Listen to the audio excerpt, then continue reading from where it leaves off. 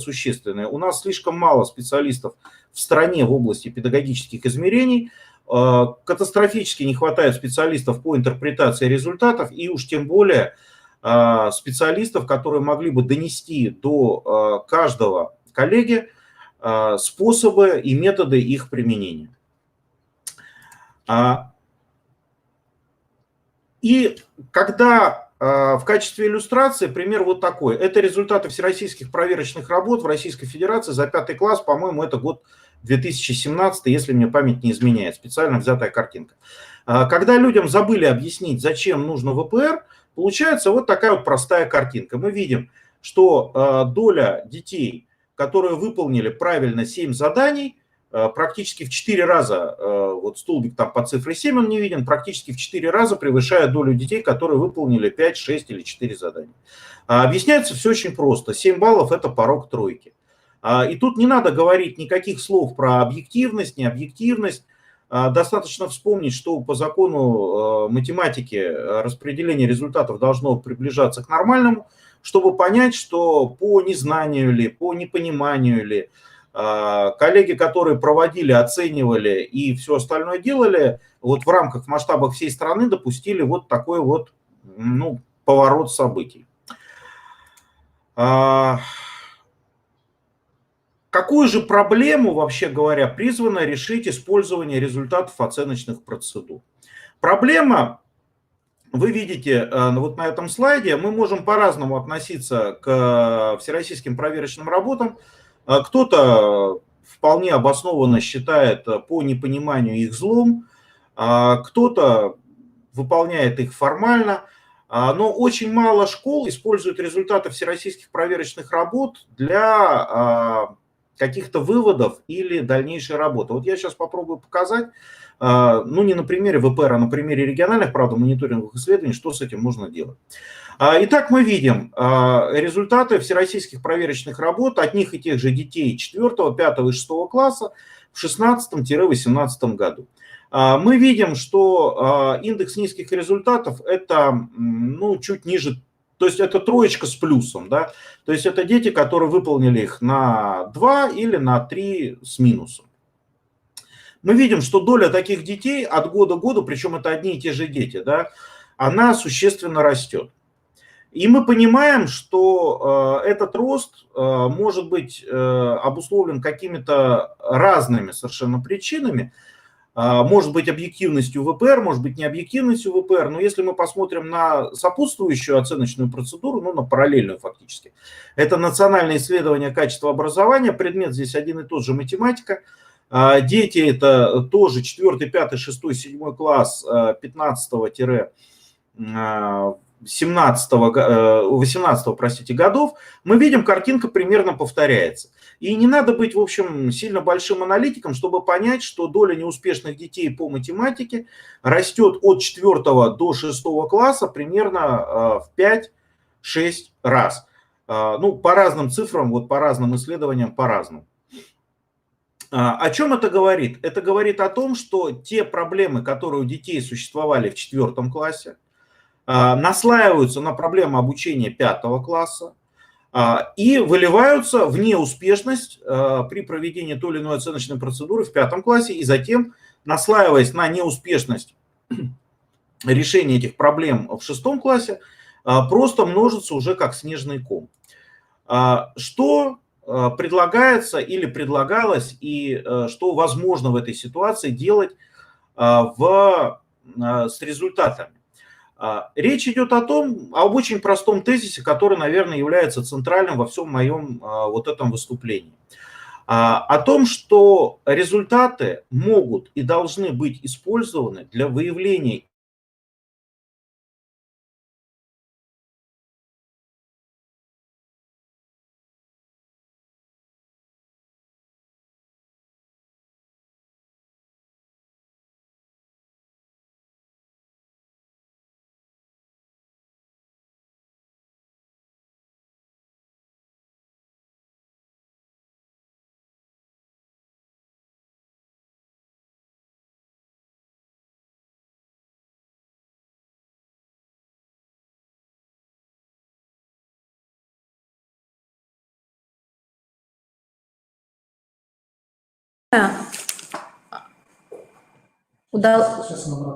Просим перезапустить видео, коллеги, не волнуйтесь. Сейчас Борис Валентинович к нам подключится. Уважаемые коллеги, буквально несколько секунд. Мы ждем подключения. Да, у нас тоже нет звука. Борис Валентинович подключается, перезапускает технику для того, чтобы работать вместе с нами. Ждем, спасибо. Да, мы тоже ждем, коллеги, не волнуйтесь. Борис Валентинович.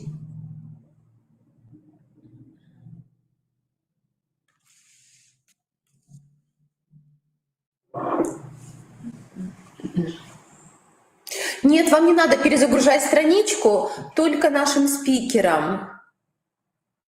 Коллеги, да, Борис Валентинович уже подключается. Уважаемые коллеги, Борис Валентинович, мы вас слышим, видим. Спасибо огромное. Да, продолжайте, пожалуйста. Честная пионерская не у меня, все работало. Да. Это где-то на трассе замирание сигналов страшные. Слышно, видно, я имею в виду. Вот. Итак, уважаемые коллеги, значит, мы видим, что, не знаю, на каком моменте прервалась связь.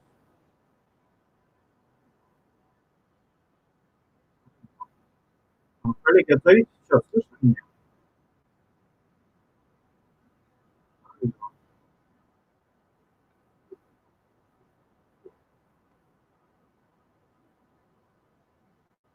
А вот можно раз. Отключить вроде есть все. Да, можно видео отключить, чтобы изображение ваше ушло. Можно только работать со звуком, уважаемые коллеги. Борис Валентинович, презентацию мы вашу... Да, давайте попробуем так, Борис Валентинович.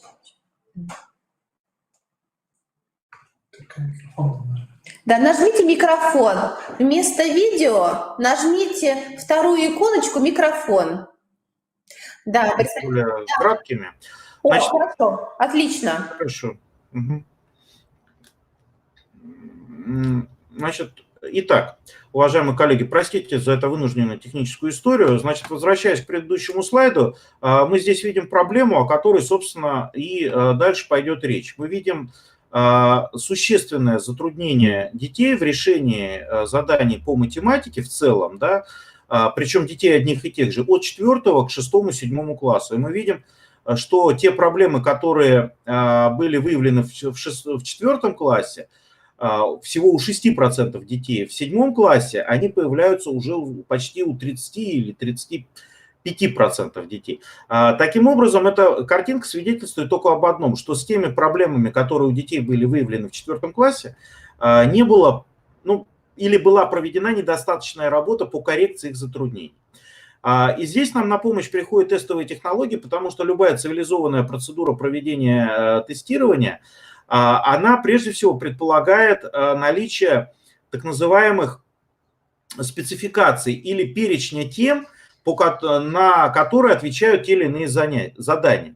И если мы видим, что вот на этой картинке там из предметных умений по русскому языку представлено здесь, третье снизу, у ребенка из 3 заданий на синтаксис не сделано ни одного, то есть процент правильного выполнения 0, то это говорит о том, что с этим ребенком вот в этом 4 классе, так сказать, по итогам 4 класса надо заниматься именно по этим темам. Да?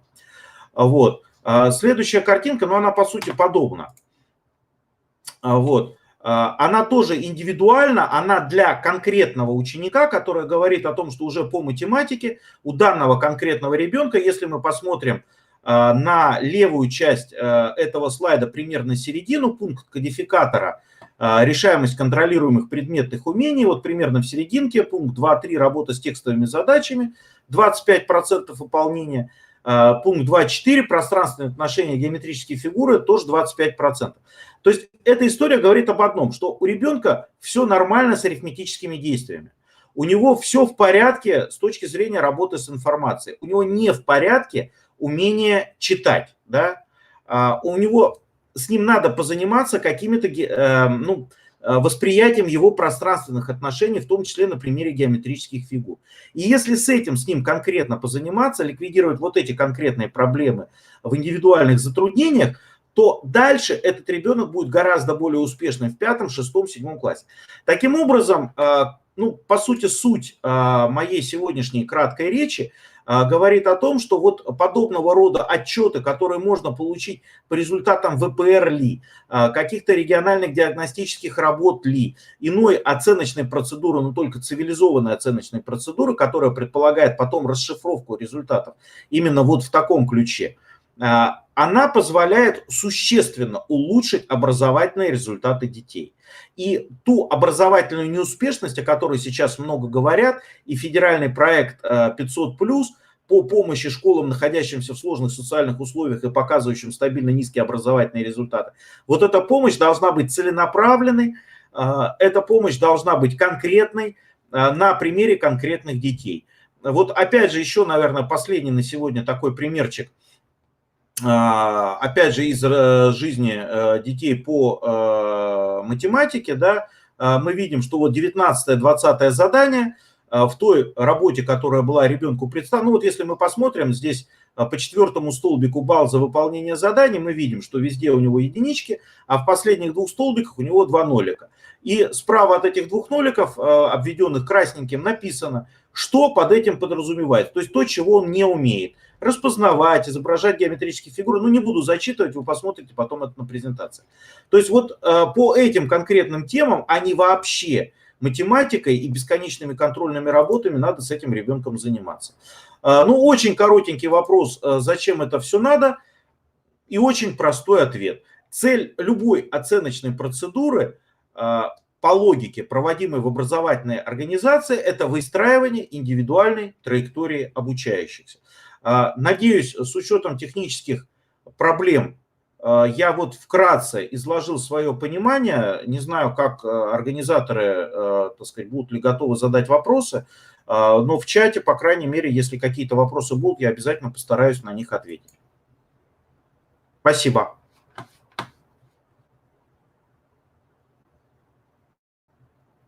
Коллеги. Спасибо. Мы рады, что наши педагоги активно сейчас подключались к нашей сессии. Уважаемые участники, у вас есть возможность задать вопрос в нашем чате, а также в верхней панели платформы. И Борис Валентинович может ответить на данные вопросы. У нас тоже есть ряд вопросов, которые, конечно, интересуют наше педагогическое сообщество. Поэтому, Наталья Николаевна, я прошу вас задать вопрос. Очень интересный и содержательный доклад. Возникло несколько вопросов. Скажите, пожалуйста, у коллег республики первый вопрос: как проводить мониторинговые исследования в условиях перехода на дистанционную форму? Поделитесь опытом, пожалуйста. Ну, уважаемые коллеги, значит, смотря о чем мы сейчас разговариваем, да, то есть про какие, если мы говорим про оценочные процедуры, то в условиях пандемии, ну, как учил нас Виктор Александрович Болотов еще много десятилетий назад, любая оценочная процедура имеет под собой либо высокие ставки, либо низкие ставки. То есть если все участники этой процедуры понимают...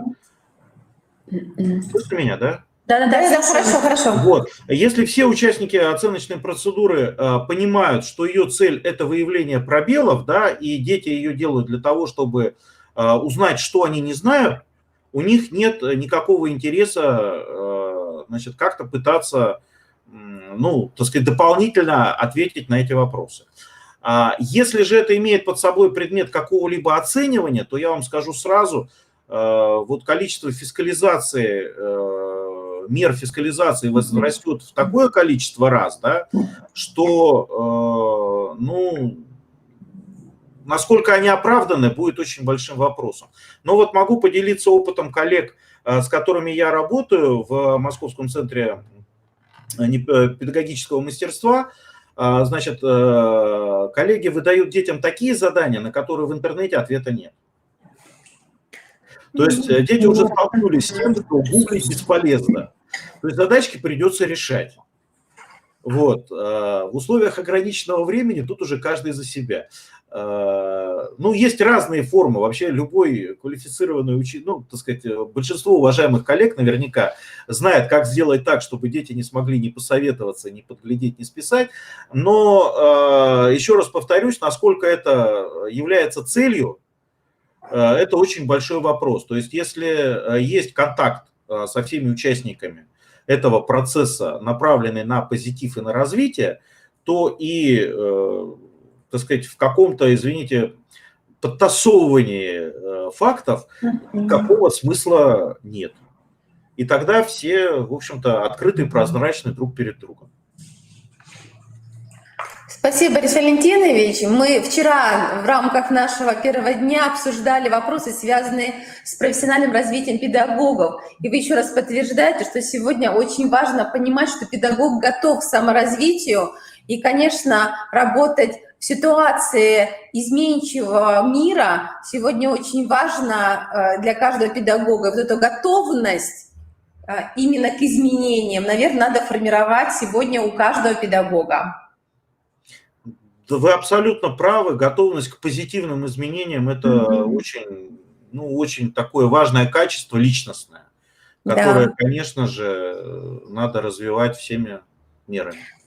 Спасибо. И еще, исходя из вашего выступления, у нас возник вопрос. Вы рассказывали про построение индивидуального сопровождения обучающегося в результате оценочных процедур. И в этой связи, опять-таки же, как только что озвучили, в рамках режима экономии времени, педагогического в том числе, подскажите, может быть, уже есть какое-то технологическое решение, которым вы готовы поделиться с нашими коллегами республики для создания такого вот индивидуального профиля обучающихся? Ну, вы знаете, такое, ну, в бытность мою прошлой жизни полгода назад я жил и работал в Томской области, вот, и на протяжении 10 примерно лет мы такую историю делали. Я с удовольствием дам контакты коллег из Томского центра мониторинга и оценки качества образования. Вот. Эта история, она в ряде субъектов, так сказать, внедрялась, в том числе внедрялась в Московской области, в Томской области применялась.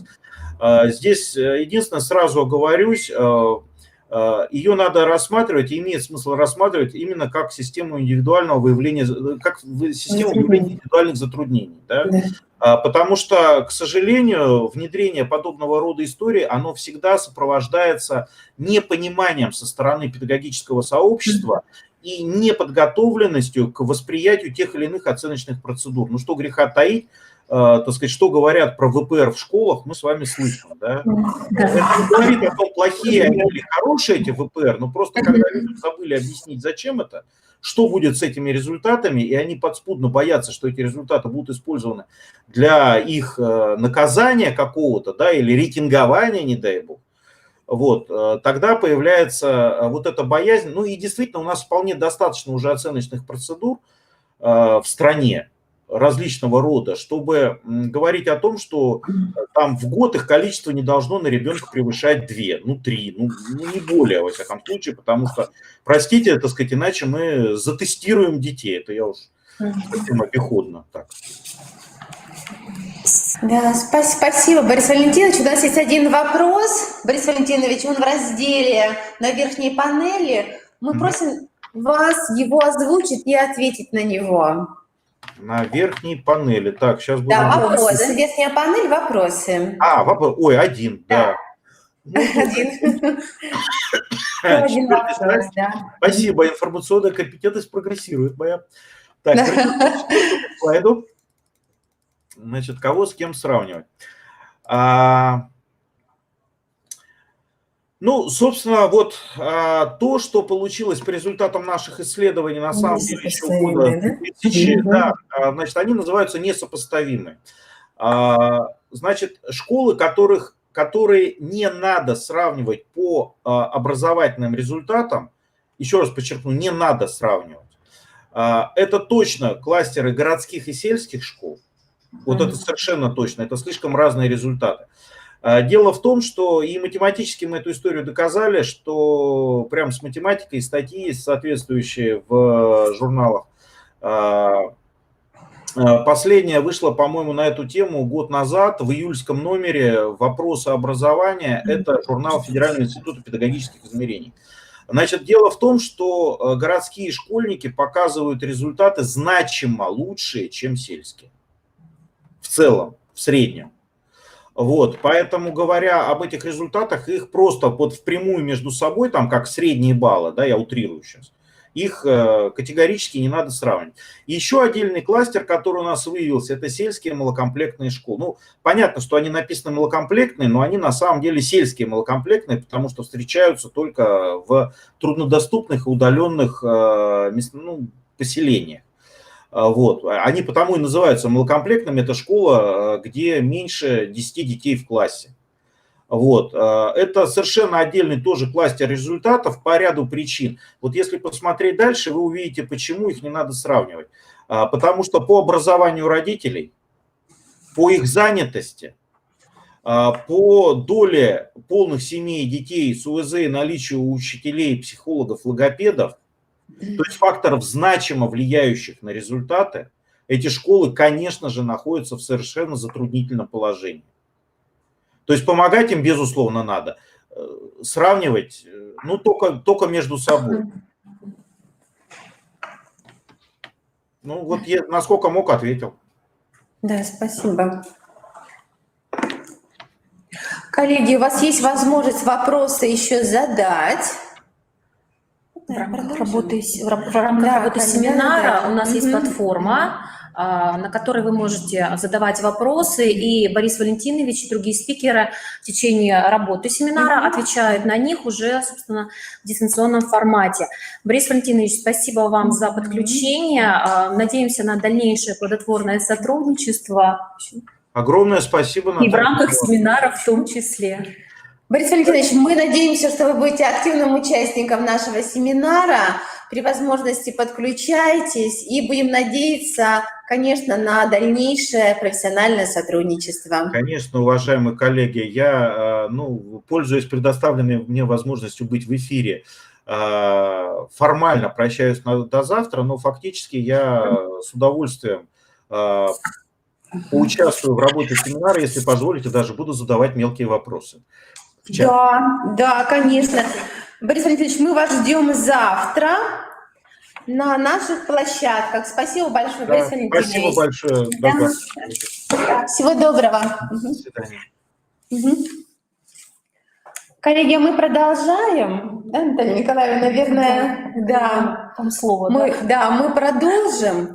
Уважаемые коллеги, мы вчера уже поднимали данный вопрос, и мы бы хотели в продолжении выступления Бориса Валентиновича еще раз с вами рассмотреть механизм управления качеством образования.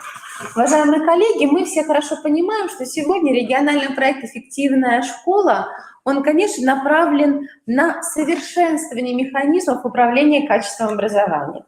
Сегодня перед нами стоит очень важная цель перед всеми нашими педагогическими работниками. Мы должны понять, что мы в рамках национальной цели мы должны обеспечить глобальную конкурентную способность российского образования. Но один из вопросов, который мы хотим с вами обсудить, каким же образом нам достичь высоких образовательных результатов. И вчера на одной из площадок мы говорили о культуре повышенных ожиданий. И мы с коллегами в рамках круглого стола хотим сегодня с вами тоже продолжить данный разговор. Наши потребности и наши запросы, которые поступают в адрес педагогов, в адрес управления образованием, они очень различны. Вот посмотрите, наше общество и в рамках различных семинаров, в том числе в Московском международного салона, обсуждаются вопросы, как обучать детей навыкам будущего. Мы сегодня говорим о универсальных компетенциях. И сегодня, конечно, общество задает вопрос педагогическому сообществу, каким образом сегодня происходит адаптация системы образования требованиям поколениям Z. У родителей сегодня потребности и запросы связаны действительно с их повседневной деятельностью. В том числе вот те вопросы, которые задают родители каждый день каждому педагогу. Зачем нужно покупать рабочие тетради? Как сократить домашнее задание? Когда мы говорим о наших педагогах, конечно же, с точки зрения дизайна оценочных процедур, нам важно, каким образом, как мы реализуем федеральный государственный образовательный стандарт, как нам найти тот материал, который действительно сегодня является важным для наших детей, чтобы мы могли выстроить его индивидуальный профиль. И наши обучающиеся тоже задают тот же самый вопрос. Мы надеемся, что эта культура ожидания у них тоже формируется. Они хотят понимать, что они смогут быть успешными в современном мире. И поэтому с точки зрения понимания качества образования мы сегодня понимаем, что главные детерминанты качества школьного образования с точки зрения исследований ПИЗа, они формируются именно на основе качества профессиональной подготовки наших педагогов. А качество образовательных достижений школьников в основном определяется качеством учебных заданий, предлагаемых им педагогам. И, конечно, мы понимаем, что мы все существуем с вами в едином профессиональном и образовательном пространстве. И наша задача понять, что может и готов ли сегодня педагог предложить обществу. И мы внимание обращаем на исследования Высшей школы экономики, которые определяют, что учителя преимущественно относят к зоне своей ответственности умение учеников хорошо излагать свои мысли, хорошие знания по основным предметам.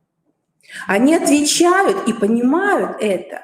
Они отвечают за воспитание уважительного отношения к другим, гражданской ответственности, навыкам тайм-менеджмента. И мы должны понимать, что вот эта готовность учителей, она, к большому сожалению, сегодня сформирована не у такого большого количества педагогов, которые принимали участие в исследованиях. Родители ожидают от школы формирования детей навыка применения уже полученных знаний в повседневной жизни. И сегодня мы в течение дня будем говорить на площадках качества образования о функциональной грамотности. Поэтому, конечно, с точки зрения задач, которые перед нами стоят, мы должны осознавать, что же требует и что предлагают нам механизмы государственной поддержки школ, которые, к большому сожалению, сегодня демонстрируют низкие результаты обучения, и школ, которые находятся в неблагоприятных социальных условиях. Функциональная грамотность, да, это владение ключевыми компетенциями. Но с точки зрения функциональной грамотности, и у нас будет отдельная площадка по данному направлению, мы должны сегодня осознать, что это блок единого понятийного аппарата, который должен сегодня быть понятен и должен быть единым в сознании и родителей, и общества педагогов. Уважаемые коллеги, мы проводили исследование, у нас оказалось, что понятие функциональной грамотности, оно в сознании педагогов, руководителей, родителей, оно совершенно различно.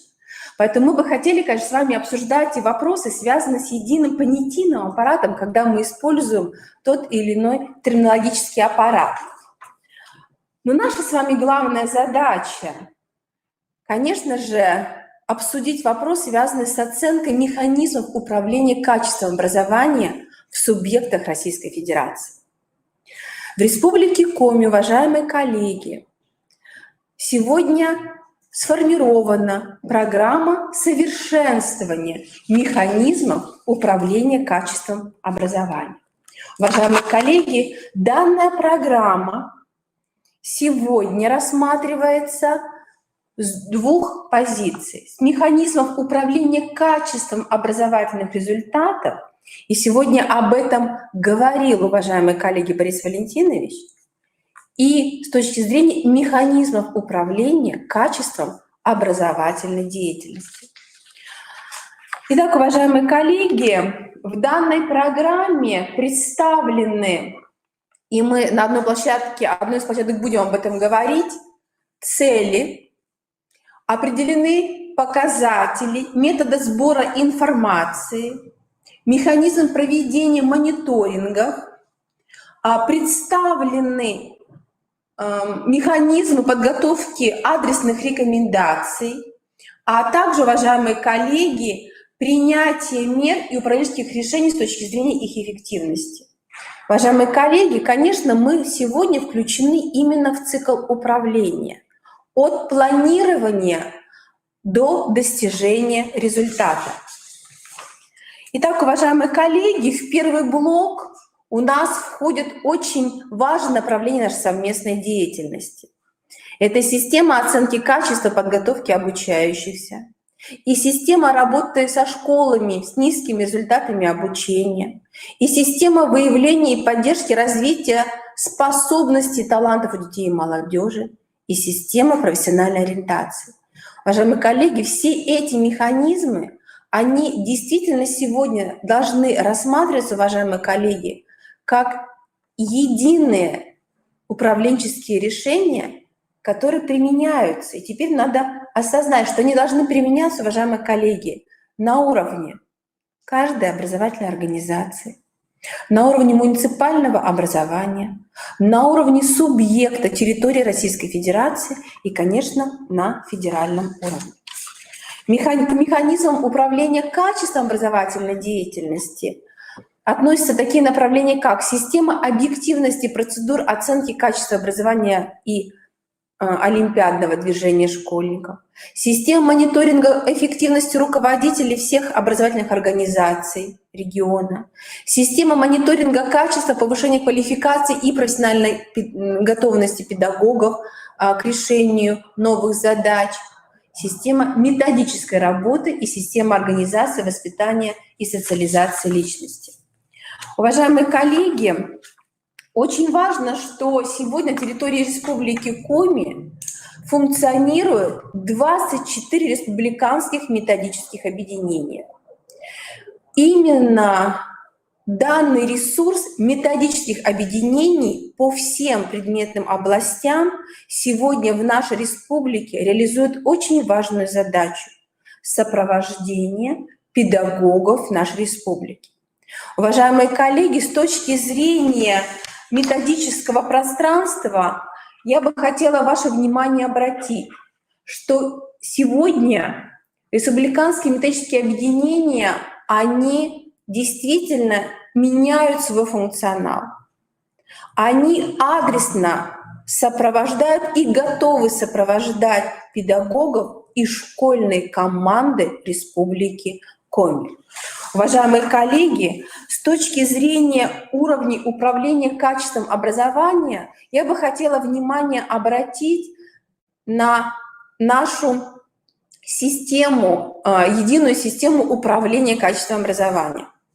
Итак, уважаемые коллеги, действительно мы с вами понимаем, что достижение планируемых результатов, оно выстраивается на основе системы оценивания, вот о которой говорил Борис Валентинович, которая принята на уровне Российской Федерации, и как каскадное решение доходит до уровня образовательной организации, и, конечно, объективность всех результатов. И ответственность, уважаемые коллеги, за качество образования, оно возлагается вот в рамках данной схемы на каждого участника данной системы, системы управления качеством образования.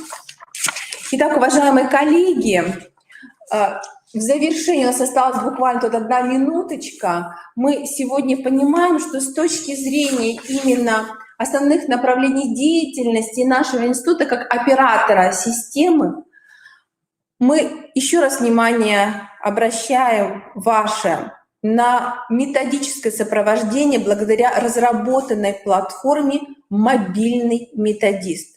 Уважаемые коллеги, данная платформа позволяет нам вместе выстроить единую систему управления качеством образования и создавать индивидуальные профили профессионального развития каждого педагога Республики Коми благодаря участию методических служб муниципальных образований и республиканских методических объединений.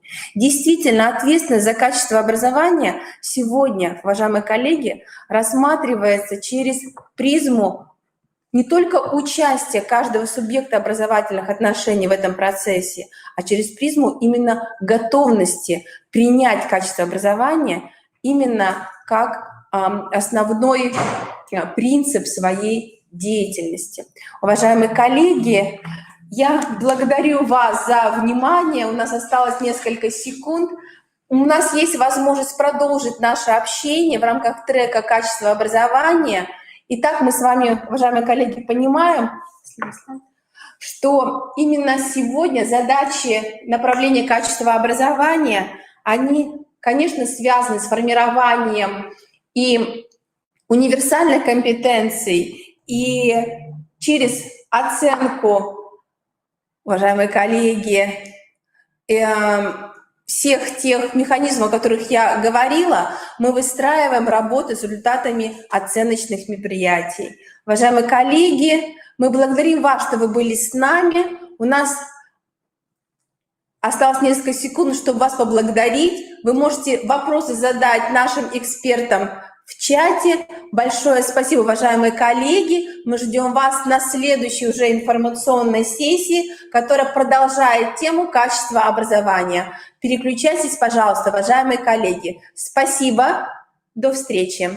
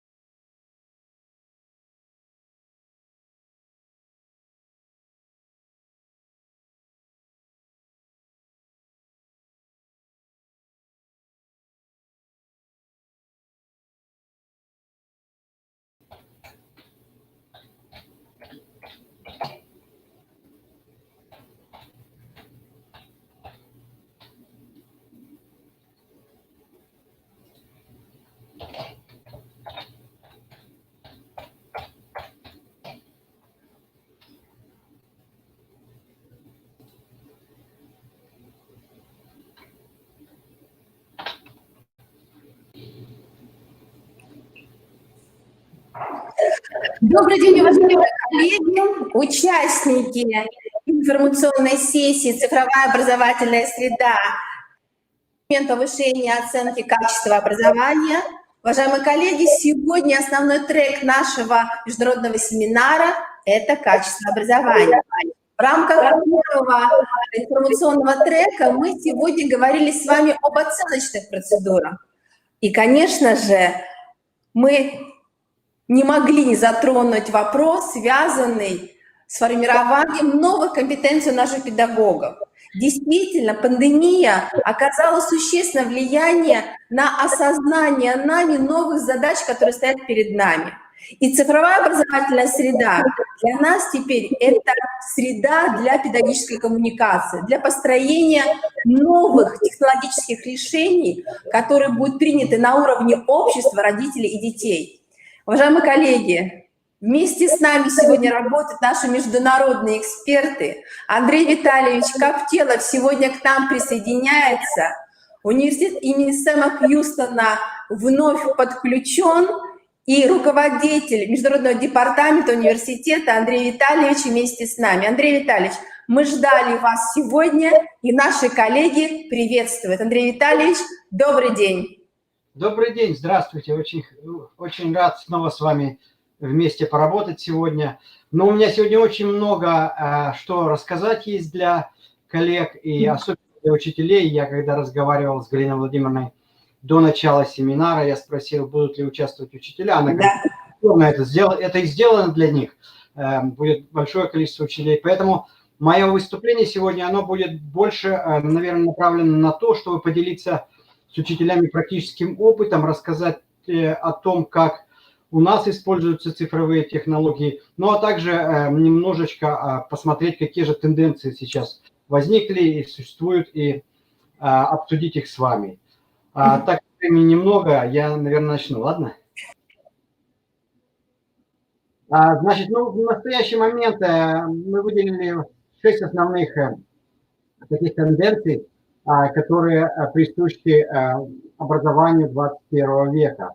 Прежде всего, это онлайн-обучение. И, безусловно, вот сейчас ситуация с коронавирусом, она показала, что образование в будущем, образование после того, как пандемия закончится, оно уже никогда не останется таким, как есть. Я имею в виду таким, как оно было до этого. Онлайн-обучение становится сейчас очень, так сказать, актуальным, развивается достаточно мощно, и оно займет уже заняло определенное место в образовании. Развитие технологических, разработка материалов для образования, которые базируются на использовании технологий. И особенно, если к этой разработке подключены сами учащиеся. То есть на самом деле мы учимся тогда, когда мы что-то делаем. Если мы слушаем лекцию или даже смотрим видео, безусловно, какая-то информация, так сказать, появляется, она оседает, хранится, может быть, какое-то время, но это не настолько эффективно, насколько то, что учащиеся сами делают, особенно если они еще делают с применением технологий, которые они так любят. Сейчас, в настоящее время, очень популярной, да и не только популярной, а уже, так сказать, естественным становятся мобильные устройства. И как часть этого дела это различные игры. Ну вот одна из тенденций, которую мы выделили, это инновации в области использования и разработки мобильных устройств, а также применения компьютерных игр в образовании. Но не простых компьютерных игр, а именно обучающих, контролирующих компьютерных игр, то есть игр, которые направлены на образование. Но мы все знаем, насколько важно, или, так сказать, насколько зависимы, я использую такое слово, стали учащиеся, да и не только учащиеся, все взрослые, к социальным сетям. И поэтому, используя возможности таких сетей, используя мотивацию людей, которые, так сказать, уже знают и владеют социальными сетями, возможно рассмотреть, каким же образом мы можем осуществить совместное обучение с помощью таких сетей. Ну, как результаты всех этих вот перечисленных тенденций формируется цифровая грамотность. И здесь на слайде не отмечено, но мне бы хотелось сказать, что параллельно с цифровой грамотностью формируется определенная зависимость, вот на что необходимо также обращать внимание, вероятно, и задумываться, потому что зависимость к интернету, зависимость к мобильным устройствам, она, безусловно, явно прослеживается, и, вероятно, это не самый лучший, так сказать, момент, который нам приносит технология. Если посмотреть роль технологий в образовании, то два основных направления выделяются. Это, прежде всего, технология как инструмент, который помогает учителю, помогает учащемуся в учении, а второе – это технология как объект для изучения. Сегодня мы будем говорить о первом компоненте, это технология как инструмент, который помогает с преподаванием и обучением. Ну, наверняка в любой стране основные компоненты преподавательские – это планирование уроков, само непосредственное, так сказать, обучение учащихся на занятиях, оценка учащихся, оценка знаний учащихся, а после этого какая-то корректировка того, что было запланировано, того, что было, так сказать, дано учащимся в связи с результатами. Ну, вот это, так сказать, основные базовые камни, от которых мы сегодня оттолкнемся для того, чтобы рассмотреть, каким образом в той или иной области может быть использована технология. Но говоря о планировании, в Соединенных Штатах огромное количество интернет-ресурсов существует, и даже такие, которые приносят деньги учителям. Например, учителя разрабатывают интересные какие-то уроки, интересные проекты, помещают их на онлайн. Есть значит, такой веб-сайт Teachers Pay Teachers. Это вот третий, последний здесь. И другие учителя смотрят на разработанный урок. Если им он нравится, они могут купить его там за $1, за 2, за 1,5 и так далее. Вот. Ну а также есть и другие ресурсы, где учителя просто делятся своими идеями или спрашивают, а как мне поступить в данном случае, а что лучше для того или другого урока. В процессе преподавания, говоря о технологиях, ну, в американской школе сейчас большое очень влияние оказывают различные планшетники и лаптопы. Также в школах применяются или же Google Classroom. Я здесь включил Google Suite, потому что помимо Classroom существует еще и множество других приложений Google, которые используются в школах. Очень популярной стала программа Scholarly. Мы поговорим о ней немножко позднее. И несколько других платформ. Видео и мультимедиа по-прежнему очень актуальны и очень, так сказать, хорошо используются, потому что это визуализация материала. 3D-моделирование намного, так сказать, облегчает понимание материала учащихся. Существует множество приложений, которые также в школе доступны. Перевернутый урок и, так мы его называем, blended lesson. Но это какая-то разновидность перевернутого урока, который создает сам учитель, но это не значит, что учащиеся должны работать с ним дома, они могут работать с ним прямо на уроке. Вот в этом вот отличие. Ну и, безусловно, онлайн-обучение, вот в настоящее время пандемии показала нам, что такая возможность существует, и при определенной, так сказать, подготовке и при определенных инструментах это работает.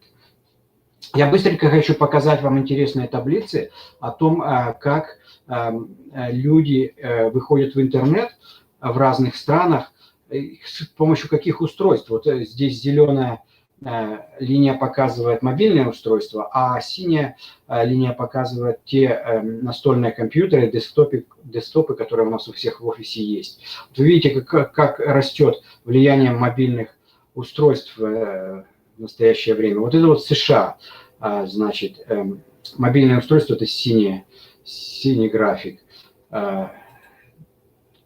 Япония, они несколько более консервативные, японцы всегда немножко более осторожны. Вот. Но, тем не менее, даже и здесь, вот вы видите, что применение мобильных устройств для работы с интернетом, оно опережает очень сильно применение обычных компьютеров. Ну, Китай, вот здесь вот также примерно такая же картина, как в США. Ну и для Европы, например, Великобритания, то есть тоже большой разницы нету. Все это нам говорит о том, что тенденция в образовании, это данные не только по образованию, а вообще по использованию интернета людьми. Но эти данные говорят нам о том, что в образовании мобильные устройства наверняка займут лидирующее место. И поэтому мы подошли к этому вопросу с такой идеей, что почему бы не научить учителей, не познакомить их с тем, чтобы они могли создавать сами какие-то приложения для мобильных устройств. И почему бы в дальнейшем учителя не помогли бы учащимся в школе создавать приложения для мобильных устройств, именно направленные на те или другие темы занятий, на те или иные другие объекты. И таким образом учащиеся, как я говорил несколько ранее, учащиеся будут что-то делать, и тем самым они смогут лучше понимать материал. Безусловно, задача эта непростая. Я понимаю прекрасно, как сам как учитель, я понимаю, что времени у учителей нету вообще нету. Но, тем не менее, иногда бывают вещи, которые нас завлекают, которые нам очень интересны, и в конечном итоге они делают определенный скачок в нашей профессиональной деятельности. Ну вот для подтверждения этого я хочу вам показать парочку приложений, которые сделали мои студенты университета. Одно из приложений – это по математике, по геометрии, вот такой лабиринт. Но это просто один экран, там множество различных экранов.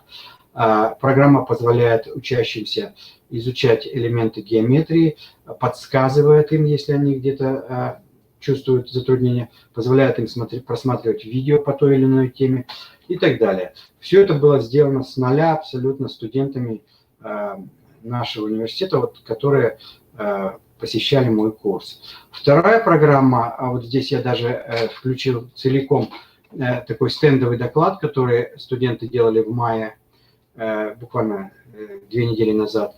Она направлена на изучение истории, и в частности истории Соединенных Штатов Америки. Сначала учащиеся с помощью своих смартфонов или планшетников изучают штаты, а потом изучают историю каждого штата в отдельности в зависимости от того, что идет по программе.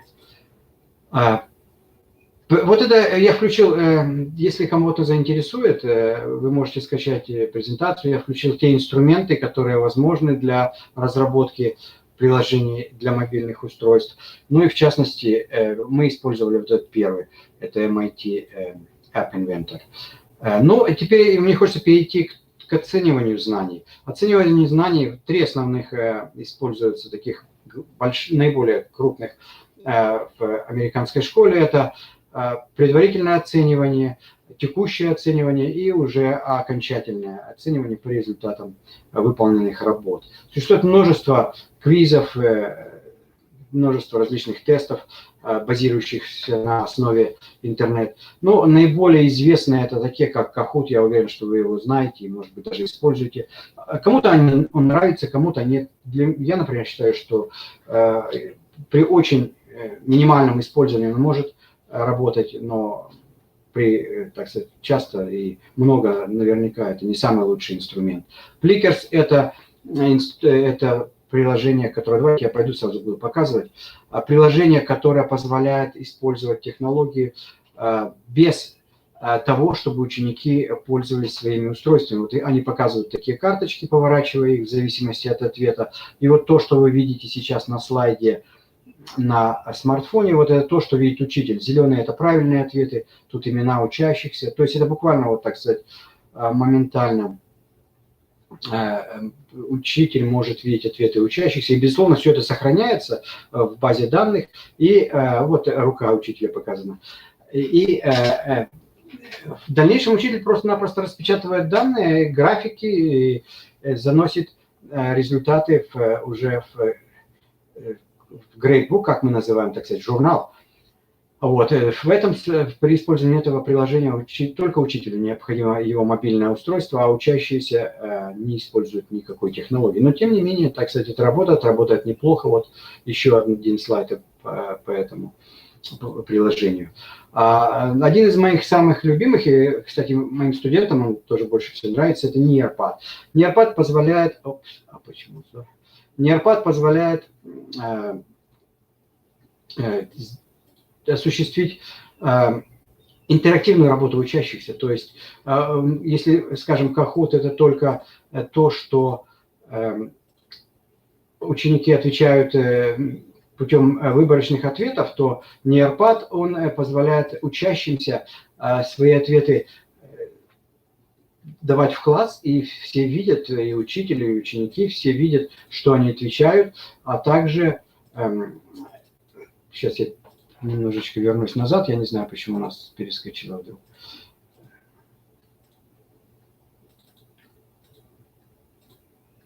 А также учащиеся могут и рисовать что-то, и рисунки будут видны на экране, причем от каждого ученика. Они могут общаться друг с другом. Огромное количество функций, причем очень интересное. Я думаю, что работая с нейропадом, сами учащиеся в школе могут по заданию учителя и с помощью учителя создавать великолепные обучающиеся материалы. Вот то, о чем я говорил, когда перечислял 6 основных направлений. И это на самом деле очень занимательная программа, и ученики будут очень рады и горды показать это или использовать это в классе. Ну вот еще одно приложение, которое мы используем, оно разработано учеником старшей школы. Очень похоже на Kahoot, но оно позволяет учащимся зарабатывать, так сказать, виртуальные деньги, а потом использовать их для решения каких-то задач. То есть достаточно занимательно. Вчера я разговаривал со своими детьми, но хотя я знаю и уже работал с этой программой раньше, я задал им вопрос в связи с тем, что сегодня запланировано мое выступление. Я спросил, что больше всего им помогает из технологий. И они сказали, что вот та программа, которая сейчас на экране, Excel, она помогает им больше всего. Здесь разработаны задания, и учащиеся прорабатывают эти задания, и программа разработана таким образом, что она может помогать школьникам находить правильный ответ, не просто находить правильный, а понимать материал для того, чтобы правильно ответить, и пытается, так сказать, помочь им достичь самой высокой оценки. Ну вот, эта программа, кстати, она онлайн.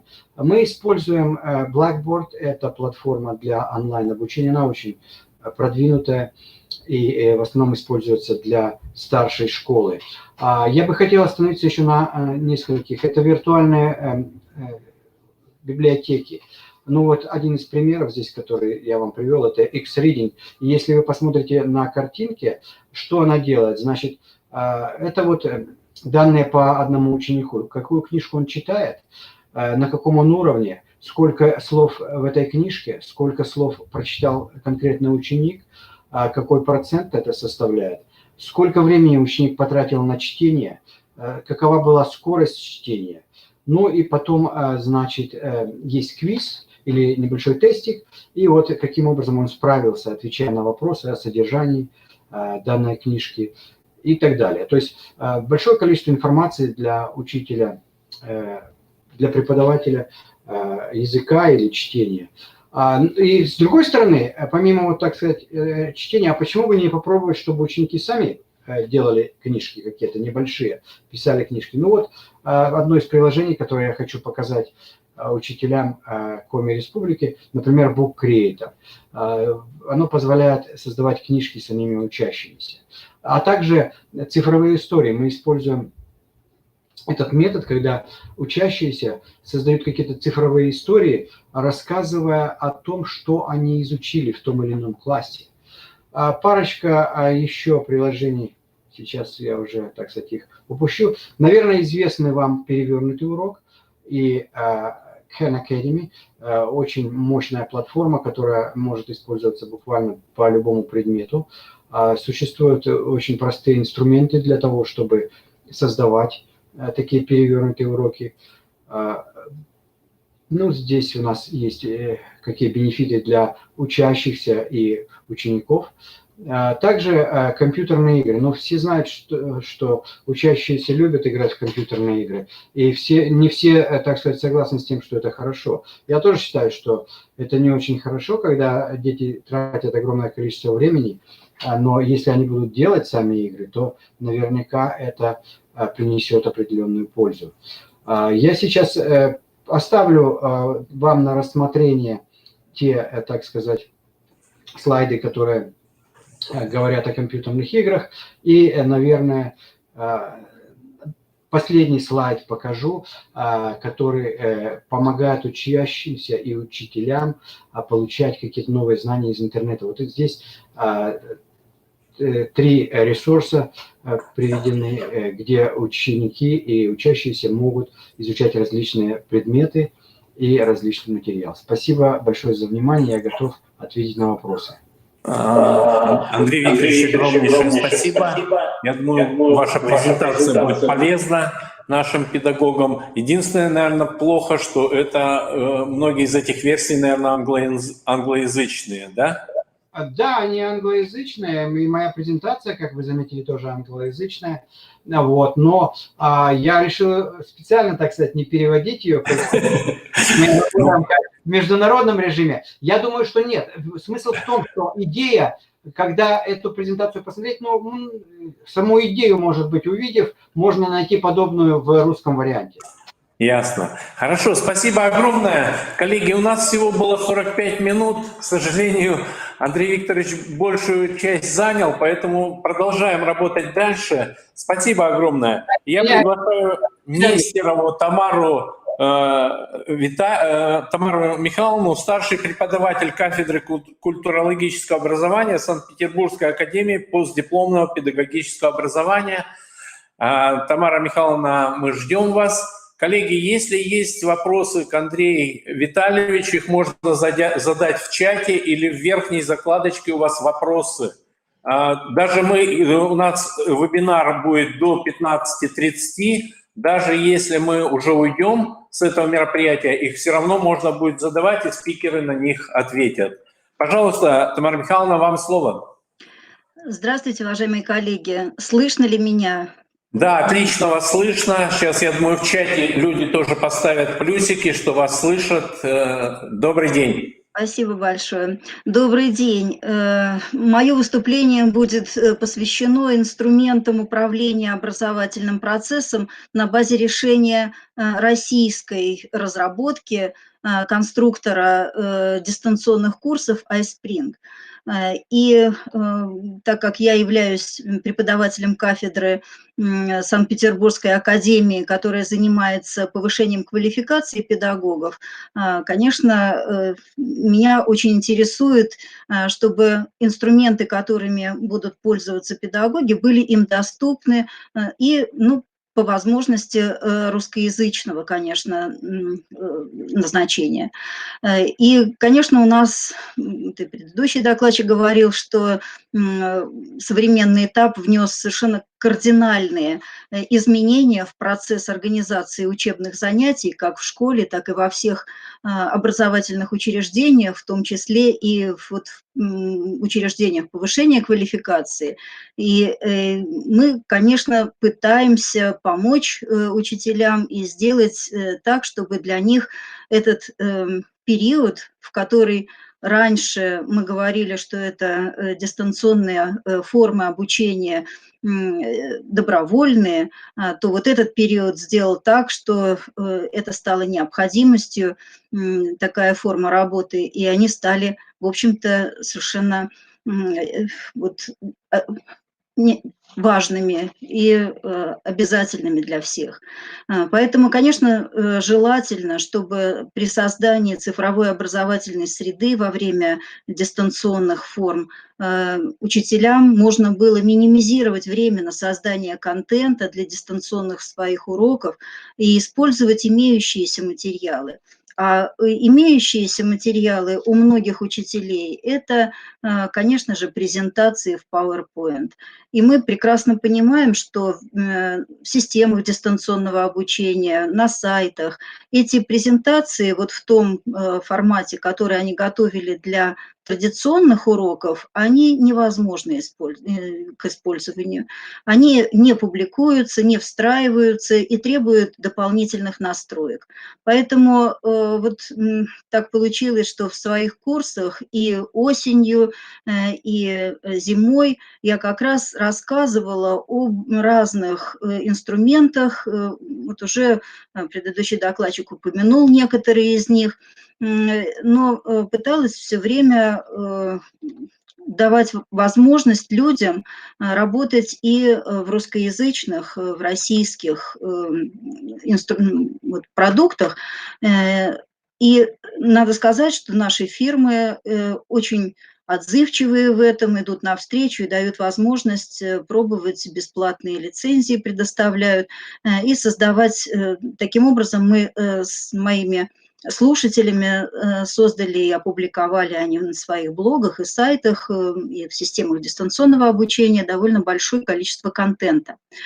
Так вот, эта компания российская, которая разрабатывает конструкторы для дистанционных курсов, с помощью которых можно самим учителям создавать эти конструкторы, создавать эти уроки, и тестовые задания, интерактивные. Она довольно уже 19 лет работает на рынке онлайн-обучения, и ее продукцией пользуются 155 стран, и довольно большие компании выбирают этот контент.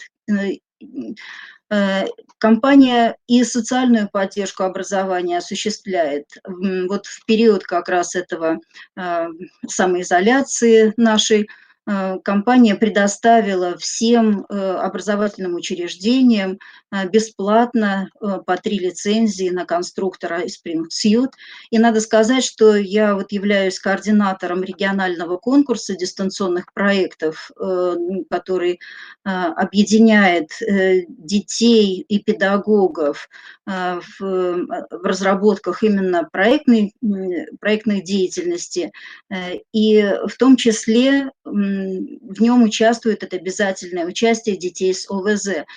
Так вот, этот конкурс, который идет у нас уже 6 лет, также сопровождает вот социальную поддержку, оказывает эта компания. Поэтому больше 300 участников ежегодно пользуются этим конструктором и возможностью разместить свои презентации, свои видеоролики через облачное хранилище, облачный сервис iSpring Cloud.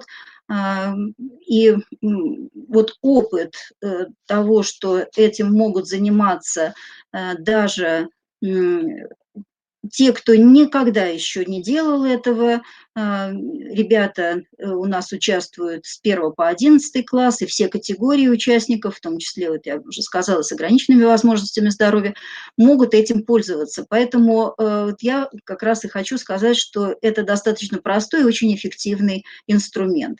В чем особенности современного образования, мы уже с вами вот неоднократно, наверное, все говорили. Конечно, это большая очень нагрузка на педагогов оказалась. Почему большая? Потому что они стали использовать свои материалы и разрабатывать уроки в традиционной, продолжали разрабатывать в традиционной форме. Учебники, письменные работы, фотографирование, присылание, отправление этих фотографий на почту, ужасный просто, совершенно нагрузочный вот такой период был для всех, и родителей, и учащиеся, и учителя. Поэтому, конечно, хочется дать им инструментарий, с помощью которых они бы могли вот этот учебный материал представлять наиболее легко, просто, быстро. Ну и вот эти появления новых технологий способствовали бы привлечению и большей мотивации, и в том числе для учащихся, то, что вот говорили, что учащиеся сами деятельностный вот этот подход применять к ним, сами делали много практических работ. Какие качества современного преподавателя? Конечно, это повышение компетенций требуется и умение применять индивидуальный подход к каждому учащемуся. Дистанционные технологии, безусловно, это позволяют делать, вариативность заданий, разнообразие заданий, разнообразные инструменты для организации учебной работы, в том числе и вот такие онлайн, и электронное обучение, способность применять методы активного обучения и сотрудничества. У нас довольно много инструментов, которые дают такую возможность совместной работы, вот и в том числе в проекте. Ну и, конечно же, требуется обеспечить хороший результат обучения. Многие выступающие, я вот много слушала вебинаров и конференций, все говорят о том, что в этот период в дистанционной форме невозможно проявить эмоциональную компоненту. Ну вот мне кажется, что это не совсем так. Все зависит от того, как учителя формируют вот эту информационную цифровую образовательную среду.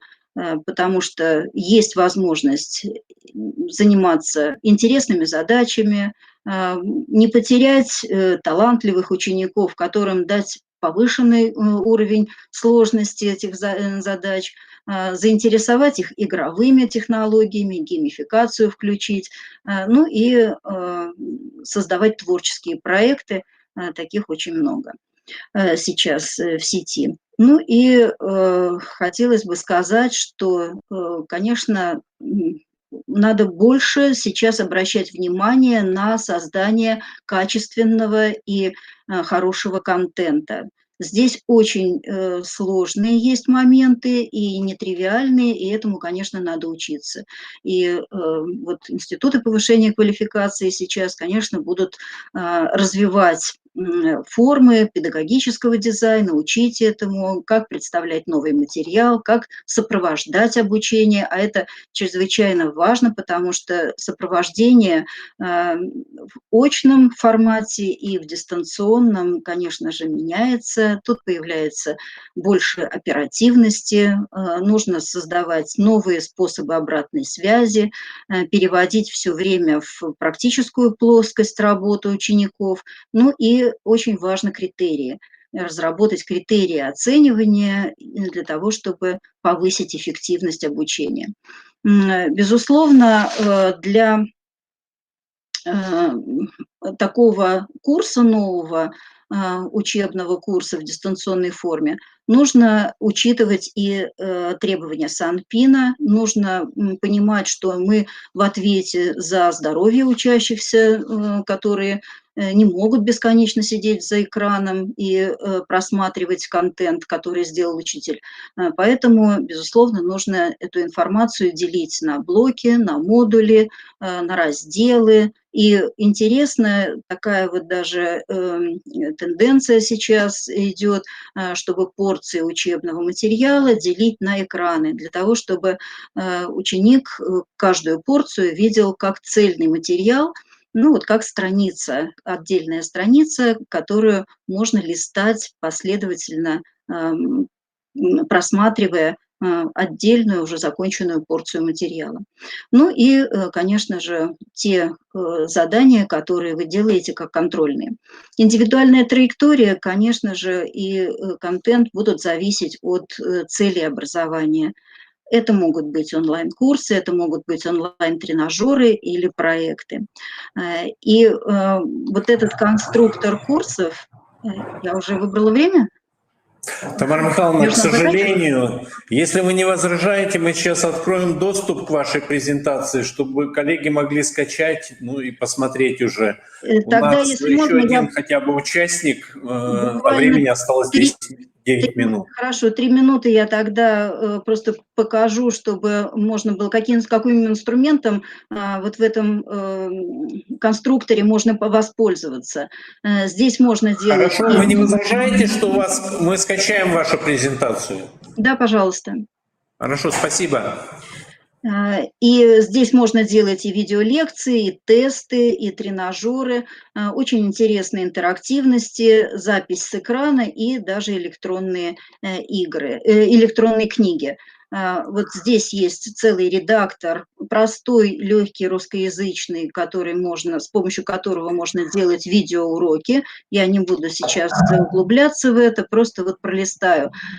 Очень хороший редактор для тестов, 14 типов вопросов, при том, что не только те, которые мы привыкли с выбором, но и открытые вопросы здесь есть, можно задавать интересные мультимедийные добавления делать, и видео, и аудио. Можно сразу же на основе презентации, я повторю, что это все делается на основе уже готовой презентации, которая есть у многих учителей. Просто ее нужно модернизировать под вот этот конструктор и визуально, абсолютно визуально все это можно подправить, видя на экране перед глазами. Интерактивности тоже очень много. Можно сделать и маркированные изображения, и шаги, и все, что... Вот есть такой еще англоязычный ресурс H5P, который тоже сейчас очень популярен, но он чисто англоязычный, и там есть некие моменты, которые, не буду сейчас углубляться в это, но есть моменты, которые для учителей будут неудобны. Здесь это учтено, и действительно можно и для компьютера, и для планшета, и для смартфона увидеть, как это будет выглядеть, и подправить, подредактировать. Электронные книги просто загружаются word-овские или PDF-овские файлы сюда, и можно делать гипертексты, тоже видео, аудио вставлять. Очень интересный формат, который можно предложить, чтобы сделали сами дети. То, что вот опять же мы говорим, образовательный этот контент. Ну и встраивать все эти инструменты можно встраивать на любой ресурс с помощью публикации, функция публикации есть, и в SCORM-пакет запаковывать, если это речь идет о системе дистанционного обучения, в Moodle или в Blackboard, на любую другую систему. Можно также поделиться своим курсом в разных системах.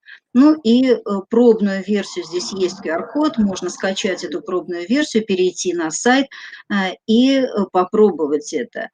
Еще раз хочу сказать, что это не рекламная как бы такая вещь, а очень удобный, интересный и опробованный многими педагогами из моих курсов вот этот ресурс. Спасибо вам большое.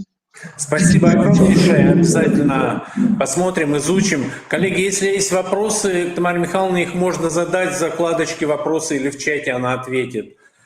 Следующий наш участник Павел Евгеньевич Бакунин. Это директор по развитию компании «Новый диск». Компания «Новый диск» – наши партнеры. Сейчас буквально месяц, вот как раз буквально в апреле, ресурсы компании «Новый диск» у нас загружены в систему GISEO. Павел Евгеньевич, я не буду отнимать твое время, потому что у тебя осталось 5 минут. Ну, чуть-чуть, да, я понимаю. если что, мы еще пару минут заберем у следующих этих. Я предоставляю тебе слово. Да, добрый день, Вячеслав Алексеевич, добрый день, уважаемые коллеги. Рад приветствовать работников системы образования Республики Коми. Замечательно, что удается нам поработать, в том числе в таком формате. Я сегодня хотел рассказать вам о том, как можно использовать данные в региональных комплексных цифровых решениях в сфере образования. И, в принципе, мое выступление будет очень перекликаться с тем, о чем говорили на прошлой сессии и на этой сессии. То есть, если вы помните, Борис Валентинович Илюхин, Галина Владимировна говорили о том, что есть данные, да, эти данные надо использовать, говорили, что можно использовать, что нельзя использовать, что можно сравнивать, а что нельзя сравнивать. И я вот как раз в продолжении этого вопроса хотел рассказать о тех решениях, которые в свое время я сначала развивал более 10 лет в регионе, отвечая за информатизацию и оценку качества образования, а теперь это же решение дальше развиваю уже в качестве разработчика данного продукта. То есть я говорю о системе управления сферой образования Иртеха, которая как раз установлена в Республике Коми, и о тех программных решениях, продуктах, которые представляет компания «Новый диск», то есть о едином комплексном решении. Я не буду останавливаться сильно на слайдах, у меня времени просто на это нет, буду говорить только тезисно. То есть здесь вы можете увидеть основные особенности систем. Самое важное, что система строится по модульному принципу, но с единой базой данных, что позволяет вводить данные только один раз и дальше из одного модуля в другой их передавать, что очень важно. Это регионы внедрения, в числе которых и Республика Коми с GISEO, да.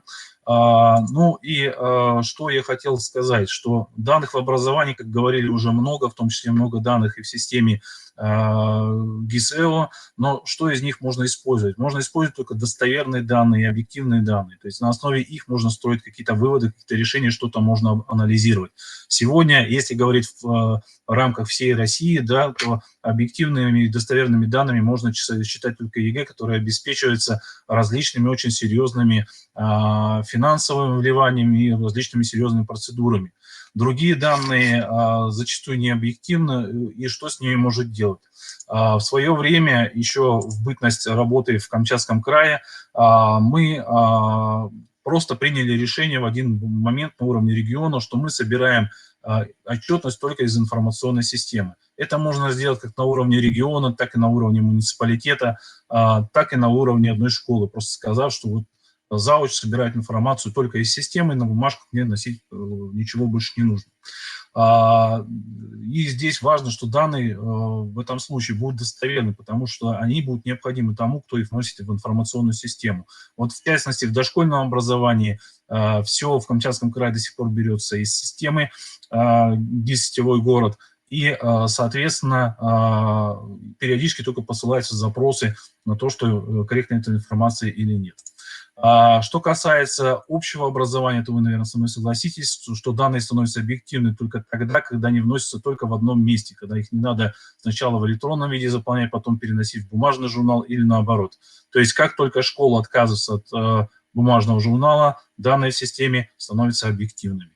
У вас вот был вопрос, на первой сессии обсуждался о том, как выявлять проблемные элементы, как их отрабатывать, как строить индивидуальные образовательные траектории. У вас есть в Республике Коми замечательный модуль СОКа, который содержит 67 отчетов различных уровней. Я просто некоторые сейчас из них покажу, презентация останется. Ну, пример, прогноз качества образования. Отчетные данные, плюс, если вы увидите там на слайде, есть рекомендации провести индивидуальную работу с такими-то учащимися по таким-то темам. Все это строится на основе той деятельности, которую вы просто ежедневно в этой системе проводите. Довольно точный прогноз результатов ЕГЭ и ОГЭ. Тот вот отчет, анализ контрольной работы, который вы можете делать самостоятельно и в школе, мы используем на уровне региона, когда не только выдаются данные по контрольной работе, которые можно анализировать, по ним анализировать и объективность, но и показывает также, с каким ребенком конкретным нужно какие моменты отработать.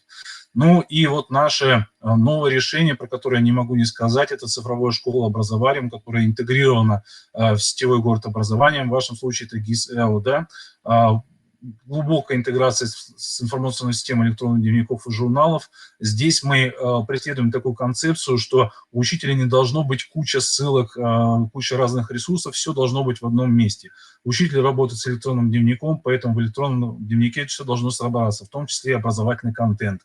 Мы разделяем контент по уровню доступа, то есть то, что создал учитель, лежит в его папке, то, что верифицировано уже, да, проверено, оно лежит в общей папке, доступно всем. Есть конструктор уроков, который позволяет наш контент, который является, содержит все необходимые материалы для работы учителя и для самостоятельной работы учащихся, его модерировать, то есть выкинуть из него что-то, что нет необходимости сегодня давать ученикам, добавить что-то свое, что у вас есть, какие-то ссылки на другие ресурсы и так далее. И все это лежит внутри сетевого города, назначается непосредственно в электронный дневник. Там же ребенок это все видит, открывает и выполняет, и учитель потом видит результаты этого выполнения. Значит, результаты все хранятся, привязываются к дереву знаний, к КЭСам. Учитель потом может посмотреть, как ученик освоил.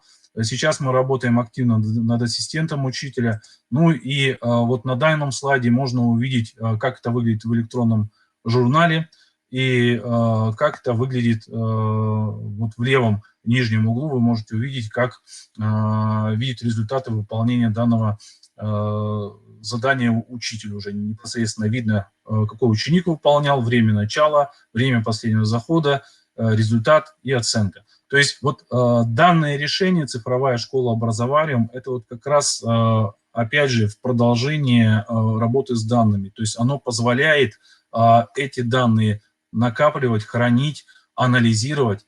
И вот с точки зрения того, что освоил ребенок, что не освоил, и в дальнейшем ассистент, который мы сейчас разрабатываем, он позволит на основе анализа этих данных выдавать рекомендации о том, на какие моменты надо обратить внимание, да, какие ООД отработать, какие КЭСы отработать с ребенком, какие ресурсы использовать для того, чтобы это сделать. То есть вот данную работу мы ведем. Ну, вот так кратенько, презентацию я оставлю. Ну, и здесь тоже хочу сказать еще один момент, что, конечно, эти вещи надо освещать и на курсах повышения квалификации. У нас для этого есть, кстати, своя платформа, которую мы можем также предложить, а также есть курс повышения квалификации, в том числе по формированию цифровой грамотности. Уважаемые коллеги, здесь мои контакты, презентация доступна. Я думаю, что коллеги дадут возможность ее скачать. Если есть вопросы, можете писать. Я вот сейчас в ходе дальнейших с удовольствием отвечу. Спасибо большое. Спасибо, Павел Евгеньевич. Напоминаю еще, что ресурсы образовариума в ГИСЭО в обучении, если вы зайдете, то можно там с ними познакомиться. Они сейчас доступны и доступны в полном объеме. Коллеги, если есть вопросы, их можно задать в чате или в закладочке «Вопросы». Павел Евгеньевич ответит на них. Ну, а мы сейчас с вами заканчиваем. Я с вами прощаюсь. До следующих встреч. Всего доброго. Будьте здоровы, не болейте и используйте те ресурсы, о которых было сказано. Постарайтесь их, сейчас у нас пора отпусков начинается, использовать пару отпусков для, так сказать, для полезных дел и изучить эти все ресурсы. До свидания, всего доброго, до следующих встреч. Спасибо всем.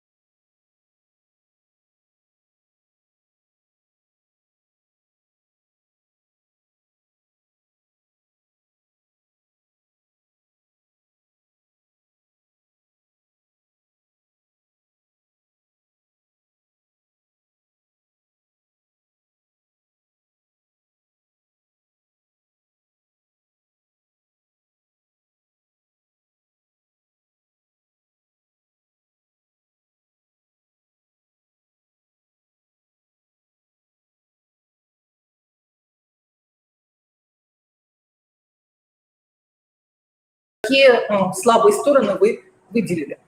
Далее вы формулируете цель программы тьюторского сопровождения, задачи, как конкретизацию целей и действий по их достижению, определяете критерии успеха, то есть как у вас будут описаны результаты качественно и количественно, составляете детализированный план реализации приоритетов с учетом ресурсов своей школы, школы-лидера и оформляете программу тьюторского сопровождения школ участников проекта. То есть получается, что в каждой муниципальной команде школа-лидер работает по тьюторскому сопровождению школ участников проекта и оформляет свои действия в виде вот такой программы тьюторского сопровождения. Мы разработали типовую программу тьюторского сопровождения, которая также находится на платформе «Мобильный методист». Вы можете взять ее за основу, и она была создана уже с учетом тех практик тьюторского сопровождения, которые были наработаны школами-лидерами нашей республики в предыдущие годы. Вот такой общий алгоритм нашей с вами совместной деятельности. Консалтинговая группа института, конечно же, во всем будет вам помогать. Мы будем проводить еще информационные наши мероприятия методического характера. И сейчас мы бы хотели уже предоставить слово, наверное, да, нашим школам-лидерам, которые своим опытом с нами поделятся.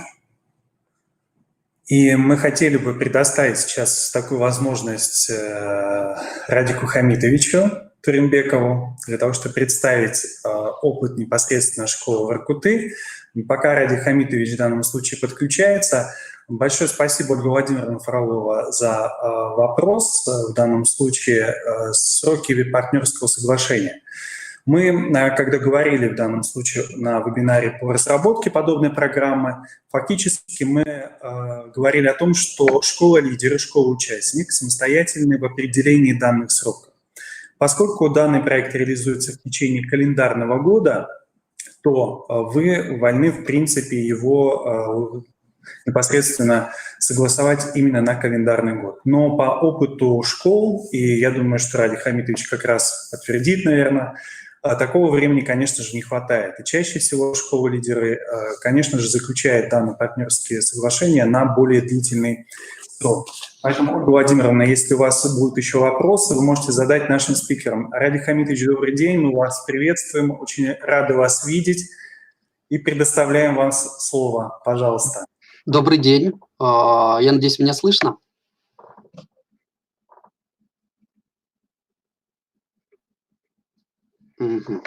Итак, уважаемые участники международного методического семинара, наша команда города Воркуты, а это замечательные коллективы школ номер 43, школы номер 14 и школы номер 39 имени Георгия Александровича Чернова. Именно эти школы в рамках проекта и в рамках участия эффективности в этом учебном году неоднократно подтверждали и демонстрировали свой положительный опыт, участвуя в различных конкурсах различного уровня, как муниципальных, республиканских и на уровне федерации.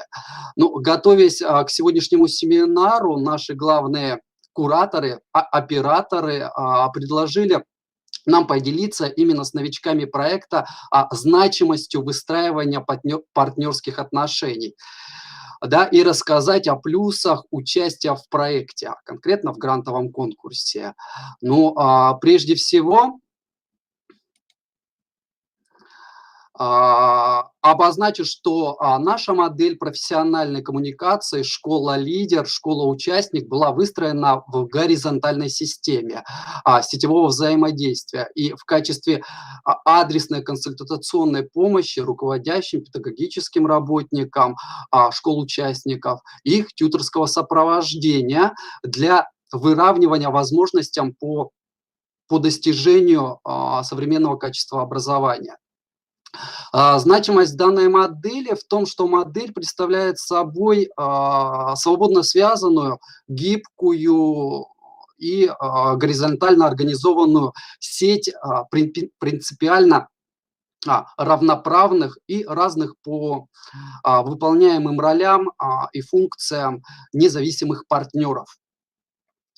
При этом вертикаль использованных механизмов сетевого взаимодействия были выстроены прежде всего с операторами. Это Коми, Республиканским институтом развития образования, с нашим управлением образования города, ну и, конечно же, прежде всего с нашим Воркутинским домом учителя. Таким образом была выстроена наша совместная работа по реализации единой линии эффективности. А вот задачи республиканского проекта уже определили направление, в котором мы обозначили вектор развития эффективной школы. И, как показал двухлетний опыт участия, в командах каждая школа, она уникальна, и каждая школа может быть эффективной в своих собственных условиях. Безусловно, современные условия представляют особые требования к эффективным школам. Образование становится глобальным институтом, где сочетается огромное количество интересов, программ, технологий. И для того, чтобы справиться со всем этим, недостаточно быть обычным учителем. И вот как раз в этом и отводится роль команды. Решаются вопросы и профессиональной квалификации, кадровой подготовки. И все это, как выяснилось, технологично и решаемо, особенно в командах. Ну и главная роль школ-лидеров – это школы-лидеры должны быть готовы решать эти проблемы и развивать межшкольное сотрудничество, сетевое взаимодействие принимать как педагогический опыт и делиться им. Умение трудиться в одной команде, конечно же. И если говорить о плюсах участия в проекте, да, а вот конкретно в грантовом конкурсе, мы образовательные организации, которые участвуем во множестве конкурсах, да, и в принципе это явление распространенное, где образовательные организации принимают участие в различных конкурсах. Но ведь можно создать свой проект и попытаться получить на него грант. У каждого руководителя школы есть своя идея, разработка которой он хотел бы, конечно же, реализовать. Не всегда на это есть средства. Ну, есть некоторые выходы, да, различные выходы. Можно попросить, да, а можно и принять участие в грантовом конкурсе, да, написать проект. И здесь уже задача самой команды. И что самое главное в реализации проекта, это уже не медлить ни минуты. Готовиться к гранту уже можно, конечно же, заранее и не в последний момент, чтобы потом просто оформить ваши материалы в заявку под требования конкурса. Команда должна находиться уже на старте до получения гранта, а в случае успеха оправдать ожидаемые результаты грантодателей.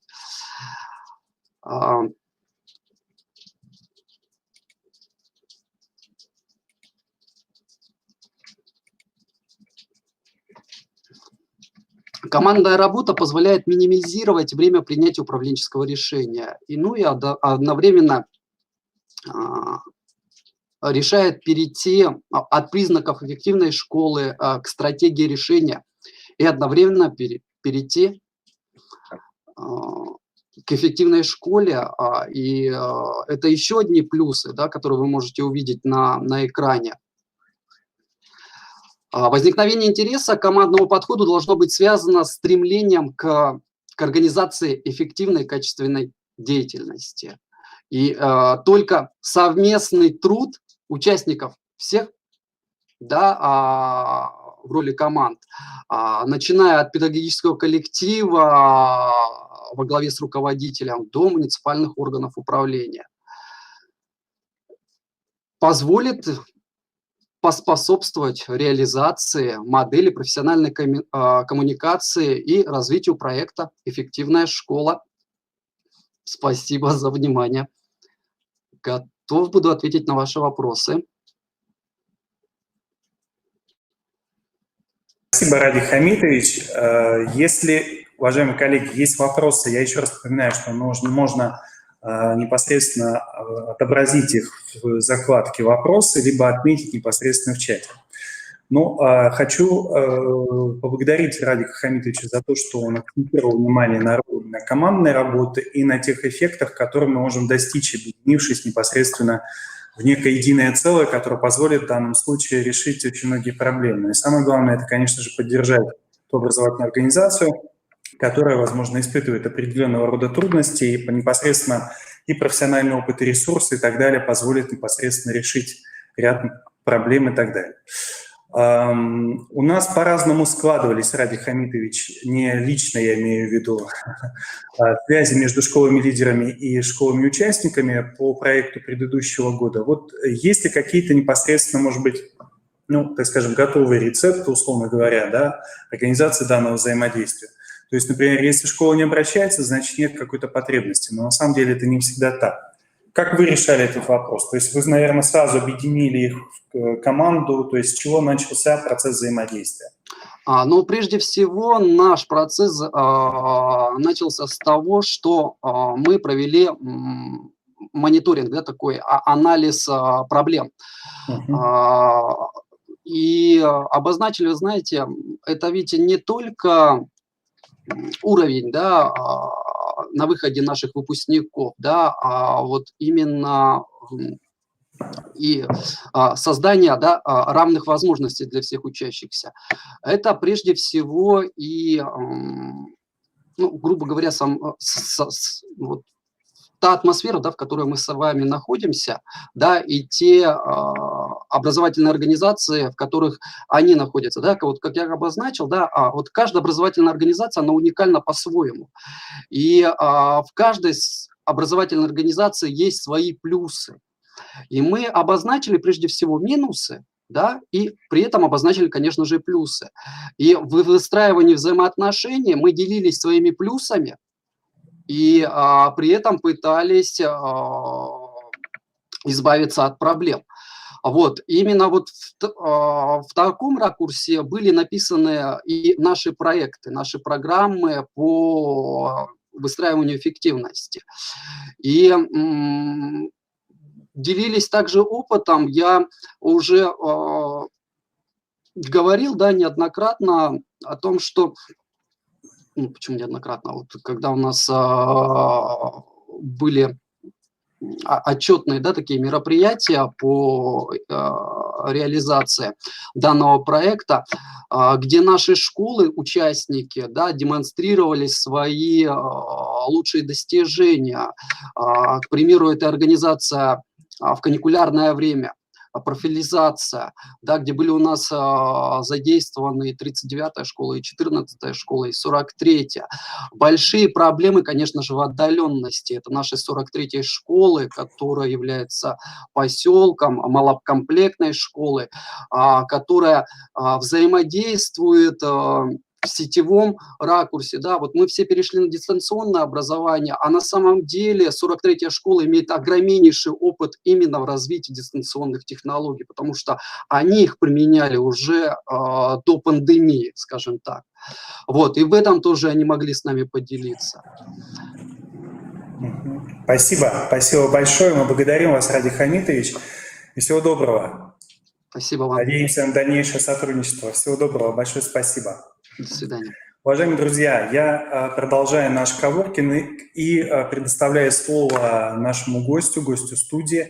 Это Иван Николаевич Бабков, заместитель директора по научно-методической работе средней общеобразовательной школы номер 35 с углубленным изучением отдельных предметов города Сыктывкара с представлением опыта как школы-лидера именно по выстраиванию профессиональной коммуникации. Добрый день, Иван Николаевич, я рад вас приветствовать и представляю вам слово. Добрый день, уважаемые коллеги. Я попробую представить опыт реализации тьюторского сопровождения школ с низкими образовательными результатами на примере организации взаимодействия управленческих и педагогических команд школ города Сыктывкара.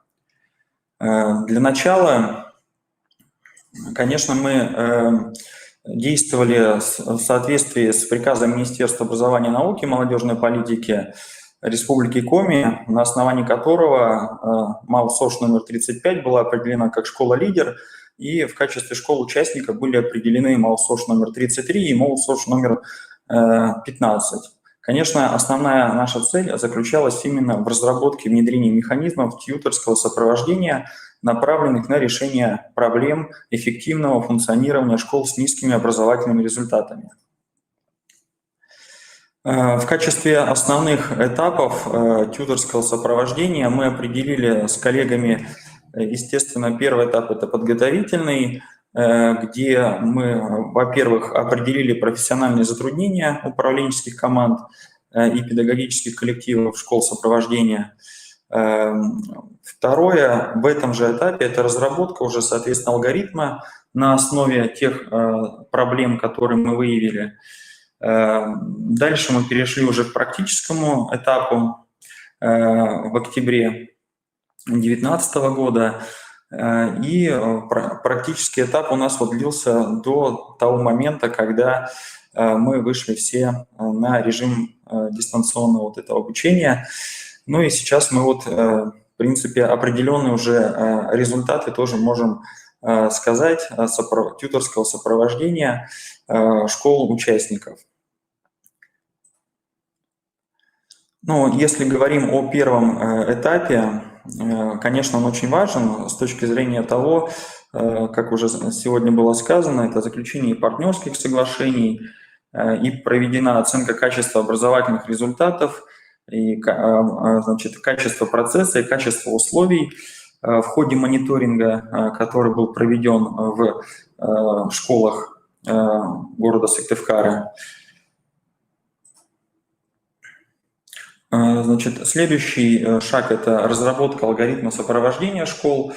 Здесь мы уже совместно с коллегами разработали алгоритм на основе имеющихся профессиональных затруднений.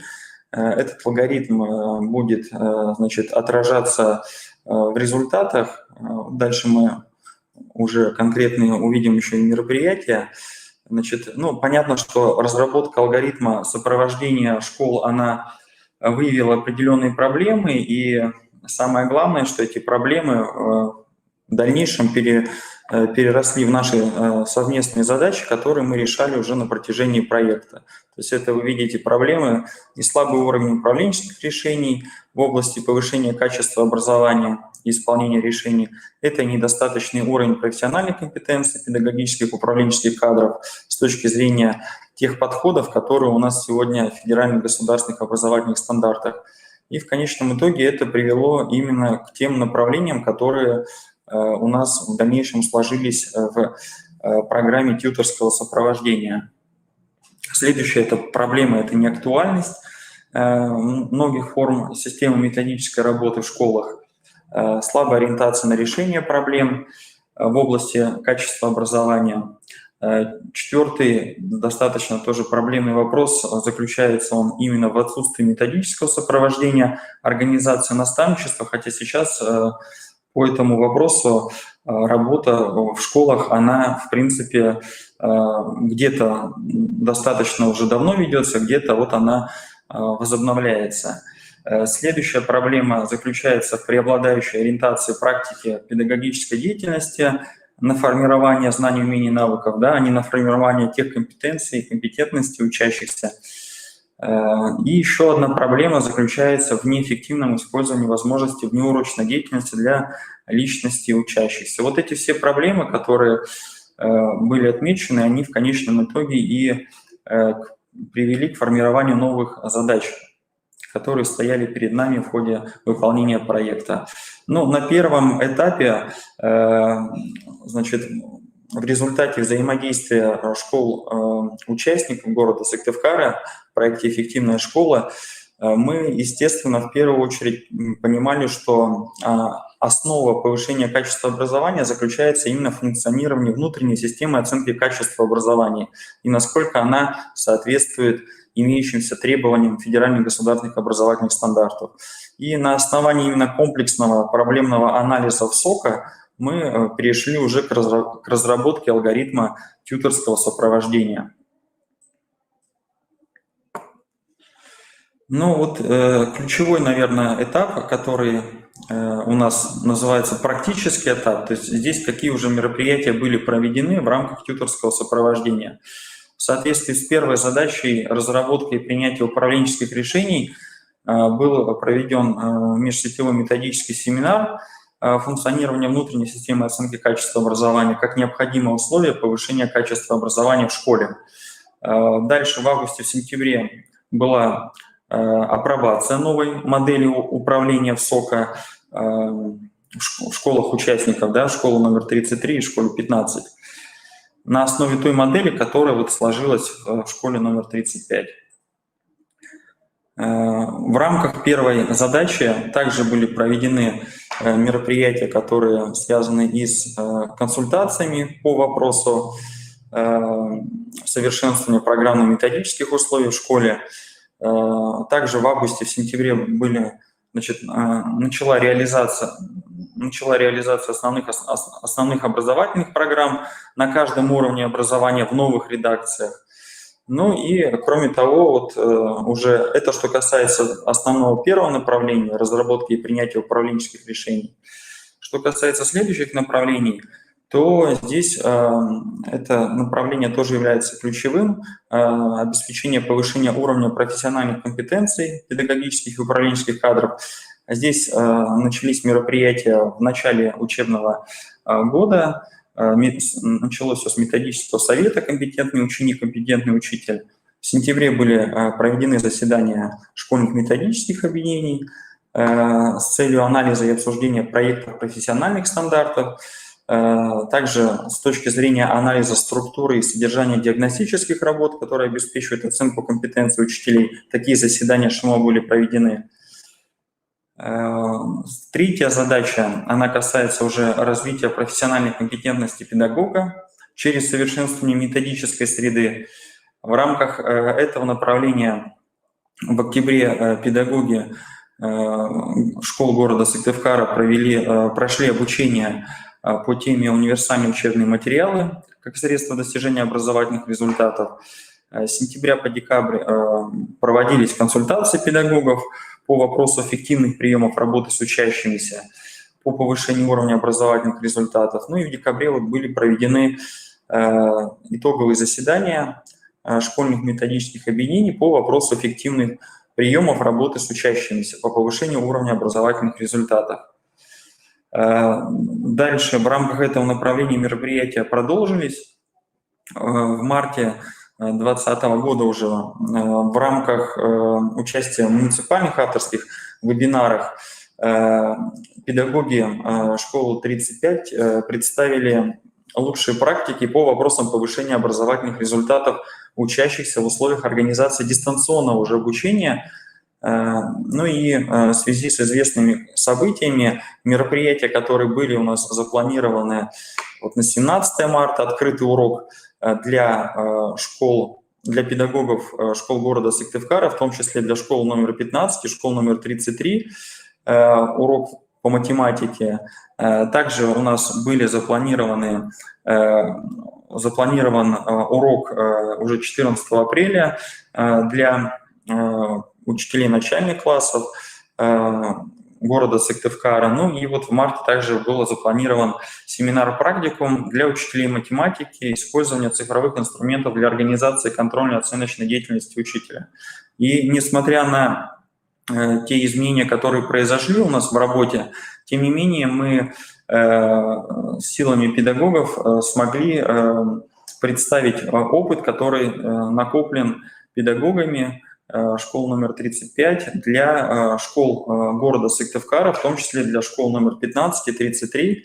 В данном случае учителя школы представили свой опыт в форме авторских вебинаров по следующим основным вопросам. Один из вопросов – это использование образовательной платформы Учи.ру для организации дистанционного обучения учащихся по математике. На сегодняшний день школа номер 35 входит ежемесячно в топ-3 или в топ-5 лучших активных школ по использованию этой платформы.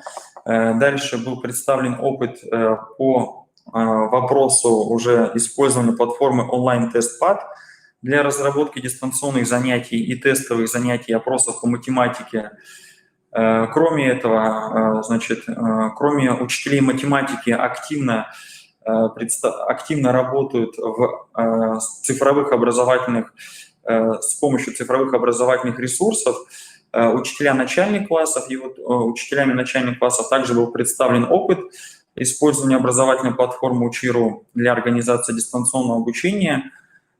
И этот опыт позволил учителям и в апреле, и в мае достаточно эффективно взаимодействовать с детьми в рамках урочной деятельности. Вот. Ну и также еще один опыт был представлен учителем математики, использование образовательной платформы Учи.ру уже с точки зрения проведения и организации внеурочной деятельности учащихся, с точки зрения участия ребят в олимпиадах, которые предлагает эта платформа. Что касается четвертого направления, которое у нас было в программе тьюторского сопровождения, оно связано с обеспечением профессионального развития молодых педагогов через систему методического сопровождения. Здесь тоже отмечены основные мероприятия, причем эти мероприятия, они продолжались в течение всего учебного года. Это адаптация и молодых педагогов через систему наставничества. Это и адаптация молодых классных руководителей через школу молодого классного руководителя, ну и те семинары тематические, которые тоже были для молодых педагогов. Что касается пятого направления, повышения уровня предметных, метапредметных, личностных результатов учащихся через развитие учебной мотивации, мы тоже изначально это направление запланировали, поскольку здесь мы должны понимать, а вот те методические мероприятия, которые мы проводим совместно с коллегами, как они влияют позитивно именно на рост образовательных результатов учащихся. И в конечном итоге были запланированы мероприятия сетевого характера между школами-участниками, школы-лидера.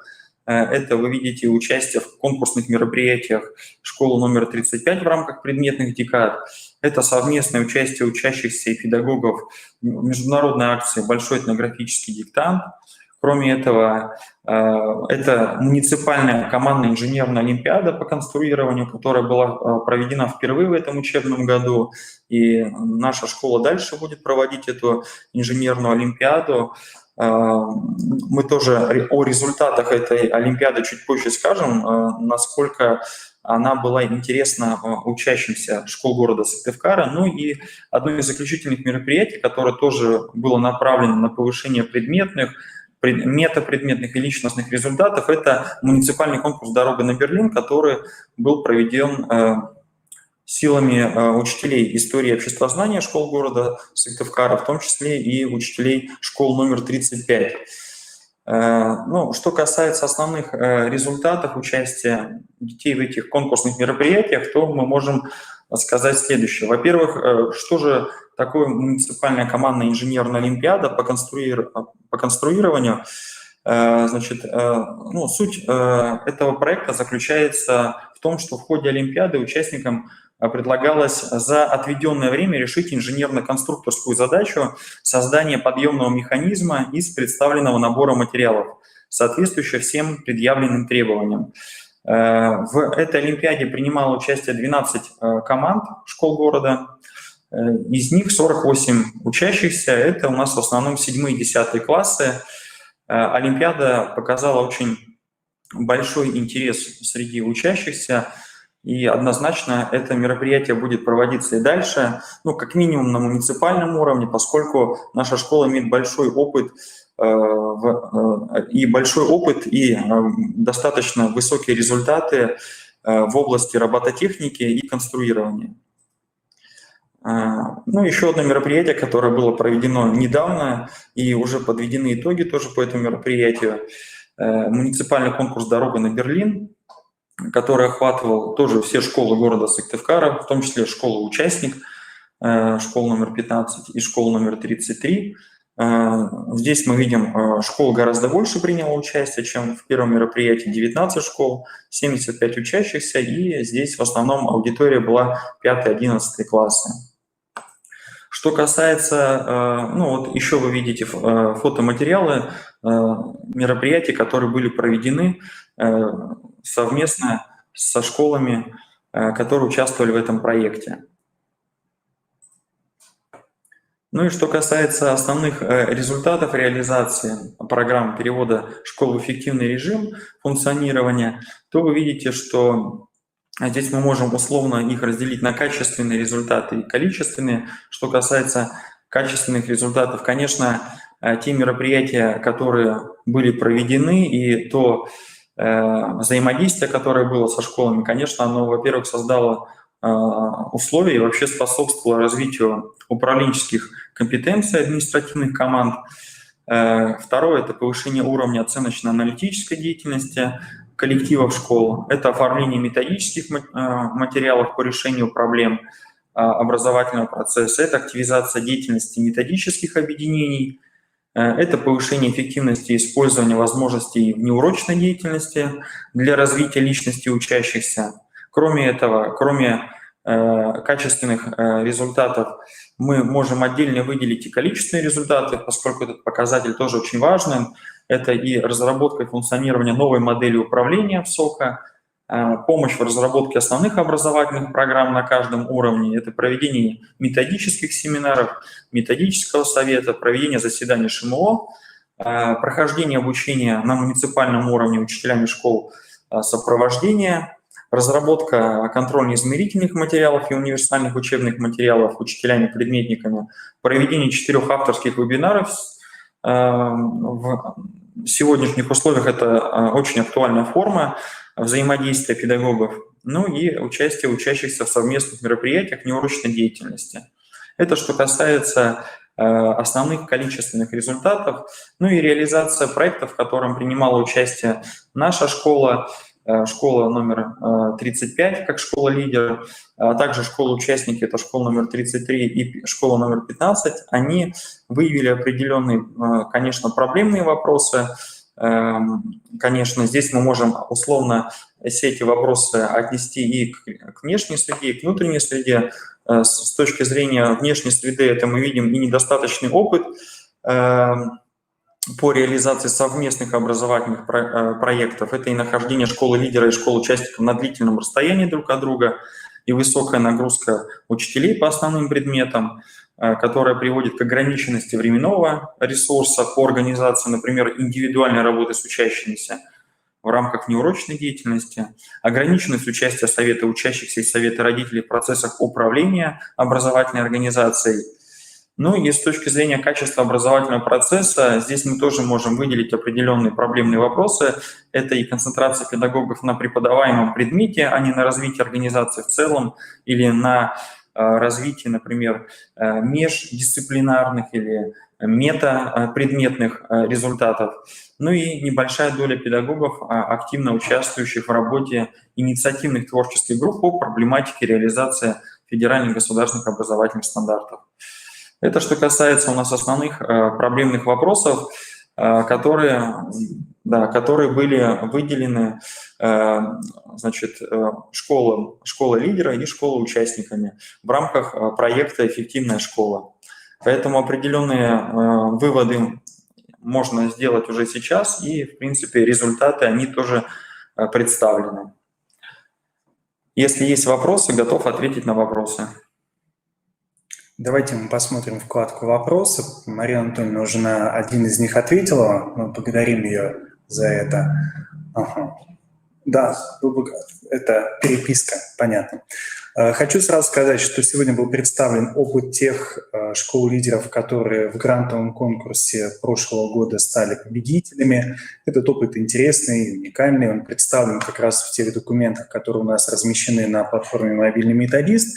Ну и, конечно же, в архивных материалах все школы-лидеры этого года могут с ними также непосредственно ознакомиться. Понятно, что главный вопрос, с чего, собственно, начать наше взаимодействие.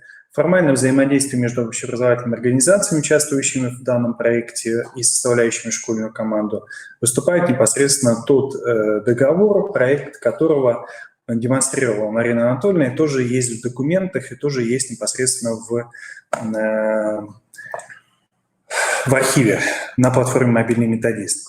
Но, как говорил и Ради Хамитович, и Иван Николаевич, о том, чтобы его составить, то есть непосредственно конкретизировать предмет данного договора, нам необходимо провести определенный предварительный этап.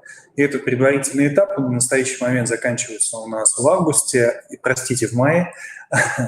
Мы завершаем входной мониторинг, который результаты которого могут стать также основанием для разработки непосредственно программ и тьюторского сопровождения школами-лидерами, и, собственно, программ перевода в эффективный режим функционирования уже школами-участниками данного проекта. Мы неоднократно проводили в прошлом году данные, как подчеркнул Ради Хамитович, отчетные мероприятия и обобщили опыт школ-лидеров по сопровождению, в данном случае, образовательных организаций. Попытаемся в методических рекомендациях, мы сейчас поймем в каких, отразить наиболее успешные практики. Мы благодарим, уважаемые участники, за участие в нашем коворкинге. Мы понимаем, что мы и так уже немножко задержались. Если у вас будут и останутся вопросы, вы можете пока их отметить либо во вкладке «Вопросы», либо в чате. Мы на них обязательно ответим. Я также благодарю наших спикеров за то, что они всегда активно принимают участие в наших мероприятиях и демонстрируют непосредственно свой опыт. Всего доброго, до свидания, берегите себя.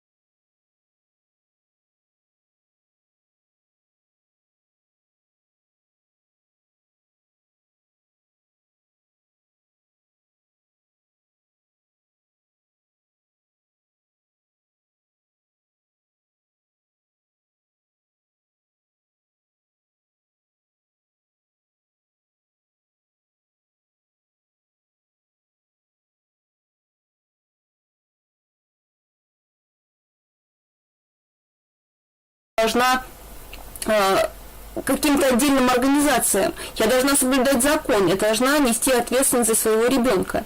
Но в школе конкретно, как организации, я ничего не должна. И вот это мнение у многих родителей в том числе и сформировано. И какие бы школы ни были, с низкими результатами или с высокими результатами, это вот те тенденции, которые мы сейчас с вами переживаем, и в том числе переживают школы с низкими результатами.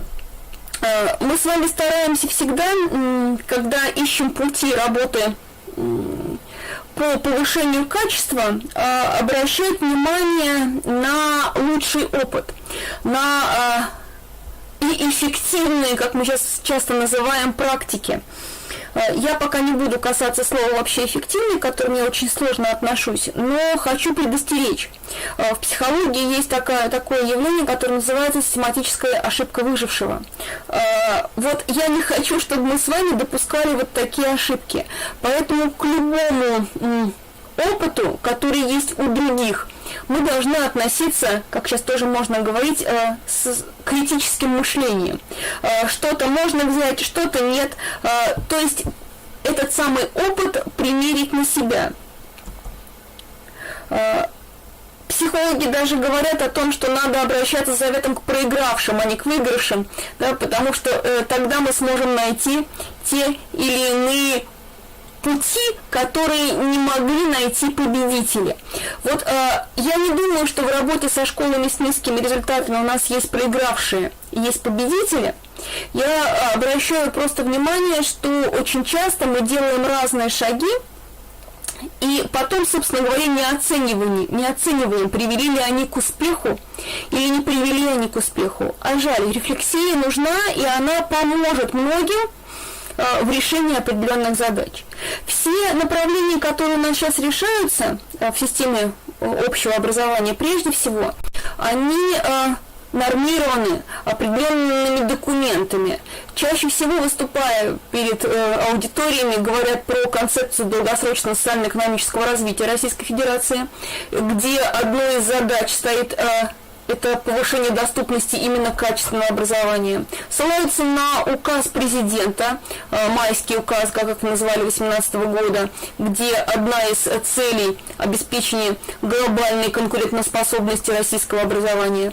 Ну и, конечно же, государственная программа Российской Федерации развития образования, в которой точно так же сформулирована цель качества образования. Да, мы должны поднять на определенный уровень.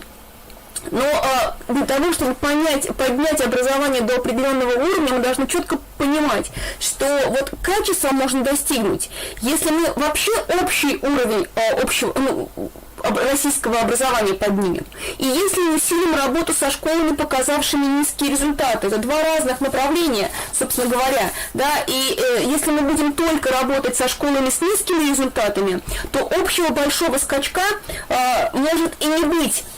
Будут предприняты шаги, но вот в каком направлении, это, собственно говоря, немножко другая задача. Но никто не отменял как раз именно работы со школами с низкими результатами. Необходимо ее проводить. И мы с вами говорим о том, что эта работа, активная работа, началась с 2016 года, когда была принята федеральная целевая программа развития образования. В ней была задача 2 – развитие современных механизмов и технологий общего образования, и было обозначено мероприятие 2.2.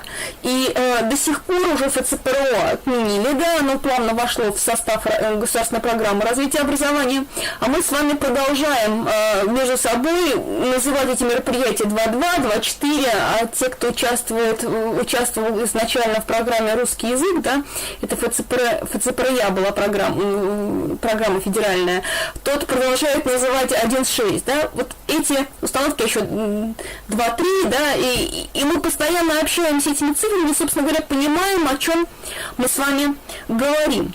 Но я как раз остановлюсь в большей степени на мероприятии, как раз бывшем 2.2, это повышение качества образования в школах с низкими результатами и функционирующими в неблагоприятных социальных условиях, потому что в большей степени тематика сегодняшнего мероприятия с этим связана. Ну и меня попросили рассказать именно про региональные практики, которые были выявлены в ходе именно данного мероприятия. Вы знаете, вот как бы обобщая вот какие-то вещи, хотела бы сказать, что вот именно результативность, я не говорю про эффективность, я говорила, что я очень сложно отношусь к этому понятию. Эффективность – это отсроченные результаты, это когда мы с вами доказываем какими-то формулами, подсчетами, доказательствами, что именно данное действие привело к такому-то результату. Я говорю про конкретные результаты. Так вот, результаты есть в тех регионах, в которых продуманы документы, которые выпускаются, нормативно, собственно говоря, правовая база, методические рекомендации, концепции, региональные программы, когда они созданы не для того, чтобы просто создать, и они были, а когда они действенные документы. Вот можно огромное количество законов издавать, огромное количество, но если они не будут работать, то смысл их писать очень низкий. Поэтому вот где продуманы эти документы, где они работают, там и есть результат. Результат есть в тех регионах, где сильное взаимодействие между органами исполнительной власти, между Институтом развития образования или Институтом повышения квалификации, между Центром оценки. То есть когда взаимодействие участников очень тесное и свою роль, и ее качественно выполняя, не сваливая на другого исполнителя. Ну и тоже очень важно обратить ваше внимание на то, что вот успех есть в тех организациях, в тех регионах, где правильно определены причины низких результатов. А ведь причины могут быть абсолютно разные. В каких-то регионах причины низких результатов в образовательных организациях связаны с удаленностью этих школ, с низким качеством ресурсов, которые имеются в этих школах. Чаще всего попадают в эту группу сельские школы, достаточно удаленные, которые нельзя закрыть, потому что не выполняется ряд других условий, детям сложно будет добираться до соседних школ, а вот что преподавать и как преподавать, в этих школах, собственно говоря, не сформировано. В некоторых школах, существенно в некоторых регионах, большая причина, серьезная причина недостатков связана именно с приростом мигрантов. И тогда нужно решать проблему, связанную вот с русским языком, а потом уже решать все остальные. То есть я хочу сказать, что вот правильно определив причины, да, а их может быть несколько, но, как мы с вами понимаем, что первоначальные причины, да, то есть вот, когда мы определим причины и ранжируем их по степени наибольшего влияния и будем работать конкретно с конкретными причинами, а не просто с причинами, там и будет результат. Мы говорим с вами, как я сказала, что мы будем сделать акцент именно на материалах, которые у меня имелись, которые я анализировала. Анализировала я заявки регионов, которые подавали в 2019 году на участие в 2020-2022 году на получение субсидий. Но мы сами знаем, что субсидия выдана на 2021 год, и дальше поговорим отдельно, что будет с другие годы, да, поэтому я анализировала заявки, я анализировала отчетные документации, которые были представлены по итогам прошлого года, и то, что я видела сама, выезжая в те или иные регионы. Какие же общие подходы к решению проблемы были выделены в концепциях заявок регионов? Многие говорили о том, что у них замечательно работают общественные советы. Ну, понятно, что муниципальные общественные советы, и эта работа приводит к повышению качества результатов школы с низкими результатами. Многие говорили, что помощь в решении проблемы – это инновационная деятельность, и система инновационных школ, в которую или входят школы с низкими результатами, функционирующие в сложных социальных условиях. И именно инновационная деятельность позволяет этой школе выйти из того положения, в котором она оказалась. Или школы, инновационные школы становятся школами-партнерами. И это тоже помогает региону прийти к какому-то результату. Ну и также многие регионы отмечали, что помощь им оказывают центры оценки качества региональные, которые разрабатывают собственные контрольно-измерительные материалы регионального уровня.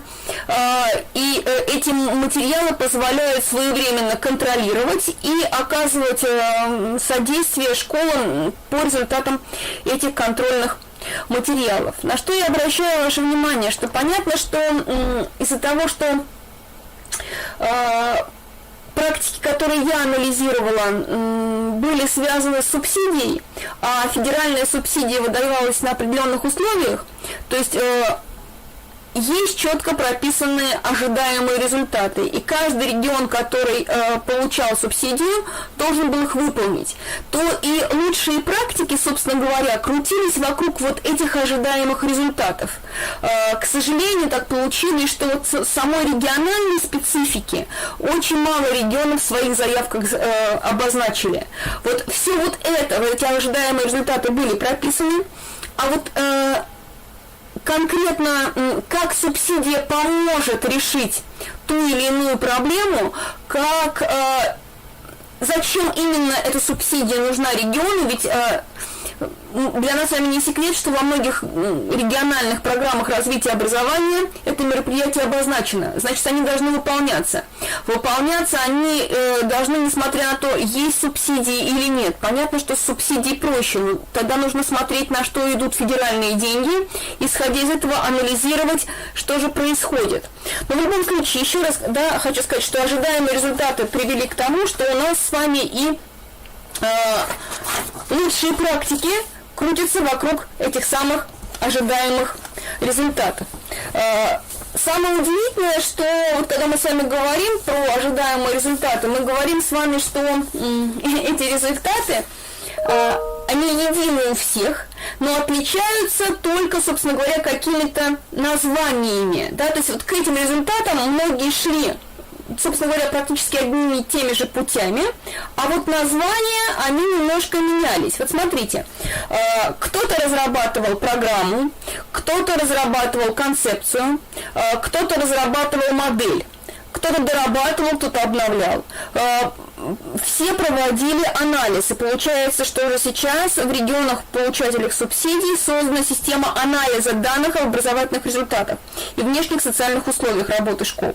То есть эта система анализа создана, но вот сказать, что в каком-то она лучше, в каком-то хуже, невозможно, потому что четкого описания вот этого анализа пока ни один регион вот так глобально не представил. Есть отдельные статьи, которые размещают в разных изданиях, но вот такого так обобщенного характера они, собственно говоря, не носят, они являются просто статьями.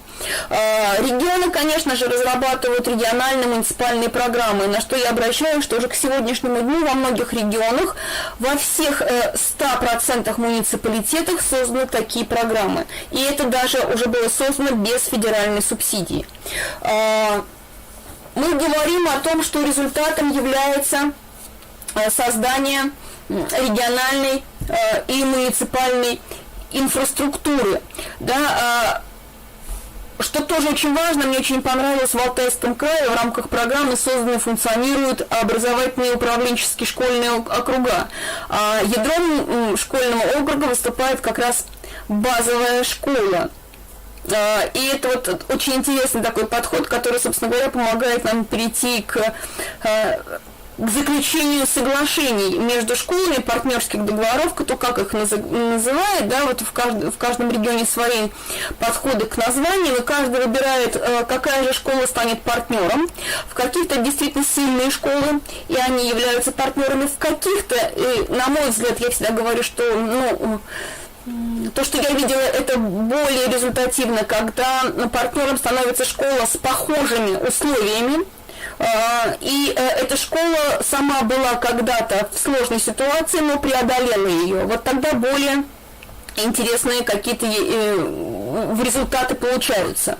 Мы говорим о том, что в школах вводятся штатные должности, но некоторые регионы идут немножко таким сложным путем, как для себя более простым путем, и пока не было оператора мероприятия данного, этот путь спокойно проходил.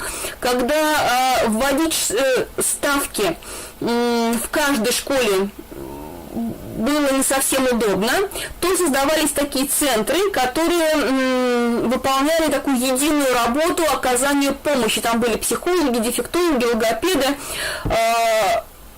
которые оказывали консультацию как раз всем школам, оказавшимся в сложных социальных условиях. Но если мы с вами посмотрим, мы уже говорили об этом на вводных вебинарах, что не совсем правильно это получится в этом году, потому что прописано введение в школах ставок, да, значит, они должны вводиться, а регион должен обеспечить введение данных ставок. Все говорили про курсы повышения квалификации, здесь вообще отдельная тема. Все говорят о том, что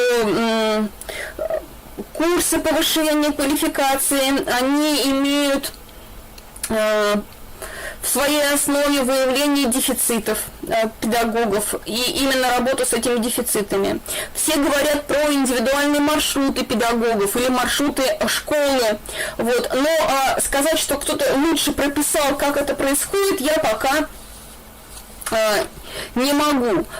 Кроме курсов, собственно говоря, мы говорим о том, что здесь разные мероприятия, которые проводятся на базе школы, на базе региона, муниципалитетов. Вот вообще тему не рассматриваем мероприятий, потому что там отличие только в самих названиях, и, собственно говоря, лучшие практики по названиям нам с вами ничего не дадут. Создание и организация деятельности объединений педагогов. Здесь тоже очень интересно, потому что объединения создаются такие, как ассоциации, сетевые, в том числе описывают и действия учебно-методических объединений, там РУМО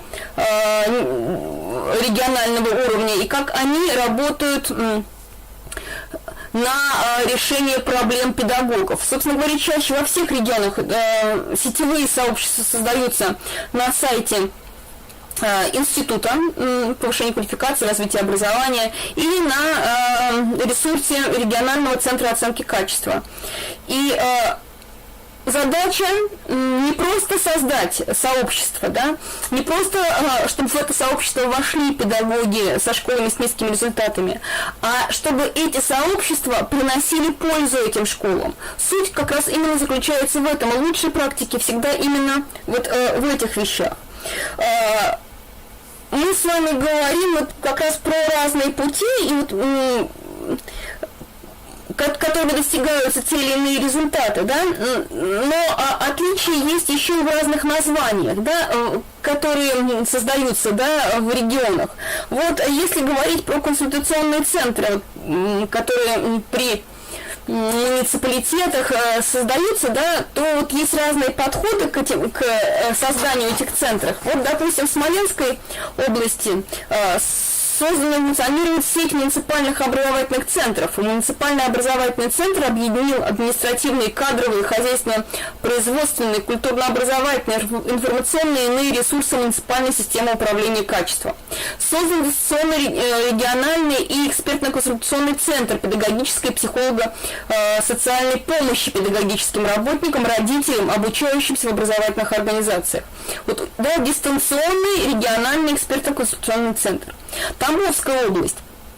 Муниципальные консультационные центры и межмуниципальные центры психолого-педагогической, медицинской, социальной помощи, которые оказывают психологическую коррекционную помощь детям, испытывающим трудности в освоении основных образовательных программ.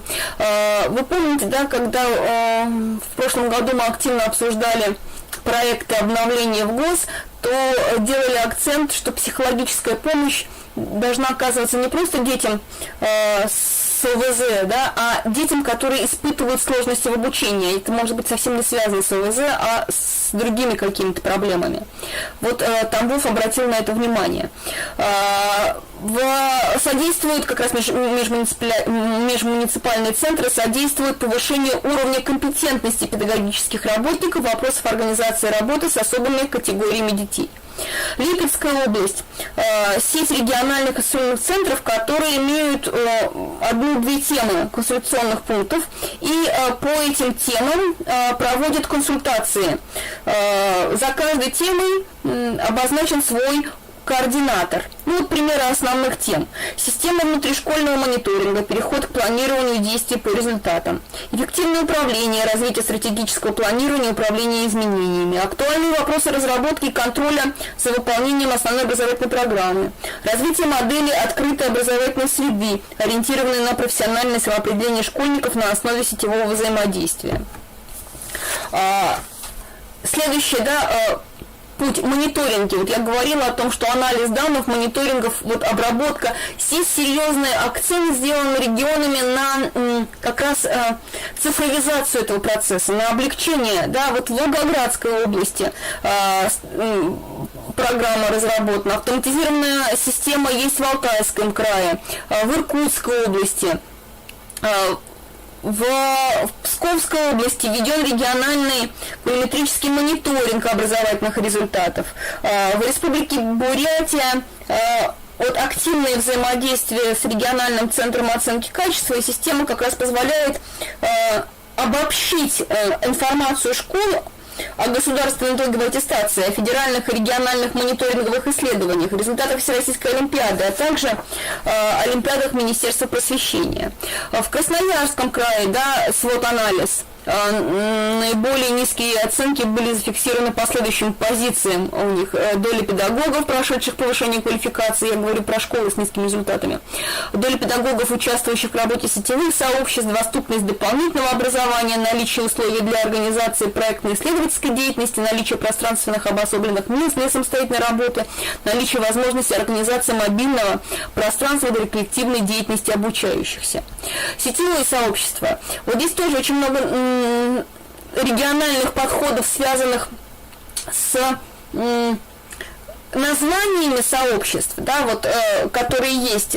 Так вот, допустим, в Алтайском крае еще в 2012 году был создан губернский клуб «Учителя-новаторы Алтая» по инициативе тогда губернатора.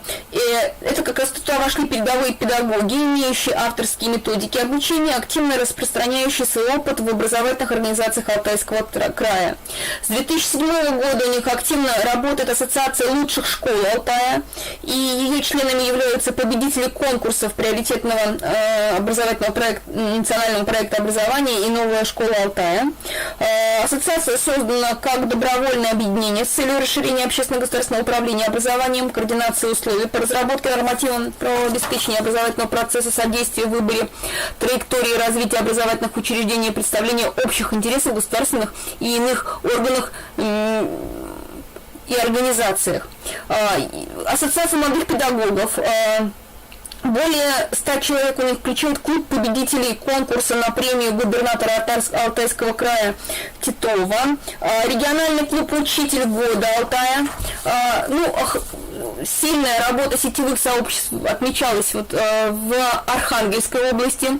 И, собственно говоря, на сайте выстроены по единым принципам сетевые сообщества. Информация, которая представлена в сообществах, четко структурирована.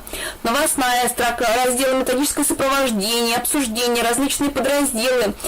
Учителя, зарегистрированные в сообществе, также могут делиться своим опытом в подразделе «Обмен опытом», размещать свои разработки и материалы. В Ивановской области рабочий сайт «Уметь учиться», «Уметь учить», «Уметь учиться», где сформировано единое региональное информационное пространство для психологов, классных руководителей Ивановской области. Да, вот я обращаю внимание, именно для классных руководителей и психологов, не во всех регионах вот на это сделан акцент.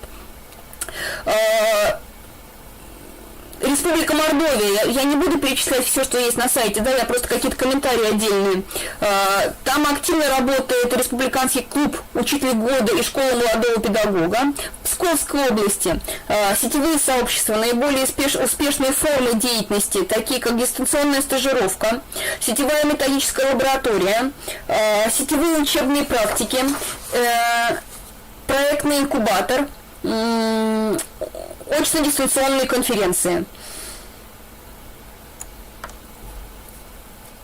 Повышение квалификации, да, следующее направление, на котором также хотел... знаете, еще я забыла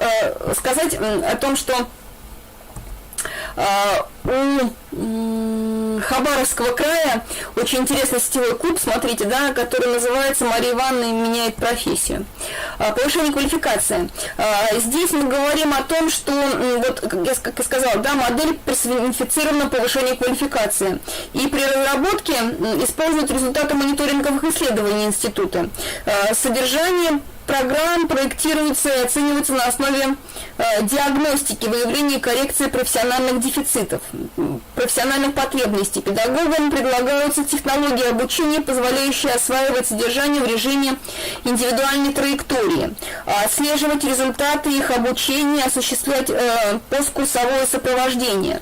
Но вот активно прописывает именно посткурсовое сопровождение Алтайский край. В других регионах в отчетных материалах вот это сопровождение я мало где встречала. Многие говорят про практику онлайн-курсов, хотя в рамках субсидий мы говорили именно сделать акцент на очное обучение. Но сейчас, куда нам с вами уйти от цифровизации и еще в период карантина, конечно же, практика онлайн-курсов очень важна. И смешанного обучения. Интересные вещи, которые есть, я обозначила на сайте, собственно говоря, это вот какие-то отдельные такие вещи, на которые хотелось бы обратить внимание, да, не упомянула здесь еще Калининградскую область, где очень интересно, одновременно претерпевают изменения система подготовки педагогических кадров. Не только делается акцент на, ну, по крайней мере, от отчетных документов это представляли, может быть, это есть в других регионах. У них идет изменение в преподавании, в обучении педагогов в институте образования имени Канта, в педагогическом колледже города Черняховска, Калининградского областного института развития образования. Там сделан большой акцент на это. Ну, вот я обозначила про Костромскую область, в Мордовии группа методических десантов. Да, вот это десанты, которые есть, которые выполняют роль, собственно говоря, оказание быстрой помощи во многих регионах есть, они отмечены, только названы они немножко по-другому. Мне еще очень понравилось в Псковской области, у них 2016 года разработана и функционирует информационная система библиотека педагогических практик, которая предназначена для предоставления опыта педагогов, его обсуждения, анализа, оценки совершенствования и диссимиляции в региональном педагогическом сообществе. Система является сервисом систематизации, использования и распространения передовых педагогических практик к повышению квалификации педагогов. Во взаимодействии регионов очень интересная система есть. Это вот как раз соглашение между несколькими институтами о совместной деятельности, которая может быть. И, собственно говоря, я не буду дальше, я оставлю свою презентацию. Интересные моменты, те, которые не вошли в общий такой обзор, что выходит немножко за рамки тех основных направлений, которые мне удалось выявить в каждом регионе, останутся в моей презентации. Если будет желание, вы увидите. Допустим, да, вот в Алтайском крае не просто ассоциация учителей, а есть Краевой совет родительской общественности. Возможно, это есть во всех других регионах, я еще раз говорю. Но я говорю про то, что представлено в отчетных материалах. И можно посмотреть, я по многим регионам нашла такие вот интересные фишечки, может, они вам пригодятся в вашей дальнейшей работе. Ну, а мое время истекло, я обещала.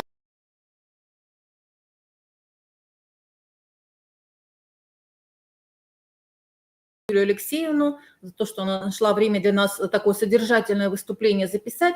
К сожалению, не получилось у нее подключиться к нам в режиме онлайн, но тем не менее, если у вас есть вопросы к Юлии Алексеевне, вы можете зафиксировать их во вкладочке «Вопросы», либо на нашей интерактивной панели на сайте Международного методического семинара, и мы, конечно, передадим их Юлии Алексеевне, она ответит, и ответы мы вам направим.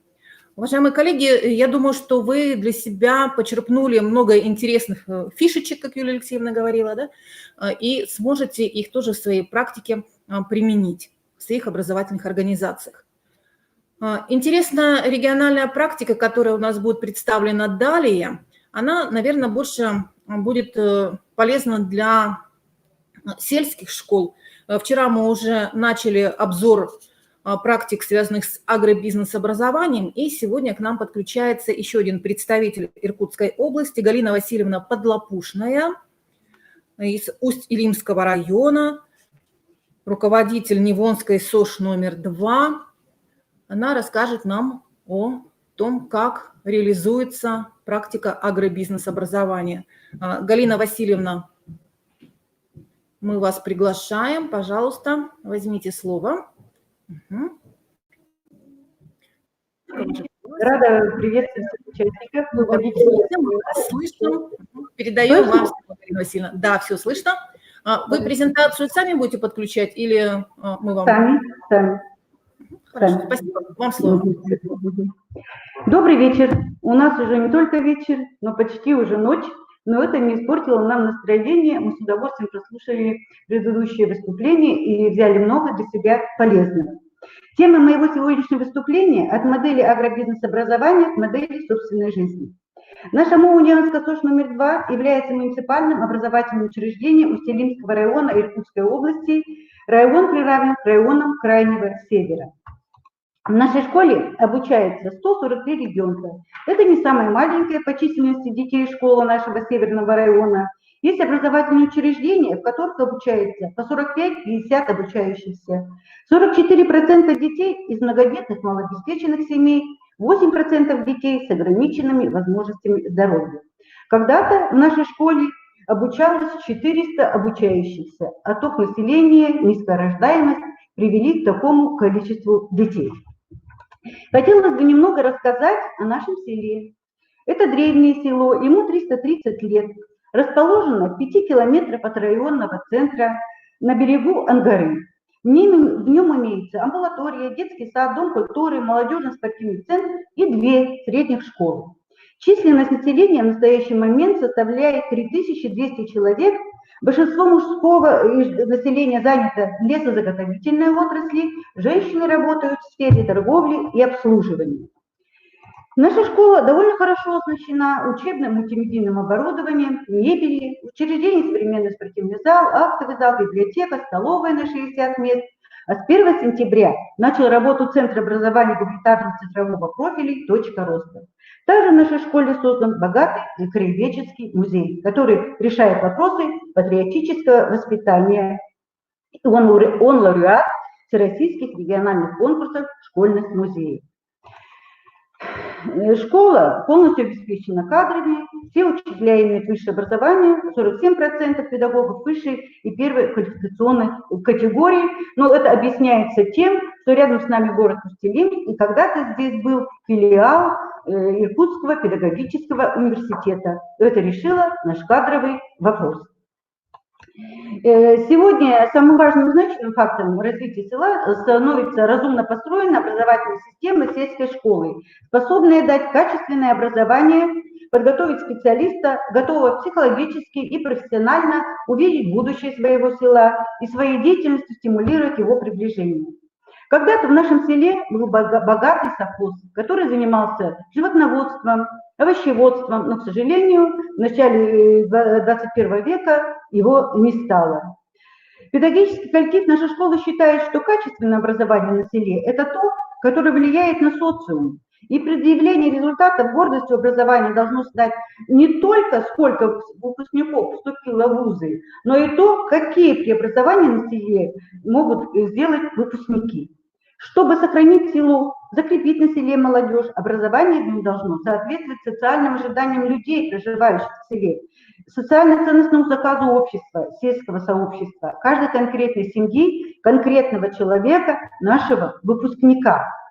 Когда мы решили принять участие в реализации концепции Иркутской области по непрерывному агробизнес-образованию, то провели анкетирование среди всех участников образовательного процесса на выявление запроса данного направления. Конечно, мнения были самые разнообразные. Не все сразу приняли идею создания агрошколы, потому что понимали, новое направление добавит много дополнительной работы.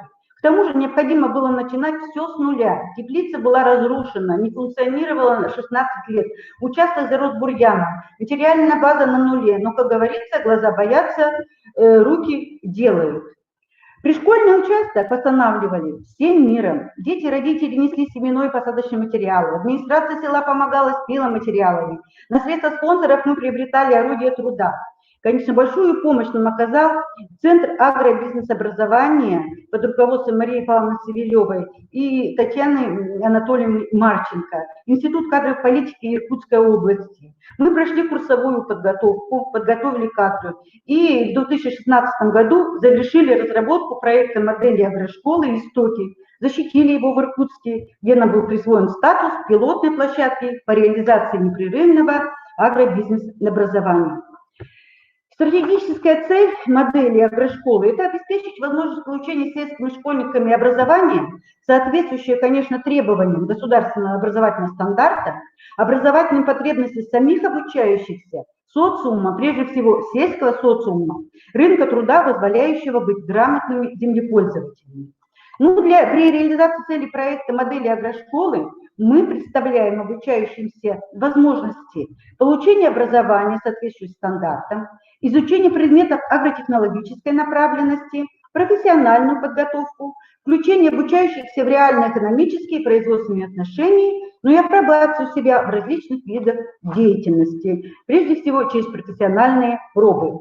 Наша миссия – воспитание ученика, способного к добровольному выбору сельского образа жизни, сельскохозяйственного труда, готового умело сочетать трудовую деятельность в сельском хозяйстве с заботливым, бережным отношением к земле. Мы хотим построить школу, в которой развитие детей обусловлено идеей, что учащийся, живя на земле, в селе, должен знать и любить свою землю и быть готовым ее преобразовывать. Был поставлен ряд задач для реализации модели агрошколы. Конечно, некоторые задачи у нас не полностью выполнены, но большинство задач мы выполнили за 4 года полностью. Это осуществили модернизацию содержания образования в плане организации агротехнологической подготовки обучающихся, внедрили новые образовательные технологии, разработали в большем количестве, адаптировали программно-методическое обеспечение по агробизнес-образованию. В этом, конечно, нам опять помог Центр агробизнес-образования Иркутской области, Иркутский сельскохозяйственный техникум. Мы ввели профессиональную подготовку для обучающихся уровня среднего общего образования, обеспечили развитие материально-технической базы, конечно, не на 100%, но где-то на 50% у нас обеспечение материально-технической базы есть. Нам обещают, конечно, эту задачу администрации и Министерство сельского хозяйства, и администрация Усть-Илимского района эту задачу к концу 2020 года решить. Мы создали механизм взаимодействия образовательного учреждения с внешней средой по вопросам агротехнологической подготовки. Конечно, обеспечили готовность педагогического коллектива к реализации агротехнологического профиля обучения. 8 педагогов из 16 у нас прошли курсовую подготовку по агробизнес-образованию. С самого первого дня мы привлекли к разработке и реализации модели агрошкол как можно больше участников, начиная с детского сада «Журавушка» и также педагогов школы, воспитателей детского сада, родителей обучающихся, социальных партнеров. Как показал анализ, динамика за 4 года положительная. В 2016 году у нас был 161 участник при реализации модели проекта, а вот в 2019 году у нас уже было 308 человек. В первый же год реализации проекта модели агрошколы были налажены партнерские отношения с агропроизводителями, находящимися на территории Усть-Илимского района. Их у нас немного. На территории поселка Нева у нас 3 крестьянско-фермерских хозяйства, но, конечно, главным нашим партнером является ЗАО «Агрофирма Ангара». Руководители агропредприятий оказывают агрошколе помощь удобрениями, землей, семенами, солярками, тракторов, участвуют в проведении школы предпринимателя. Работники КФК и агрофирмы «Ангара» проводили у нас экскурсии, оказывают консультативную помощь по выращиванию овощей, уходу за животными. А школа готовит для агрофирмы «Ангара» трактористов категории БЦ. Девочки, получая свидетельство по цветоводству, овощеводству, устраиваются на работу в агрофирму. С целью расширения знаний о животноводстве и других отраслях сельского хозяйства мы заключаем соглашение с хозяевами частных подворий. Кстати, это где-то 50% нашего населения имеют частные подворья. Хозяева подворья рассказывают о том, как создать такое хозяйство, об особенностях разведения животных, ухода за ними. Многие наши дети мечтают разводить кроликов, лошадей, иметь пасеку, это очень радует. Для успешной реализации модели агрошколы и организации профориентационной работы мы также заключили договора о сотрудничестве с разноуровневыми образовательными организациями, находящимися в городе Усть-Илимске. На территории города Усть-Илимска 3 техникума, филиал Байкальского государственного университета и лесхоз, с которым мы также тесно сотрудничаем. Конечно, наибольшей популярностью у наших детей пользуется Усть-Илимский техникум лесопромышленных технологий, потому что ребята после его окончания у нас работают в группе ИЛИМ. Реализация модели агрошколы была бы не так эффективна без организации сетевого взаимодействия и сотрудничества с другими учреждениями села Неган. Работа проводится по духовно-нравственному, патриотическому воспитанию, трудовому, эстетическому, который способствует воспитанию детей любви к родному краю, бережному отношению к наследию прошлого. Все наши партнеры принимают участие в организации проведения двухдневной школы предпринимателя, где первый день ведутся теоретические занятия по бизнесу и праву. Второй день осуществляется выезды на предприятия. Занятия в этой школе имеют большое значение для сельских старшеклассников. Не у всех детей после окончания школы будет возможность получить знания по ведению бизнеса, а желание стать индивидуальным предпринимателем может возникнуть в любом возрасте. Здесь пригодятся знания по курсу «Основы предпринимательства», который ведется с 9 по 11 классы. Преподаватели образовательных организаций, представители малого бизнеса, родители участвуют в ежегодных днях профориентации на базе школы и рассказывают о своих профессиях. Обучающиеся школы ежегодно участвуют в неделе профориентации, профессиональных пробах на базе техникумов. Профессиональные пробы проходят ежегодно. В школе разработана и реализуется программа профессиональной ориентации обучающихся с 1 по 11 класс. Дети пробуют себя в сельскохозяйственных работах в условиях агрошколы. Выращивание, пикирование, уход за рассадой цветов, овощей, высадка рассады в школьную теплицу и на огород, прополка и поливка овощей и картофеля, высадка плодово-ягодных растений. В учреждении создан кабинет профориентации, в котором представлены сведения о профессиях, востребованных государством, в частности в Усть-Илимском районе, в нашем селе. Создана электронная база по выбору профессий. Необходимые изменения, решающие задачи агрошколы, были внесены в образовательную программу школы, в учебный план. В рамках модели агрошколы мы реализуем общеобразовательный компонент, компонент дополнительного образования, научно-исследовательский компонент и, конечно же, агротехнологический компонент. Ведутся факультативные курсы агротехнологической направленности по выбору обучающихся и их родителей. Введены блоки-модули сельскохозяйственной направленности в предметы учебного плана, начиная с уровня начального общего образования. Для того, чтобы наши выпускники смогли создать в своем доме комфортные условия, обеспечить себе всем необходимым, управлять своей усадьбой, в 9 классе ведется курс «Хозяин» и, соответственно, «Хозяйка сельской усадьбы». Юноши 10-11 классов получают профессию тракториста категории БЦ.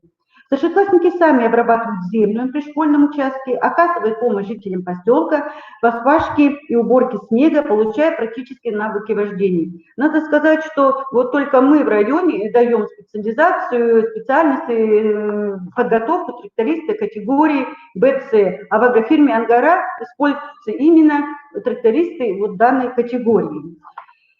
Девушки получают профессиональную подготовку художника росписи по дереву. Изделия девушек тоже у нас пользуются в поселке спросом. С учетом возрастных особенностей детей выстроена целостная система непрерывного агробизнес-образования обучающихся с 1 по 11 класс, которую вы видите на слайде. Через районный центр дополнительного образования Усть-Илимского района. Это наши именно Центр дополнительного образования решает важнейшие задачи по агробизнес-образованию. Значит, по каждому курсу дети защищают проекты. По окончании основной и средней школы получают свидетельство дополнительного образования по выбранным направлениям. Очень приятно видеть лица родителей, детей, когда им наряду с аттестатом вручаются еще свидетельства дополнительного образования. В агрошколе разработаны и успешно реализуются проекты «Теплица», «Школьный огород», «Школьный двор», «Цветущий сад», «Огород на подоконнике», «Зеленая школа». Теоретические знания, полученные на занятиях цветоводства, овощеводства, обучающиеся применяют на практических занятиях по выращиванию рассады цветов, помидоров, огурцов, капусты и других культур.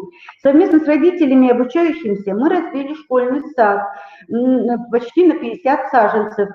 Проект «Школьный двор» – это тоже очень важное направление в нашей работе. Здесь дети применяют знания по ландшафтному дизайну и цветоводству. Вокруг школы разбито 16 клумб, выращивается около 20 сортов цветов, посажены аллеи кленов, акаций, черемухи и яблонь. Ну и, конечно, очень важным проектом является огород на подоконнике, потому что он позволяет ежегодно проводить исследовательскую работу по выращиванию растений. Большое внимание мы уделяем научно-исследовательской деятельности работе учащихся. На пришкольном участке у нас имеется зона опытической работы детей. Мини-лаборатории пчелка-УО, электронные микроскопы позволяют детям проводить исследовательскую работу на достаточно высоком уровне. Ежегодно в школе проходят научно-практические конференции, на которых ребята представляют свои исследовательские и социальные проекты детей, занимают призовые места на городских и районных конкурсах. Но темы исследования самые разнообразные. По курсу «Основы предпринимательства» обучающиеся 10-11 классов обязательно разрабатывают бизнес-планы, защищают их на школьных и на районных научно-практических конференциях. Но направления разнообразные, дети выбирают их по своим интересам. Разработан для школы бизнес-план «Пришкольный участок», «Овощехранилище». С прицелом на будущее наши выпускники разработали такие бизнес-планы, как «Конный двор», «Досуговый центр» села Неван, «Сельская сыроварня», «Автомастерская», «Кафе», «Пекарня», «Парикмахерская» и другие. Мы уверены, что этим бизнес-планом будет суждено реализоваться. В школе утверждено положение о социальной практике обучающихся. В течение лета ребята 4-11 классов работают на школьном огороде, а обучающиеся 10-11 классов могут работать в экологическом отряде, который занимается очисткой села, речки, Неванки и исследовательской работой по экологии. На пришкольном участке мы выращиваем картофель, капусту, свеклу, морковь, кабачки, огурцы и другие культуры. Но урожайность вы видите на слайде. Частично овощи и рассаду мы реализуем населению. Вот сейчас как раз у нас самый горячий момент. Просто почти в течение дня у нас подъезжают машины, жители поселка Неван, города Усть-Илимска, с удовольствием покупают у нас рассаду цветов и овощей. Но остальное, конечно, поступает в школьную столовую, что делает значительно дешевле школьные завтраки. Это, конечно, было очень важной мотивацией для родителей при организации, при реализации модели агрошколы. Вырученные от продажи рассады овощей деньги мы направляем на развитие пришкольного участка, облагораживание школьного двора, покупаем запчасти для тракторов, орудия труда. Первый год у нас доход был очень маленький. Мы заработали всего 5000 рублей. Сейчас он составляет 50 тысяч рублей в год, но пока не достигнут доход 80 тысяч рублей, который был просчитан в бизнес-плане «Школьный огород». Но мы к этому стремимся. Ну, надо отметить, что куда направить деньги, на что направить деньги, решают сами дети. В нашем селе остаются 80% выпускников школы. Ну, может быть, эта цифра вас, конечно, удивит, но у нас выпускников-то мало. Вот в этом году у нас 5 выпускников 11 класса и 12 выпускников 9 класса. И все они выбирают профессии лесопромышленной или энергетической направленности, что соответствует запросу города Усть-Илимска, сферы обслуживания. Но нас радует даже то, что 3 выпускника за последние 4 года поступили в Иркутский государственный сельскохозяйственный университет. И в этом году одна девочка у нас собирается на ветеринарный факультет. Значит, у нашего села есть будущее, и надеемся, что дети осуществят свою мечту, и у них будут свои крестьянско-фермерские хозяйства. По окончании техникумов наши дети обеспечиваются местами на лесопромышленном комплексе в группе «Илим», а часть наших выпускников, имеющих на работу свидетельство по овощеводству и цветоводству, работают в агрофирме «Ангара». Ну, как я уже говорила ранее, востребованы там наши трактористы. Конечно, наше село в выгодном положении. Оно находится близко к городу, и безработицы в нашем селе нет. Но наша-то основная задача, чтобы наши дети возродили некогда сельское хозяйство в нашем районе. Все. Спасибо. Уважаемая Галина Васильевна, мы благодарим вас за такое содержательное выступление. И я думаю, что наши сельские школы Республики Коми захотят с вами подружиться, да, чтобы перенять вот тот замечательный опыт, который вы сегодня нам продемонстрировали. И я благодарю и Галину Васильевну, и благодарю, конечно, Николая Аркадьевича Махнева, исполнительного директора национального проекта энциклопедии сельских школ России, который собрал вот такую интересную команду выступающих на нашем международном методическом семинаре, за тот опыт, который вы сегодня нам представляете. И, уважаемые коллеги, я напоминаю, что у нас будут еще коллеги из Иркутской области участвовать в наших мероприятиях. Кейс по сельским школам завтра у нас будет. Там будет у нас и Оренбург представлен, и будет представлена еще и Тамбовская область. Коллеги, если у вас есть вопросы по организации агробизнес-образования, вы можете их обозначить во вкладочке «Вопросы», либо на интерактивной панели нашего международного методического семинара. Мы передадим нашим коллегам, и, конечно, вы ответы на свои вопросы получите. Уважаемые коллеги, мы завершаем работу нашей форсайт-сессии региональной практики повышения качества общего образования. Надеемся, что много полезных идей вы для себя услышали, и у вас появится желание их на практике реализовать в своих школах. Спасибо.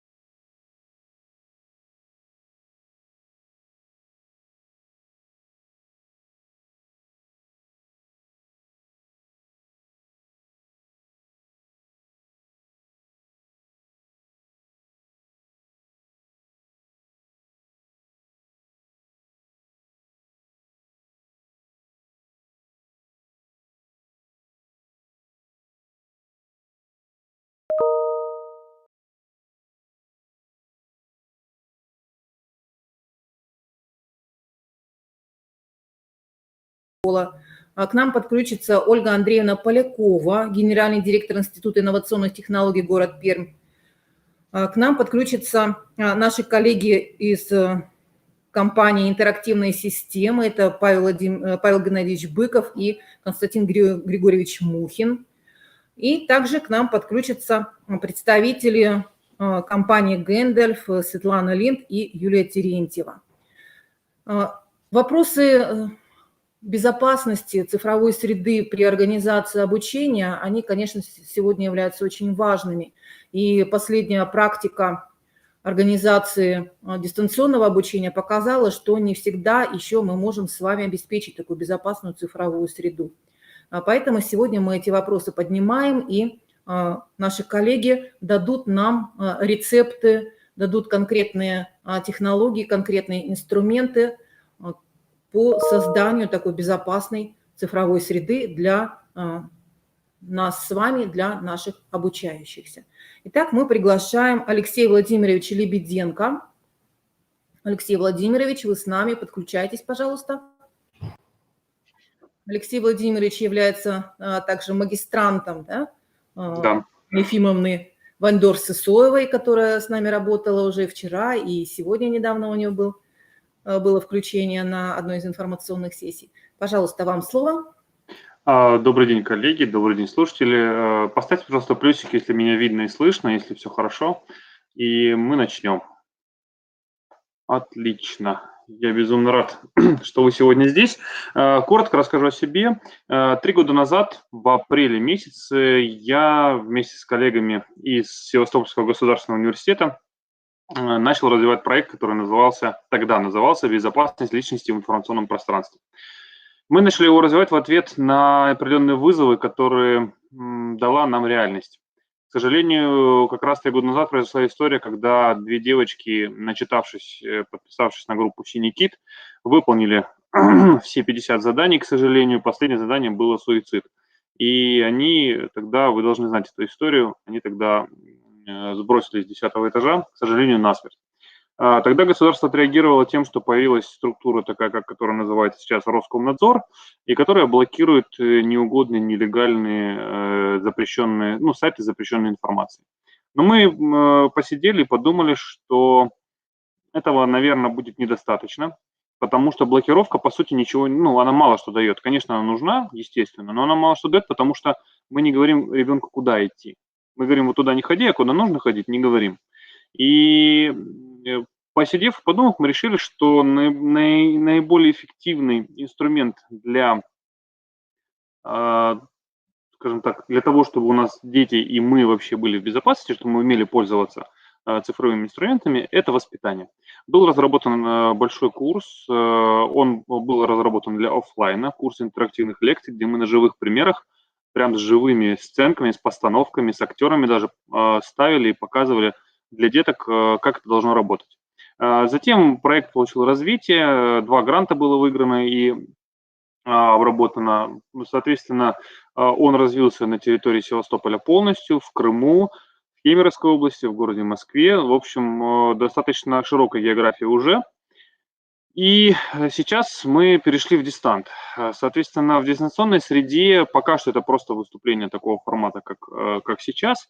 Но есть комплект работ для учеников, комплект, точнее, презентаций для студентов, для родителей и для учителей. С одним из элементов этого комплекта я вас познакомлю сегодня. На самом деле будет все очень просто, простые рецепты, которые вы можете использовать для себя, можете использовать для своих детей, для учеников, можете спокойно брать все, что есть в презентации, это не запрещается, я буду только рад. Сегодня, на текущий момент, я работаю на платформе «Открытая школа», это платформа открытого образования, в которой собрано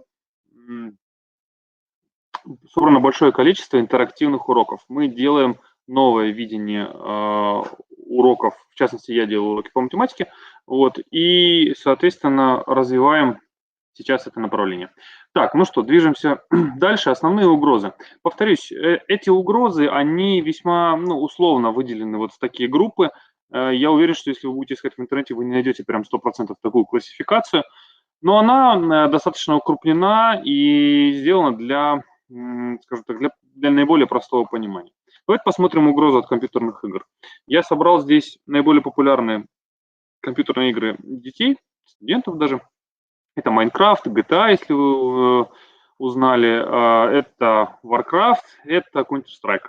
Соответственно, про Warcraft, GTA и Counter-Strike тут говорить не буду, потому что они все нацелены на убийство и так далее, это понятно. Но про Minecraft расскажу отдельно.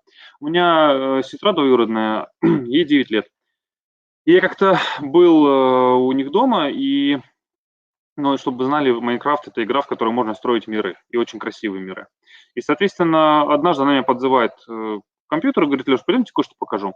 Вот. И я захожу, думаю, она какой-нибудь замок покажет там или что-нибудь. И он мне говорит такую фразу: а сейчас мы с тобой построим портал в ад.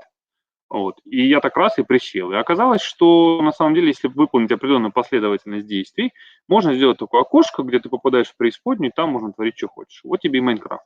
То есть здесь история о том, что даже за лицом обычной хорошей игры может быть спрятано что-то очень пагубное. Я не знаю, зачем это делается, но думаю, что точно не с хорошей целью.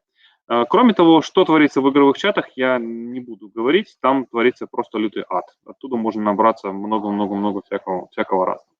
Значит, с играми мы детям советуем всегда очень просто ограничивать время на игры. Нельзя ни в коем случае запрещать полностью, потому что запрет порождает, наоборот, еще большее желание там поиграть. Да, например, я помню точно, когда мне в детстве запрещали пользоваться компьютером, если вдруг что-то сделал не так.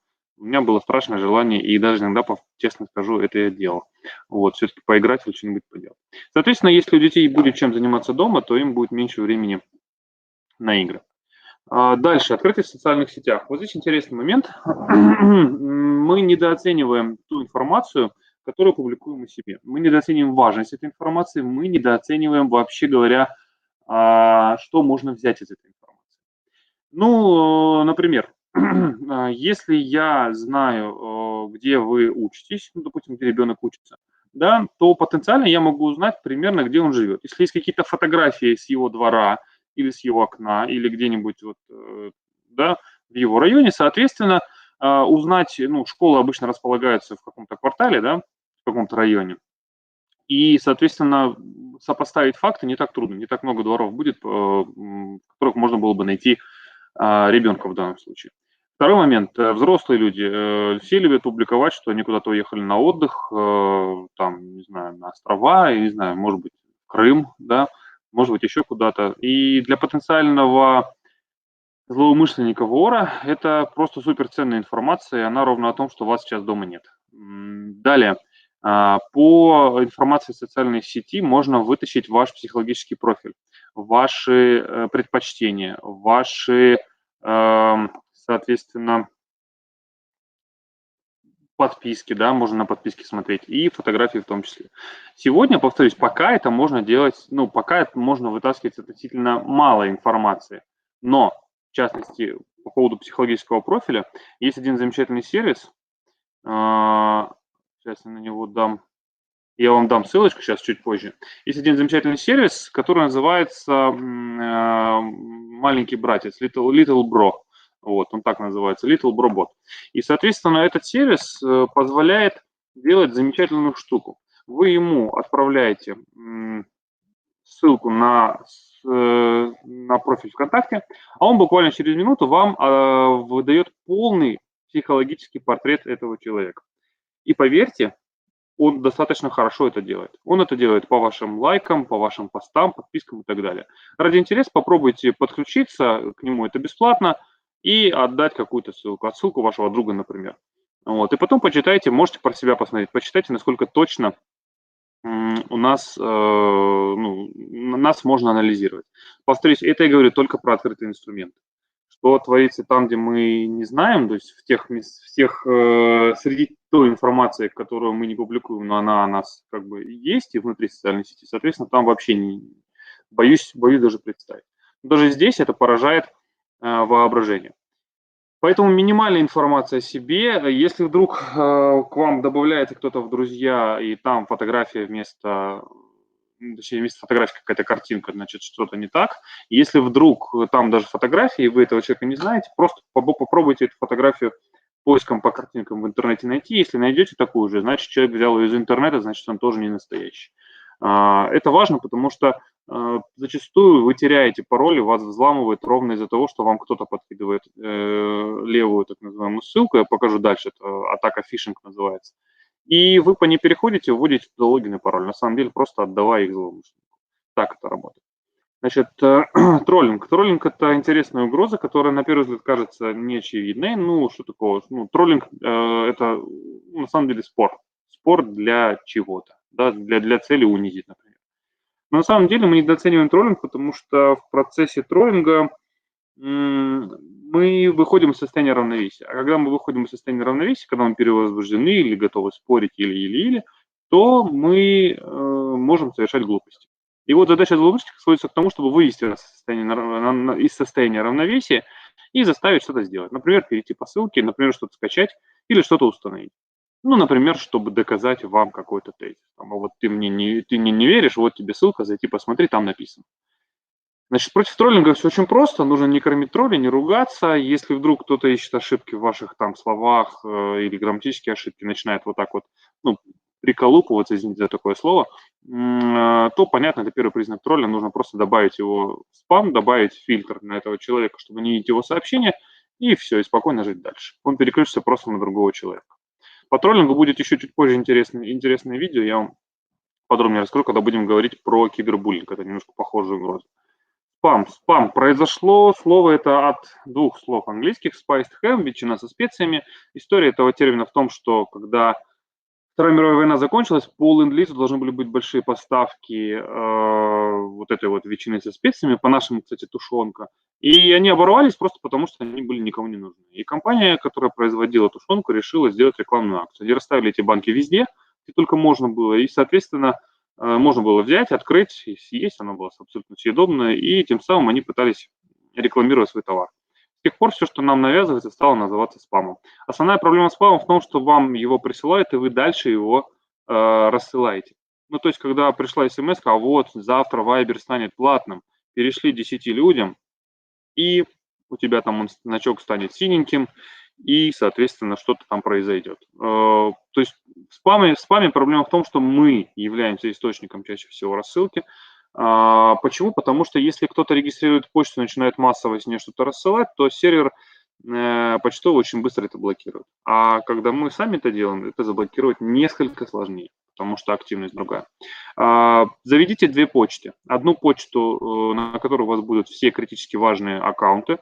Это почта, социальные сети, может быть, банк, еще что-то, там, где вы регулярно пользуетесь, там, вебинарные комнаты, например. И заведите второй почтовый ящик, на который вы будете сводить все ваши подписки и другие вещи. Соответственно, в случае, если взлом произойдет с этой стороны, чаще всего это так и происходит, то злоумышленник получит доступ к почтовому ящику, на котором важной информации не будет. А вы тем самым разделите свое пространство на две важных части. Та, где есть чувствительная информация, и та, где чувствительной и важной информации нет. Будете в безопасности. Кибербуллинг – новая угроза. Она связана с тем, что через интернет, ну, по сути, буллинг – это травля, если переводить. Через интернет злоумышленники доводят детей, людей до состояния бешенства, так будем говорить, да, до состояния, в котором можно заставить их что-то сделать нехорошее. Это опасная угроза, на самом деле, потому что детей цепляют на крючок таким образом. Ну, сначала нужно какую-то информацию узнать о ребенке, причем такую, которую он бы не хотел, чтобы родители знали, например, плохая оценка. А дальше, зацепив его на крючок, говоря, что если он там не сделает чего-то, то это будет рассказано родителям, дальше, уже шантажируя его, использовать в своих целях. Это печально, конечно, но, к сожалению, такой момент тоже есть. Против кибербуллинга не отвечать на оскорбления, не ругаться. Если вдруг... Самое важное, что мы детям объясняем всегда, что такие вещи, когда они серьезные, они уголовно наказуемы. И дети должны иметь возможность спокойно посоветоваться, рассказать родителям, администрации об этом, зная, что им, детям, за это ничего не будет. Потому что во все закрытые группы взрослые попасть не всегда могут, а дети, они внутри этого, и они быстрее могут нам, скажем так, семафорить, да, рассказывать об этих проблемах. Есть интересный пример, я сейчас вам включу небольшой видеоролик, в котором рассказывается, как защищаться от буллинга и от троллинга. 2 минутки буквально. Call me an idiot. You're an idiot. What'd you say? You're an idiot. You're an idiot. You're ugly. That hurts my feelings. Yeah, like I care. I'm gonna get you in trouble. Sure, short stuff. I'm taller than you. Shut up. You call me an idiot one more time and I will windmill kick your face. Like I care. Like you could do anything in those clothes. These clothes are freaking awesome, okay? Sure, plaid and sweater vest. Oh, you have eyes. You can see. Stop being mean. I hate your face. Stop being mean. I hate blonde people. All right, give her a big hand clap. She did great. I tried to stop you. I couldn't. You did a great job. We're going to play one last time. Same rules. You can call me an idiot. I'm going to try to stop you. Don't let me stop you, okay? You keep being mean to me. You think I can stop her? No. No. All right, I'll try. Here we go. On the count of 3, everyone say action. 1, 2, 3. Go ahead and call me an idiot. You're an idiot. Oh, you think I'm an idiot? Yeah. Yeah, sometimes I do stupid things. That's true. Yeah, you do. You always do stupid things. I know. You're so smart. You're so lucky. Yes, I am. You're awesome. Thank you. And you're not. I know. We established that. Cool. Look, my happiness is not based on whether you think I'm cool or not. I'm going to be happy even if you hate my guts. Okay. And I'll always be nice to you, sweetheart. Okay. No. Isn't she lovely? Thank you. You're welcome. I won. Give me a big hand clap. That was awesome. Ну, то есть простой пример, когда реально мы видим, что добро и не зло в данном случае, оно побеждает, причем в хорошем смысле. Просто потому, что на это ответить грубость очень трудно. Вот. Это хороший пример, который в жизни вообще работает не только в интернете. Он везде и классно, очень хорошо отрабатывает. Нам это важно знать, нам этим нужно пользоваться, и детям это тоже важно знать. Против вирусов нужно всего лишь установить хороший антивирус. Под хорошим антивирусом я не буду рекламировать Касперского, хотя он действительно хороший. Вот. Но лучше всего всегда понимать, что вы скачали откуда и зачем вы устанавливаете ту или иную программу. А очень важно еще смотреть, когда вы устанавливаете программы, на галочки разнообразные, что вам еще предлагается установить в довесок. Потому что чаще всего нелегальные программы попадают из-за того, что мы их вот таким образом устанавливаем. Помните, что если антивирус даже у вас установлен, и все у вас хорошо вроде как, когда вы запустили программу и дали ей права администратора, это значит, что она может с компьютером делать все, что угодно. И никакой антивирус здесь стопроцентной гарантии не даст. Поэтому самый лучший антивирус – это наша голова. Как бы кто бы что ни говорил. Фишинг – это угроза, когда под настоящие сайты маскируют сайты злоумышленников. Ну, то есть вы открываете сайт, он выглядит как ВКонтакте, как Facebook, как любой другой ресурс. А если в адресную строку посмотреть, то вы увидите, что там не настоящий адрес, не настоящий сайт. И когда вы вот на такой сайт вводите логин и пароль, фактически вы просто отдаете его злоумышленнику. 90% взломов происходит именно так, через фишинг. Смотрите всегда в адресную строку, если там есть буковка S и зелененький замочек, это значит, что защищенное соединение, это значит, что, скорее всего, сайт настоящий, хотя тоже могут быть трудности. Если вдруг нет замочка и нет S, ни в коем случае ни логин, ни пароли, никакую чувствительную информацию, никакие персональные данные свои на таких сайтах вводить нельзя. Это значит, что когда вы отправите данные, они в открытом виде дойдут до сервера, а все, кто как бы по цепочке могли его передавать, провайдер или злоумышленник, они по сути увидят их в открытом виде. Так делать нельзя. Вот. Лучше 10 раз проверить, и, 7 раз отрезать, и отмерить, и 1 раз отрезать. Тогда вы будете в безопасности. Значит, взлом подразумевает здесь такую историю, что у нас простые пароли. И с паролями рекомендации очень простые, с одной стороны, с другой стороны придется немножко так подумать, чтобы придумать хороший пароль. Ну, во-первых, разные пароли для разных сайтов нужно использовать. Ни в коем случае не один пароль для всех. Я думаю, вы понимаете, почему. Во-вторых, в паролях не должно быть ни даты рождения, ни номера телефона, ни фамилии, ни имени вашего. То есть никакой информации, которая с вами ассоциируется. Потому что тогда подобрать пароль гораздо проще. Пароли нужно менять хотя бы раз в полгода, а еще лучше раз в месяца в 3. Вы, конечно, справедливо зададите вопрос, а как же придумать такой сложный пароль и его не забыть? Я вам дам несколько примеров, чтобы вы поняли, как это работает. Ну, во-первых, первый пароль справа наверху – это если вы включите английскую раскладку и по-русски будете набирать GTA 5 хорошая игра, это так, шуточный пароль был придуман, но в принципе он неплохой, хороший, он рабочий. Дальше, следующий пароль 10, вот это вот ЕКЛП, он кажется неочевидным набором букв, но на самом деле я всего лишь взял известное всем стихотворение «У лукоморья дуб зеленый, золотая цепь на дубе том», взял по первой букве от каждого слова и просто написал на английской раскладке. Если вы сделаете так, вы увидите то же самое. Следующий пример. СЕХОДЕ 040417. Я когда делал эту презентацию, как раз было 4 апреля 2017 года. Сегодня хороший день. Это сокращение от 3 слов. И последняя фраза – это «завтра будет лучше, чем вчера». То есть общий подход такой. Берете фразу, которую вы точно не забудете, берете от нее 2-3 буквы, соединяете в пароль, можете на английской раскладке написать, и получаете хороший, надежный пароль. Это может быть стихотворение. Второй блок скоро будет, я, наверное, через 3-4 минутки закончу. Этот блок... вы меня сбили. В общем, такие пароли реально можно очень легко и быстро придумывать и запоминать. Один момент, который у нас возник, он и был на самом деле, но сейчас возник остро, это защита персональных данных и передача персональных данных. Есть проблема. На самом деле, когда мы отчетность всю или данные о учениках, оценки, о состоянии здоровья или еще что-то передаем через интернет, по сути, мы нарушаем законы персональных данных. Все это должно очень корректно, грамотно обрабатываться на специальных серверах, на специальных, как сказать, на специальных программах. И если просто через интернет в Google документах или еще где-то вот так отправлять, то это, по сути, серьезное нарушение. Потому что, по сути, вы открытыми каналами связи передаете важную информацию. Этого делать нельзя. У нас, к сожалению, полной инфраструктуры сейчас пока нет, но что можно сделать уже сейчас? Про 10 способов чуть позже. Значит, что можно сделать уже сейчас? Если нужно передать данные там, о фамилии, об имени или об оценках или еще о чем-то, лучше хотя бы по телефону. Не через интернет, не заполнять. Я понимаю, что неудобно, но вот так.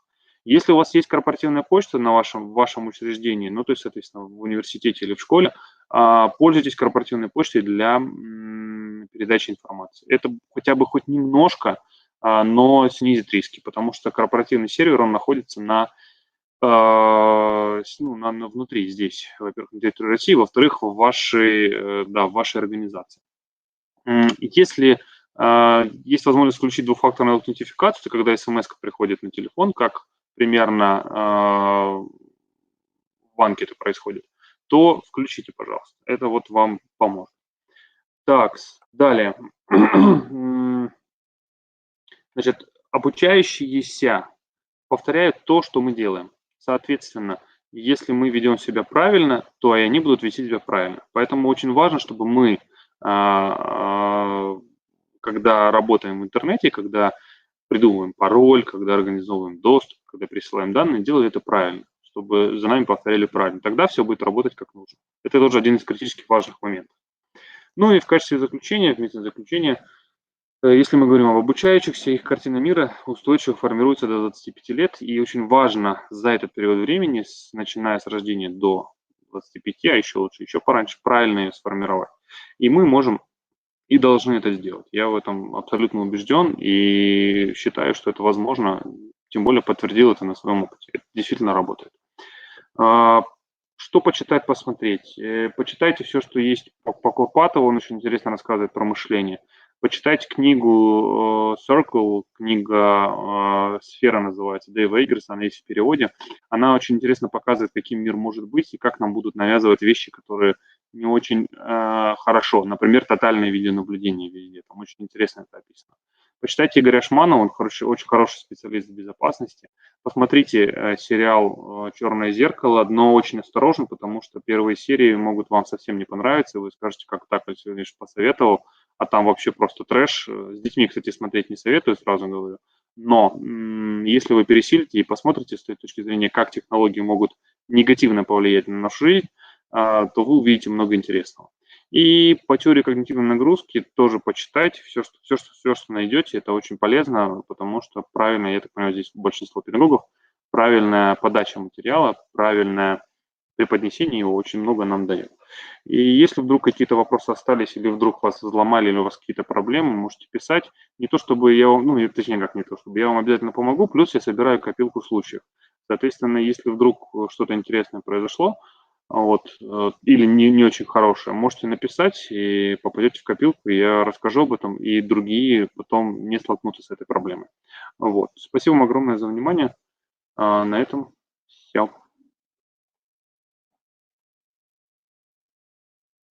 Владимирович, мы благодарим вас за такое содержательное выступление, действительно очень полезное. Каждому из нас даны рецепты, которые позволят обеспечить нашу с вами безопасность, в том числе и в сети.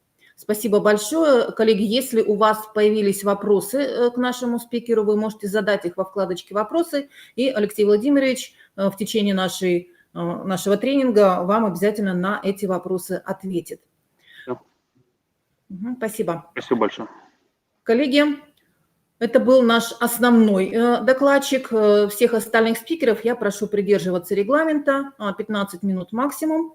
И далее мы предоставляем слово нашим коллегам из компании «Интерактивные системы», город Екатеринбург. Павел Геннадьевич Быков и Константин Григорьевич Мухин к нам подключаются. Пожалуйста, коллеги. Вам слово. Слышно нас, да? Нас слышно? Да, видно вас хорошо, слышно вас хорошо. Да, мы помним ваш приезд в наш город на нашу юбилейную стратегическую конференцию и очень рады вас снова видеть. Мы тоже помним, всегда добрым словом упоминаем. Да, спасибо большое основному спикеру про российский, зарубежный опыт безопасности. Это все действительно очень важно. Ну, нам бы хотелось перейти ко второй части данного семинара. Да, мы хотели больше поговорить по теме «Эффективный учитель для эффективной школы» и про дистанционное обучение, которое сейчас стало для нас реальностью, с которым мы все столкнулись. Да. Мы вместо презентации подготовили видеообращение. Вот давайте сейчас его тогда посмотрим. Оно небольшое, 12 минут, а после у нас останется немного времени, чтобы ответить на ваши вопросы, которые вы можете писать в чат в ходе видео. Так, давайте сейчас мы включим.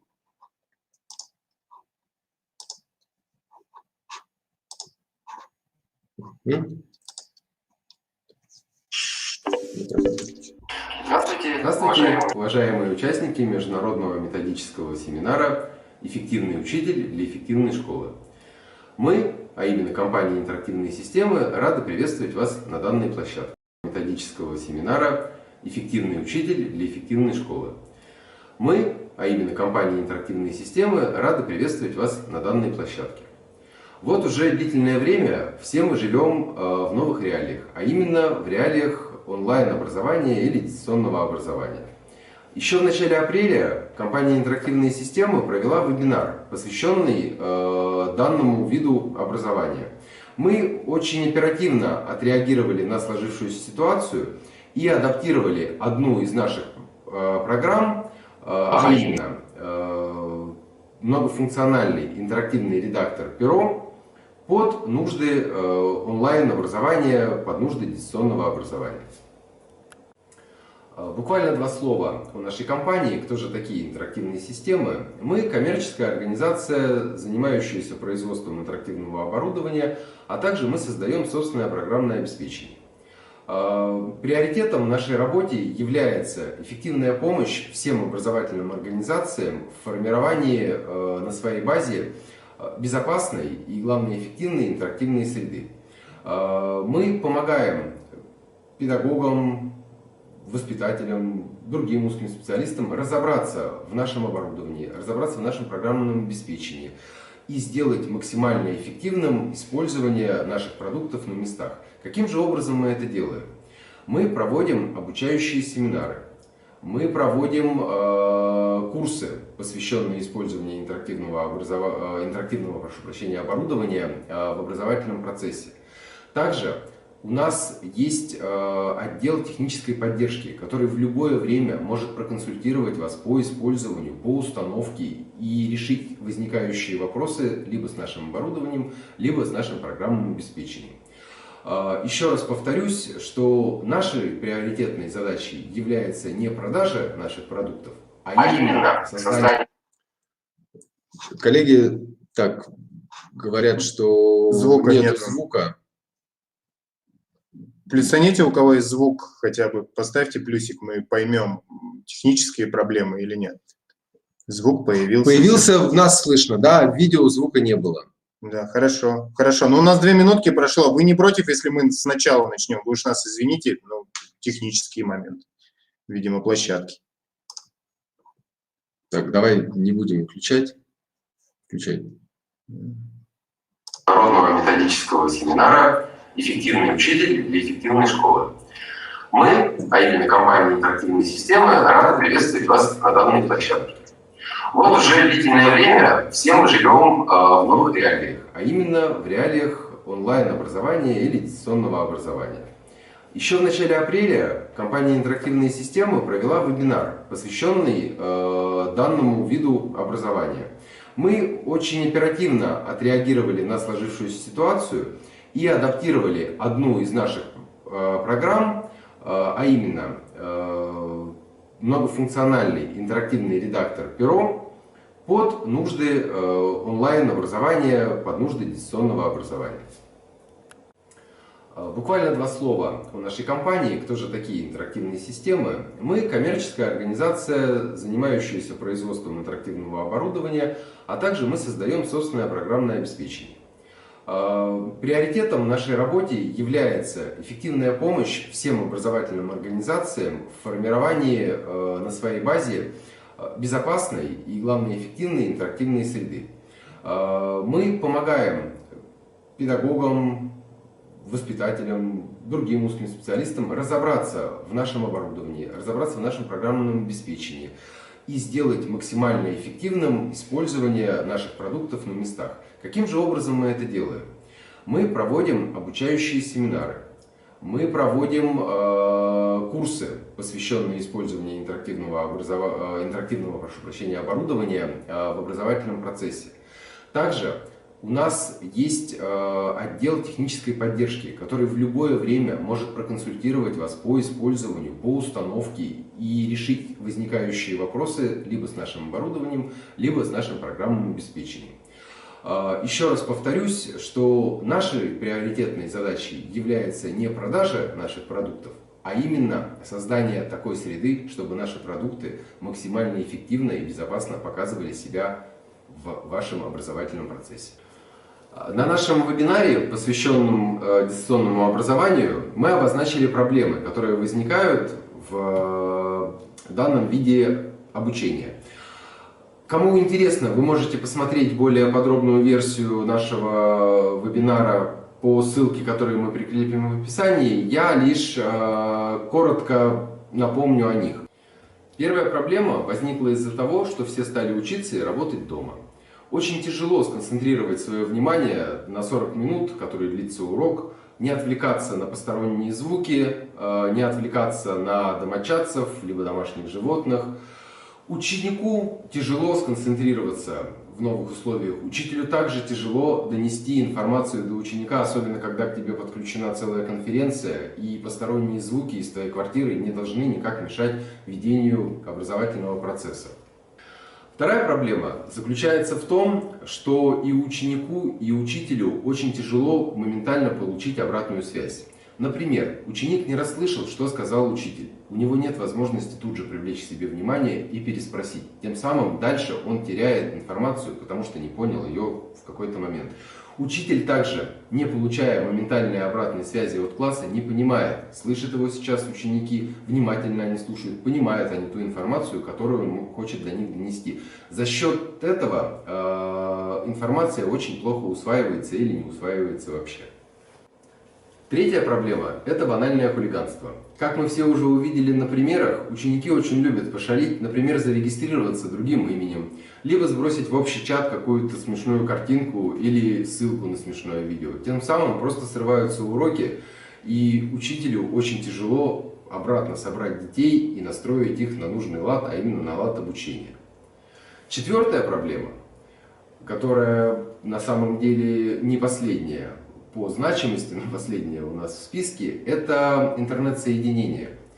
Очень часто, как раз таки из-за того, что все стали учиться и работать из дома, интернет стал падать, качество связи ухудшается, тем самым ученикам нет возможности в нужное время подключиться к уроку. Хуже, когда учитель не может провести урок из-за того, что у него отключили интернет или просто сигнал не позволяет в режиме онлайн вести урок. Компания «Интерактивные системы» увидела решение данных проблем в смещении фокуса с онлайн-урока на дистант, а именно подготовка заранее урока и запись его при помощи специализированных программ. Одним из таких инструментов является многофункциональный интерактивный редактор Перо, в котором есть функция записи видео. Ознакомиться с полным функционалом данной программы вы можете на нашем сайте в разделе «Видео». И даже скачать Перо Lite для собственного использования бесплатно на 180 дней. На вебинаре, который мы провели в начале апреля, всем нашим слушателям и социальным партнерам мы раздали программу Перо Lite. Педагоги внедрили ее в свой образовательный процесс и на практике убедились в том, что эта программа действительно помогает решить обозначенные нами ранее проблемы онлайн-образования. Вы тоже можете в этом убедиться, а также ознакомиться с опытом педагогов на представленных ниже YouTube-каналах, куда они выкладывали созданные при помощи программы Мир Перо уроки. Итак, вот примеры каналов, на которых вы можете увидеть видеоролики с готовыми занятиями, созданными в программе Перо. Первый канал нашей компании «Интерактивные системы». Здесь вы можете увидеть плейлист «Сделано педагогами». Сюда попадают видеоролики, созданные в программе Перо с помощью программы Сова. Канал Ольги Викторовны Зайцевой, школа номер 32, город Краснотурьинск. И канал Натальи Александровны Хисамединовой, школа номер 23, город Екатеринбург. Список каналов будет пополняться, мы будем добавлять также видео на наш канал в раздел «Сделано педагогами». Следите за новостями. Обращаем ваше внимание, что педагоги использовали не только программу Перо, а совмещали ее с офисными программами, с другими обучающими программами, а также с интерактивным редактором Сова. Что же такое интерактивный редактор Сова? Интерактивный редактор Сова – это инструмент, позволяющий учителю создать собственный интерактивный урок, не обладая при этом какими-то специальными навыками программирования, а будучи обычным пользователем персонального компьютера. Создавать собственные интерактивные уроки зачастую просто нет времени. Поэтому интерактивный редактор Сова включает в себя в игровой центр, в котором есть огромное количество уже готовых, созданных по ФГОС уроков на любой предмет. И плюс к этому интерактивный редактор Сова позволяет редактировать уже готовые уроки, адаптируя их под ваши собственные нужды. Изначально программа Сова была разработана как интерактивный редактор для использования на местах, а именно на интерактивном оборудовании. Но новое время диктует нам новые условия. И сейчас компания «Интерактивные системы» разработала веб-версию, которая дает возможность использовать программу Сова и для дистанционного обучения. А именно, при помощи веб-версии ученики могут открыть предложенный учителем урок на своих ноутбуках или персональных компьютерах, находясь дома, и полностью пройти его. Кстати, вы первая аудитория, которой мы сообщаем о нашей новинке, о выпуске веб-версии Сова. Для того, чтобы не пропустить ее релиз, подпишитесь на обновления на нашем сайте. Мы все уверены, что 1 сентября мы вернемся в классы и продолжим обучение в уже привычном нам формате. Но дистант никуда не денется, он останется. И все наши новинки, все наши доработки в нашем программном обеспечении будут актуальны. Но в классе мы все-таки напоминаем, нужно использовать современное, безопасное и эффективное интерактивное оборудование. Одним из таких решений является программно-аппаратный комплекс Colibri Class. Данное решение исключает все недостатки комплекта интерактивной доски и состоит из двух составляющих. Из аппаратной части и программной части. Поподробнее остановлюсь на аппаратной части. Аппаратную часть данного решения представляет современная интерактивная панель, сделанная с учетом всех необходимых требований безопасности. А это мощный встроенный компьютер на базе Windows, прочное защитное стекло, экран с высоким разрешением и единственная кнопка включения-выключения данного устройства. Программная часть состоит из набора офисных программ и набора программ, необходимых для использования в образовании, а именно интерактивного редактора «Сова», про который мы рассказывали ранее, многофункционального интерактивного редактора «Перо», про который мы тоже говорили, и набора программ «Инженерная школа». Более подробно познакомиться с решением Колибри Класс вы также можете на нашем сайте в разделе «Продукция», либо связавшись с нашими менеджерами по телефону или электронной почте. Заканчивая наше выступление, хочется напомнить вам, что компания «Интерактивные системы» является интегратором интерактивного оборудования в образовательный процесс. Это означает, что все проблемы, которые могут возникнуть у вас с нашим оборудованием, мы берем на себя. Также все вопросы, возникающие у вас при использовании нашего программного обеспечения, мы тоже решаем.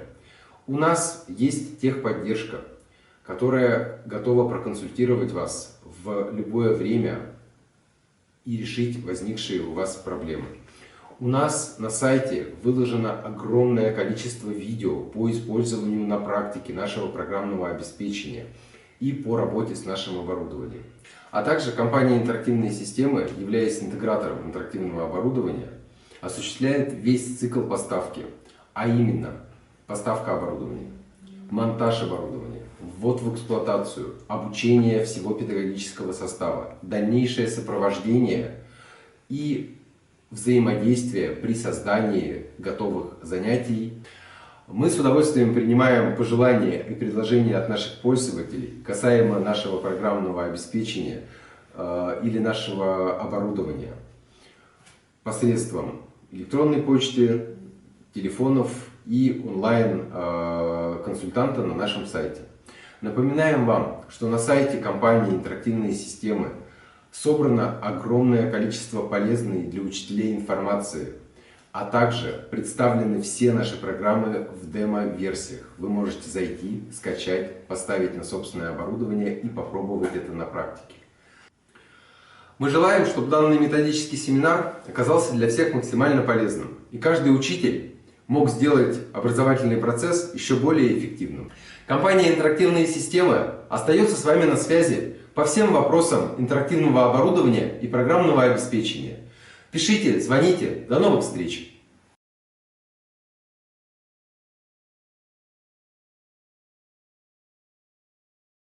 Всем спасибо за внимание. 2 минуты буквально мы еще потратим, буквально даже, наверное, одну.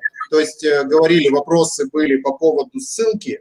Да, вы можете скачать, спасибо, что прислали ссылку на видео. Если необходимо будет видео, сейчас что-то не успели, вы также можете написать нам на почту, и мы отправим ссылку на видео. Ну и в заключение могу сказать, что лучше, чем реальный Павел Геннадьевич, так семинар не прочитает, как электронный Павел Геннадьевич. Мы вам представили просто пример, как можно. Мы это при помощи программы «Сова» записали, точно так же можно записывать так называемые стримы, видео и отправлять своим ученикам при помощи бесплатной программы. Пожалуйста, обращайтесь, сделано для вас. Все, вся информация есть. Спасибо большое. Спасибо большое, надеемся, что было полезно. До свидания. Спасибо, ребята, за полезную информацию. Я думаю, примем ее к сведению.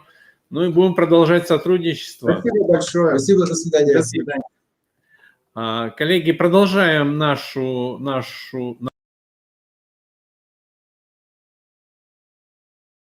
с безопасной цифровой образовательной средой – это лицензионное программное обеспечение.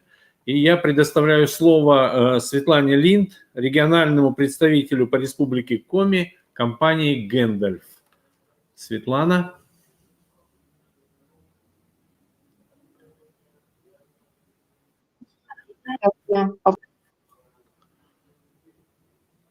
Нет, Павла, закрой. Угу. Да, все отлично, видно. Ага, сейчас я включу свою презентацию. Так, сейчас. Коллеги, в чате можете откликнуться. Видно, слышно ли Светлану и видна ли ее презентация. Мы видим, у нас все видно, слышно. Да, пошли плюсики. Угу. Светлана, тебе слово, пожалуйста. Да. Добрый день, коллеги, добрый день, сотрудники образовательных учреждений. Сегодня я хочу проговорить про продление программного обеспечения в образовательных учреждениях на 2020 год. Основные аспекты, ну, немножко фактов. Так, сейчас. Угу. На 2007-2010 год был федеральный проект по программе «Первая помощь». Компания Microsoft полностью обеспечила все российские школы программным обеспечением. Это стандартный базовый пакет программного обеспечения в рамках проекта «Первая помощь». Срок лицензий истек, и решение приобретать бессрочные лицензии либо заключать новые соглашения. И с 2011 по 2020 год продление соглашений происходит на региональном, муниципальном уровнях, либо школы продлевают самостоятельно. Если говорить в частности про Республику Коми, то ситуация такая, что в 2018 году в Республике Коми Министерством образования была осуществлена поставка лицензионного программного обеспечения по программе «Первая помощь», и были обеспечены лицензиями все образовательные учреждения Республики Коми. В 2019 и 2020 годах образовательные организации Республики Коми продлевают лицензионное программное обеспечение самостоятельно. На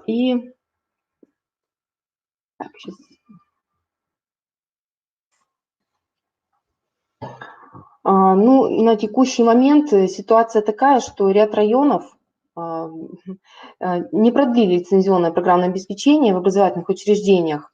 Вот справа в таблице можно увидеть районы, да, данные. И хотелось бы обратить внимание, что те районы, которые не продлили лицензионное программное обеспечение, не имеют права использовать по программе, использовать лицензионное программное обеспечение, которое установлено на персональных компьютерах в образовательных учреждениях. И тут ряд районов, в какой-то более-менее степени где-то есть продление, но не в полной мере, как, например, в таблице слева, да, вот, районы такие отличники. И хотелось бы сейчас проговорить про правовое регулирование в области авторских прав. И напомнить, какими законодательными актами регулируются правоотношения в области авторских прав. Это Конституция, Гражданский кодекс, Уголовный кодекс, Кодекс об административных правонарушениях. И сказать о том, что исключительное право является у автора, да, в данном случае у корпорации Microsoft, а не исключительное право передается по лицензионному соглашению. И как раз образовательные учреждения могут пользоваться, да, когда получат данное соглашение, могут пользоваться данным программным обеспечением.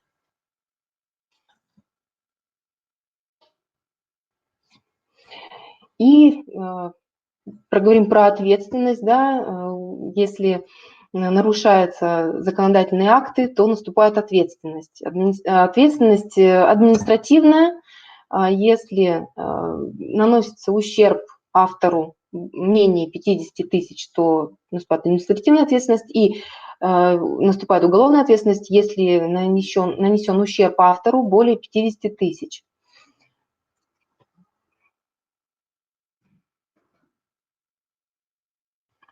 И про условия продления. Данный базовый пакет по программе «Первая помощь» включает в себя программное обеспечение, это ключи Windows 10, 8, 7 версии, и офисные приложения, это вот Office 10, 13, 16, 19 версии. И также хочется отметить, что по подписке по первой помощи дает возможность использовать и лицензию Windows XP в том числе, да, что бывает актуально для некоторых образовательных учреждений на данный момент. И стоимость, видите, что 620 рублей, то есть это одна лицензия, стоит 620 рублей. Минимальный заказ идет от 17 штук лицензий. Но если, например, нужно лицензироваться там, дошкольному образовательному учреждению, да, где менее там, 17 компьютеров, то можно делать размещение заказа на Microsoft, такое консолидирующее, да, где собираются несколько образовательных учреждений. То есть, например, есть еще ряд детских садов, у которых по 6, там, по 5 компьютеров нужно лицензировать, и это можно разместить на Microsoft, и каждый будет пролицензирован, у каждого будут свои договора, акты на передачу прав, счета и так далее. Также отмечу, что лицензируется весь парк персональных компьютеров в образовательном учреждении, все то, что находится на балансе. И срок действия лицензии вот по программе «Первая помощь» это с 1 января по 31 декабря каждого там текущего года, да, когда там продлеваются лицензии.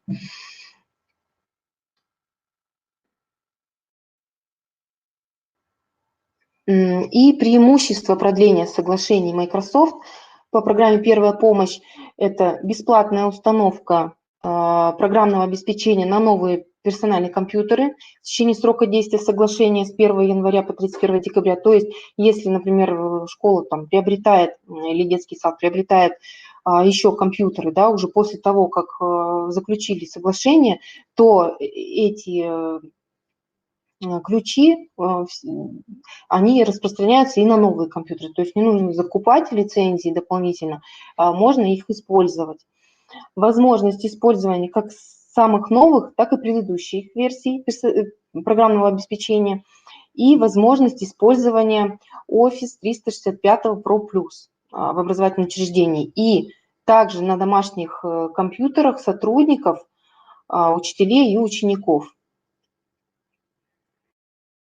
Вот, что, конечно, очень необходимо, особенно в данном режиме самоизоляции. Да? Ну, также хочу проговорить про наши контакты. Если необходимость есть в лицензиях, в продлении, консультации, то можете обращаться по данным контактам. И сейчас я передам слово моей коллеге Санкт-Петербурга, руководителю офиса в Санкт-Петербурге компании Гендальф Юлии Терентьевой. Она расскажет, как можно приобрести как раз Office 365 Pro Plus для ваших образовательных учреждений и много полезной информации. Коллеги, меня слышно?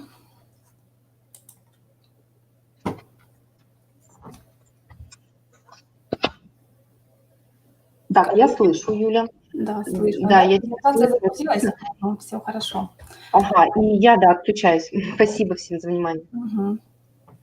Коллеги, добрый день.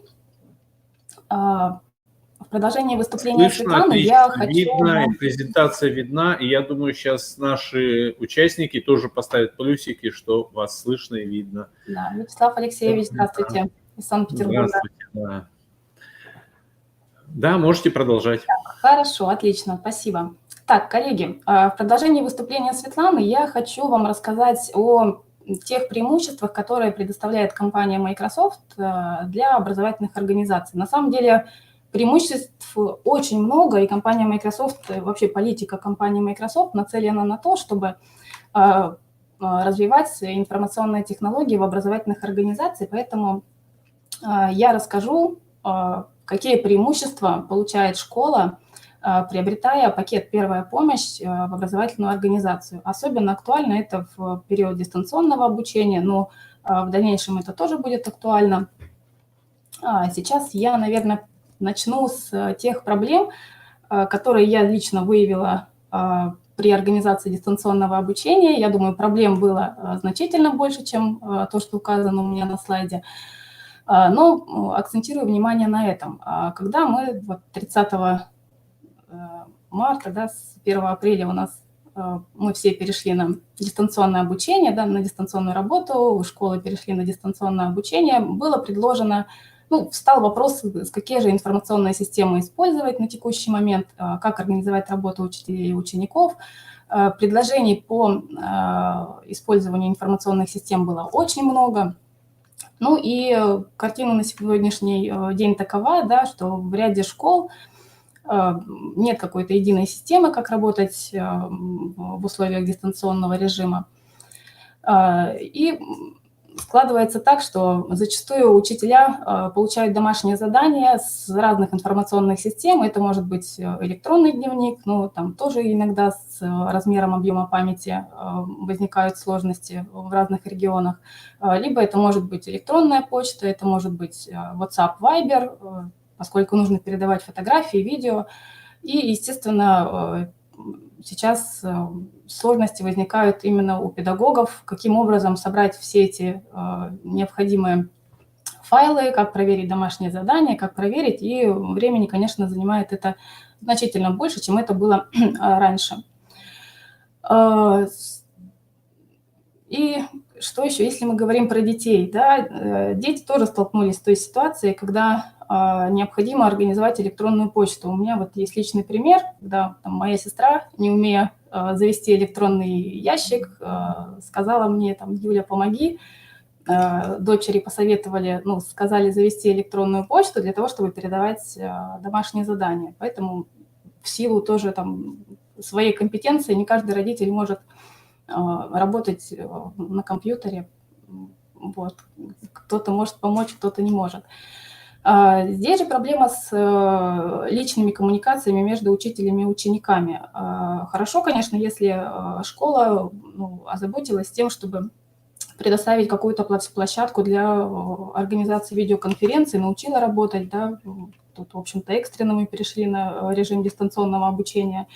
Но в ряде случаев в регионах ситуация такова, что учителя и ученики перешли просто на режим общения по электронной почте или по мессенджерам, либо через электронный дневник передают электронные материалы, и потом получают и уже проставляют в электронный дневник оценки.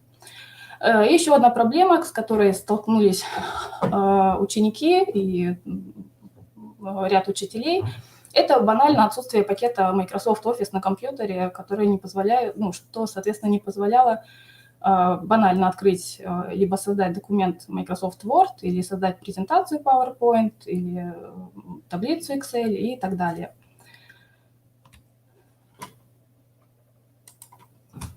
Вот. Что же такое Office 365? О нем много мы говорим, много рассказываем, наверняка вы слышали. Здесь бы хотелось обратить внимание, что набор приложений Word, Excel, PowerPoint, Outlook, да, про которые я говорила, это не есть Office 365, поскольку Office 365 – это намного больше. Это та система, которая включает в себя значительно большее количество приложений для различной работы. Ну, вообще Office 365, состав пакета Office 365, он будет зависеть от выбранного плана, как для образовательных организаций, для коммерческих организаций, это может быть план для студентов. Ну, какие вот, собственно, основные приложения, которые туда входят, это приложение Word, Excel, PowerPoint, которое можно установить на компьютер, Outlook и OneNote, средства коммуникации Microsoft Teams, тоже мы проводим с Microsoft вебинары регулярно, и на базе Крiro с этим вы можете ознакомиться. Дальше хранение документов OneDrive, ну и ряд облачных сервисов, которые доступны только через веб-интерфейс, то есть без установки на компьютер в случае, если есть интернет. Также Word, Excel и PowerPoint в режиме онлайн будут доступны, коммуникации Teams, Exchange, почта электронная, OneDrive, Forms, приложение Sway для презентаций, процессы Flow, SharePoint онлайн, это веб-портал, на котором можно организовать целый портал школы, и разработка приложений WebApp. Сейчас мы поговорим про два разных пакета, в чем отличие между двумя разными пакетами для установки на компьютеры. Это Office 2016, ну и либо сейчас последняя версия Office 2019 Pro+. Это тот пакет, который входит в состав пакета «Первая помощь», вот то, о чем Светлана рассказывала, да, когда школа получает лицензию, получает ключи, и им непосредственно доступны для установки Office 16 либо 19 Pro+. И несколько другой пакет Office 360 Pro Plus. Сейчас мы проговорим, в чем же тут отличие. Ну, начнем с тем, в чем их сходство. Ну, во-первых, это набор приложений Office, и в том случае они включают в себя все приложения Office для возможности установить на ваши персональные компьютеры. Все обновления безопасности есть в обоих пакетах, которые позволяют работать корректно всем приложениям. Если мы говорим про новый функционал, то вот как раз новый функционал, он будет доступен только в приложении Office 365 Pro Plus.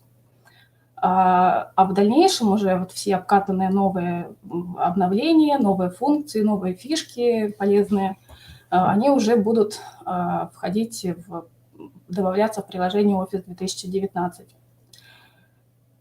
Если мы говорим про установку на компьютерах, то в случае, если имеется в школе Office 2016 либо 19 Pro Plus, то, соответственно, одна лицензия устанавливается на один персональный компьютер. Если же есть Office 365 Pro Plus, то в этом случае одну лицензию мы можем установить на 5 компьютеров и на 5 мобильных устройств. Разница в активации. 16-19 Office, они активируются с помощью ключа, а Office 365 Pro Plus, он будет активироваться с помощью учетной записи, логина и пароля, который выдается в системе Office 365. Что получает школа при покупке пакета «Первая помощь»? Какие преимущества? Ну, во-первых, школа получает, вот вспомните, я в начале говорила о том, что Office 365 имеет разные планы, там разный состав продуктов. Ну, вот в частности, если школа покупает пакет «Первая помощь», то школе доступен бесплатно Office 365 план А1. Он абсолютно бесплатно доступен каждой образовательной организации. Вот, соответственно, получая первую помощь, вы имеете пакет Office 16 и 19, я не говорю про Windows, который тоже там доступен, но в данном случае школа может установить Office 16 и 19 только на школьные компьютеры, в рамках организации, где одна лицензия соответствует одному компьютеру. Но также, помимо того, что школа приобретает программное обеспечение на свои компьютеры, она может обеспечить приложениями Office 365 Pro Plus для установки на ПК всех учителей, которые работают в школе, и всех учащихся на время учебы. Причем каждый из них может установить пакет Office на свои компьютеры, на 5 компьютеров и на 5 мобильных устройств. Это на самом деле очень классный бонус, который может школа предоставить всем участникам образовательного процесса в своей организации и повысить значительный уровень в области информационных технологий всего педагогического сообщества. Так, здесь же также доступны приложения OneDrive, OneNote, Teams, которые возможно использовать как на школьных ПК, так и на домашних ПК. Все облачные сервисы, они также доступны. Хороший бонус в качестве 1 терабайта хранилища OneDrive на каждого пользователя и 50 гигабайт почтовый ящик на пользователя. Как же получить Office 365 Pro Plus образовательной организации на текущий момент? Ну, во-первых, у школы должен быть приобретен пакет «Первая помощь». Далее вы разворачиваете у себя Office 365 план А1. Здесь на слайде представлена инструкция. Я думаю, что рассылка будет данной презентации, и вы можете пошагово, очень подробная инструкция, по этой инструкции развернуть Office 365. Далее необходимо добавить в систему домен школы. На текущий момент по политике Microsoft очень важно, чтобы домен был приобретен по документам именно на образовательную организацию, а не физическим лицом. Сейчас, к сожалению, есть такая проблема, что домен организации ежегодно приобретается, например, директором школы или информатиком, а по факту на нем висит сайт образовательной организации. Вот когда мы добавляем домен в 365 Office, то Microsoft проверяет, кому же принадлежит данный домен, вплоть до того, что необходимо отправить договор купли-продажи домена в Microsoft для того, чтобы они валидировали и уже вас утвердили в качестве образовательной организации. Ну и, соответственно, если все вышеперечисленное сделано, то написать запрос на наш адрес spb@cr.obr на добавление лицензии Office 365 Pro+. И у каждого пользователя системы Office 365 вашей образовательной организации будет возможность получить пакет Office на свои домашние компьютеры. Вот, коллеги, если у вас, на этом я завершаю, более подробно о всех приложениях Office 365 можно будет послушать завтра в 10 часов, насколько мне известно, будет рассказывать представитель Microsoft Надежда Алтынова. Если будут вопросы по добавлению Office 365 Pro+, задавайте вопросы, обращайтесь. На самом деле это классно, те инструменты, которые на самом деле стоят они больших денег, а это можно получить в школе бесплатно, просто в качестве такого классного бонуса. Да, спасибо, Юлия, спасибо, Светлана. В продолжение я хочу прорекламировать. Завтра у нас будет с 10 часов утра на одной из площадок будет конкретно уже тренинг по работе в Office 365. И поэтому мы приглашаем вас, будет представитель Microsoft проводить этот тренинг, Надежда Алтынова, Юля уже вот сказала. Поэтому заглядывайте на нашу площадку завтра в 10 часов для того, чтобы поучиться работать в этом, и посмотреть преимущества работы в Office 365. Спасибо, коллеги. А мы продолжаем работу нашей площадки. Коллеги, если возникли вопросы, можно их задать в закладочке «Вопросы», она в верхнем меню вебинара. И наши спикеры еще остаются на связи и ответят на ваши вопросы, если они будут, или в чате. У нас еще одно выступление. Это Полякова Ольга Андреевна, генеральный директор Института инновационных технологий город Пермь, кандидат технических наук, доцент Пермского национального исследовательского политехнического университета. И Ольга Андреевна предоставила запись своего выступления, и мы сейчас с ней познакомимся.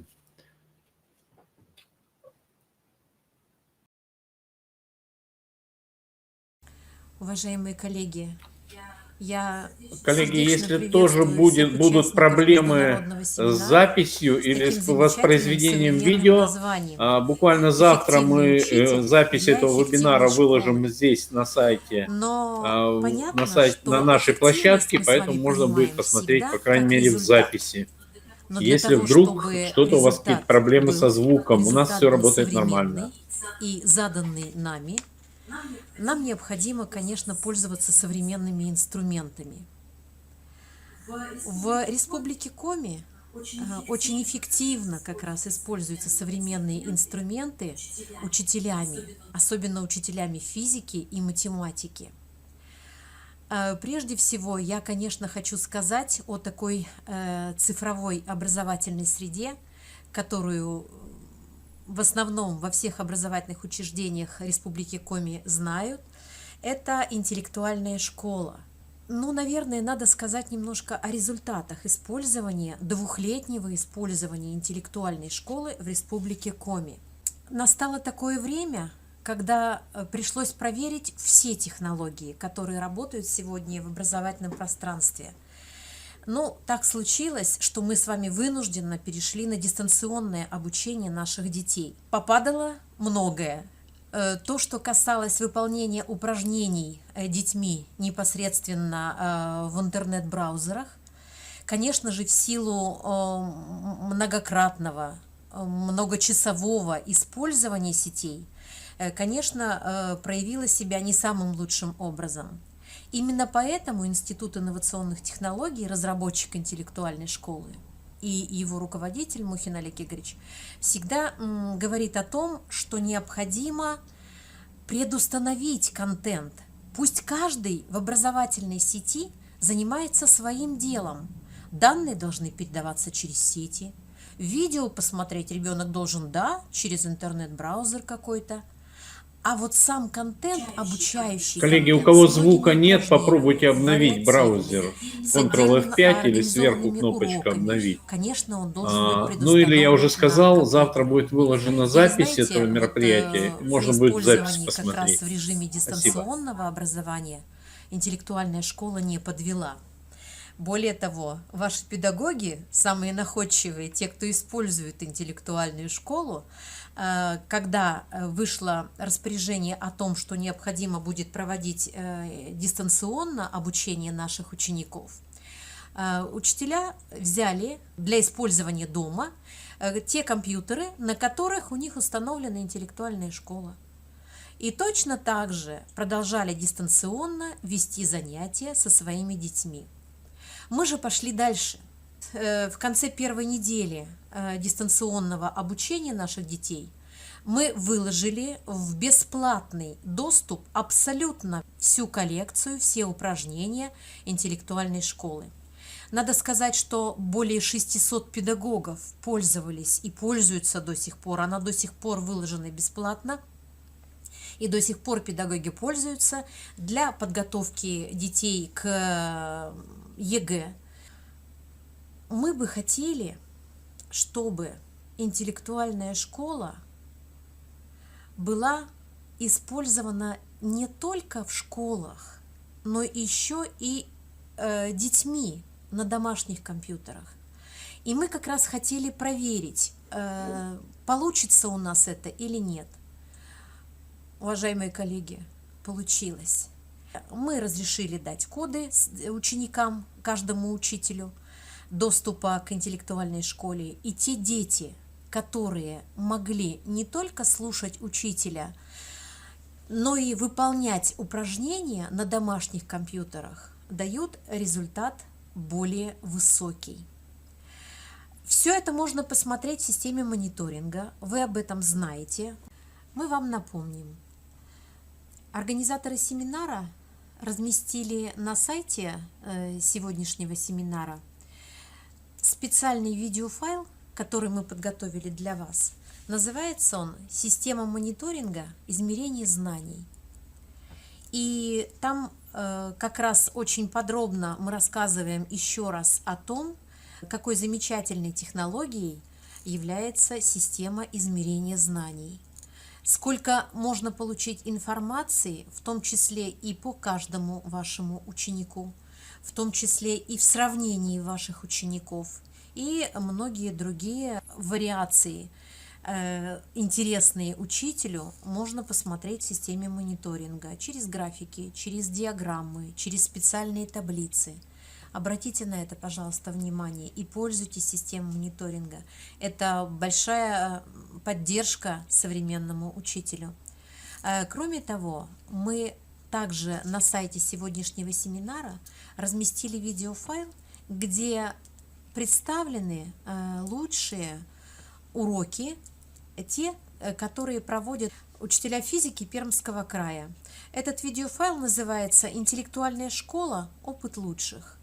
Это тоже очень интересные материалы, полезные каждому учителю.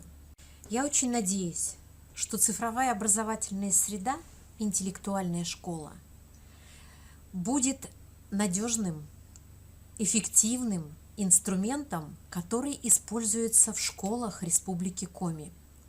На самом деле еще и мы наблюдаем очень серьезный синергетический эффект, когда и математик в школе, и физик, и химик, и учитель русского языка, и молодые учителя, и учителя со стажем используют одни и те же инструменты для обучения своих учеников.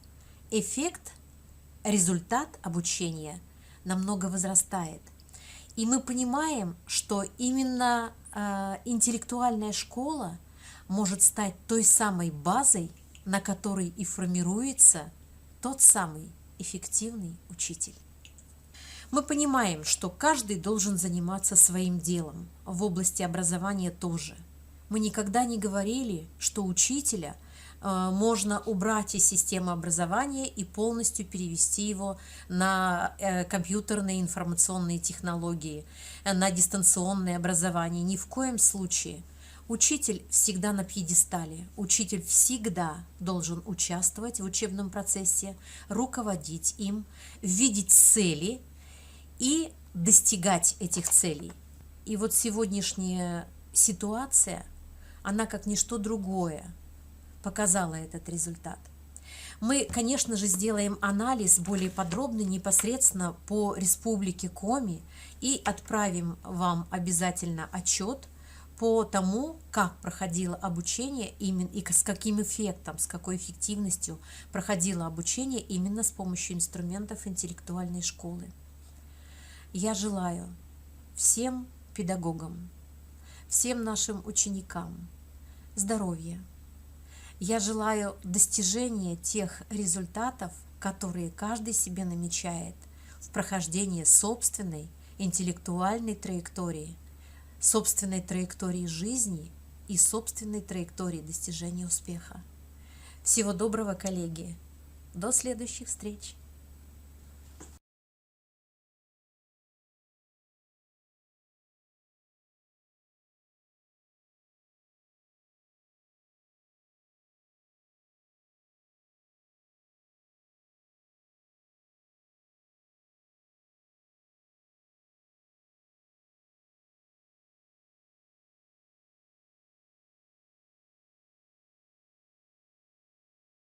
И удачного проведения лета.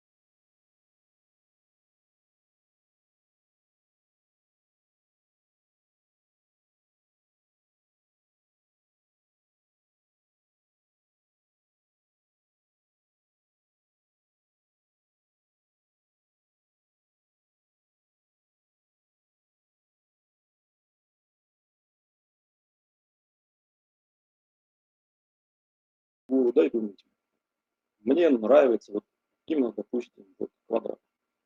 И ставите вот рядышком, ну или, соответственно, вот где-то там себе чиркаете цифру 1. То есть вы таким образом ранжируете все фигуры. Ну, допустим, вы выбрали, допустим, на первом месте у вас треугольник, допустим, на втором месте другая фигура. Нужно все фигуры проранжировать. Вы поняли задание?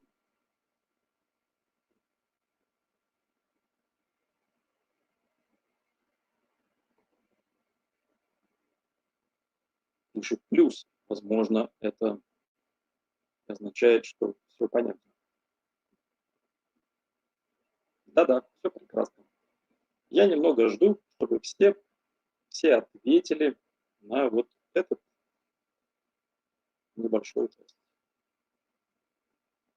Прекрасно сделано. Связь у нас, конечно, необычная, но что делать? Попробуем, постараемся решить его вот в таком формате, какой у нас вот, собственно, получился. Подождите, уже пишут ответы, я сейчас хотел... Не торопитесь, коллеги. Сделали. Я сейчас подожду, чтобы все нам дали информацию, что они все сделали. Все ли готовы?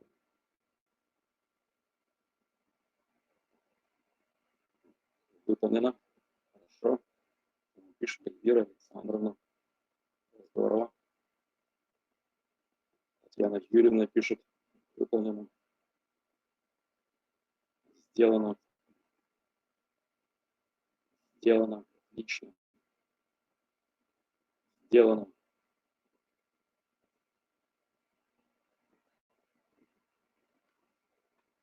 Хочется продолжение. Сделано в России. На самом деле это тест, да, российский.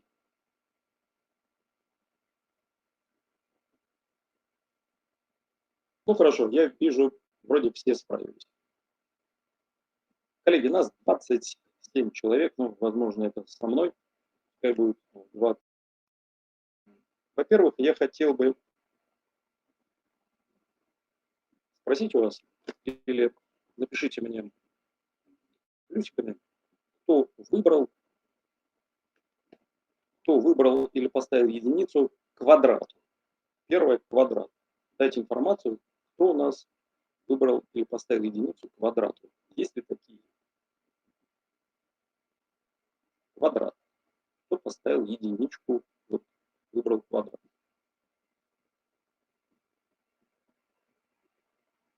Квадратный номер.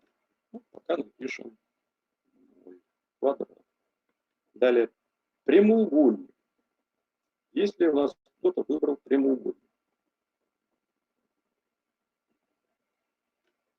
Прямоугольника вижу тоже нет. Идем дальше.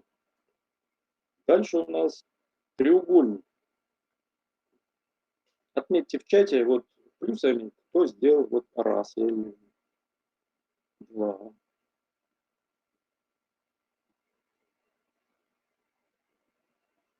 Есть у нас еще, в кавычках, треугольники?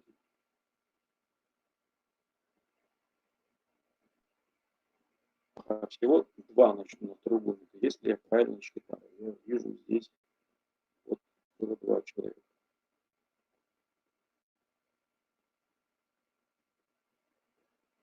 Хорошо. Далее круг. Кто выбрал круг? Раз, 2, 3, 4.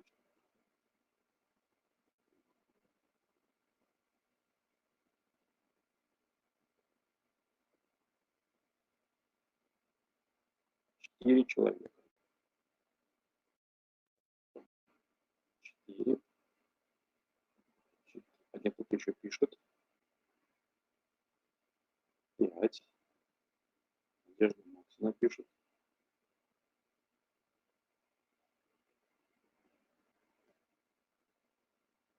4, да? Хорошо. И последняя наша фигура – это зигзаг. Кто выбрал зигзаг?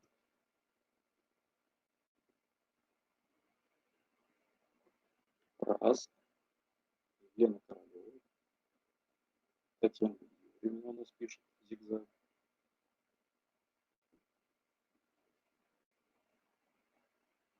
Кто-то еще выбрал зигзаг?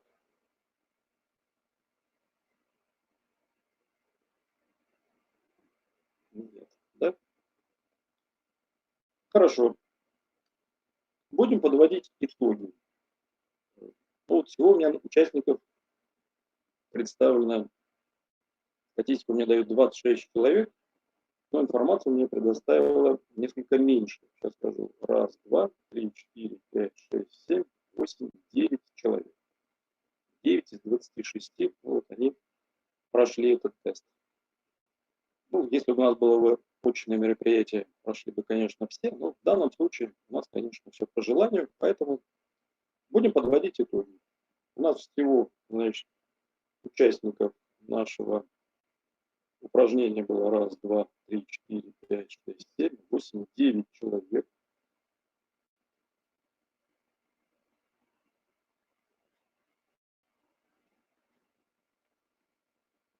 Если брать пропорцию, то коллеги, которые выбрали квадрат, у нас никого. Коллеги, которые выбрали прямоугольник, у нас тоже никого. Коллеги, которые выбрали треугольник, у нас 2 из 9. Коллеги, которые выбрали круг, это у нас 5 из 9. То есть мы видим подавляющее большинство. Да? Хорошо, это, так скажем, понятно. И последнее у нас это зигзаг, 2 из 9. Если в процентах, то это у нас треугольники, если так говорить коротко, у нас 22%. Зигзаги у нас тоже 22%. То получается в совокупности 44 и 56%. Это у нас круги. Будем.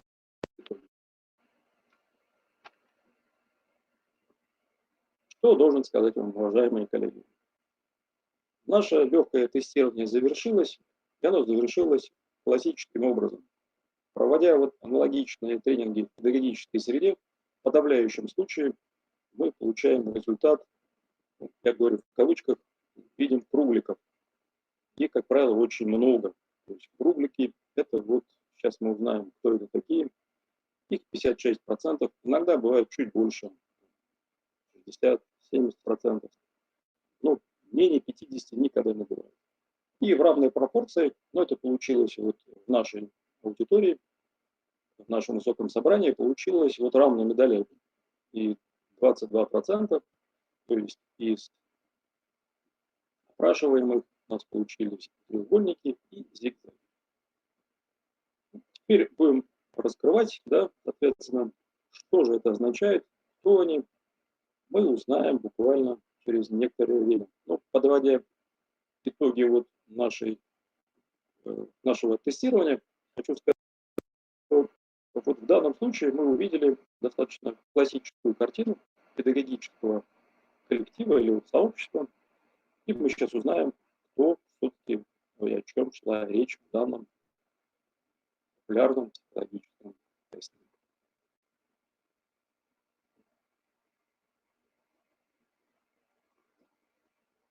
Итак, кто такие квадраты? Кто люди, кто выбирают преимущественно квадрат? Если говорить полно, то здесь представлено вот на слайде, это трудолюбивые, усердные люди.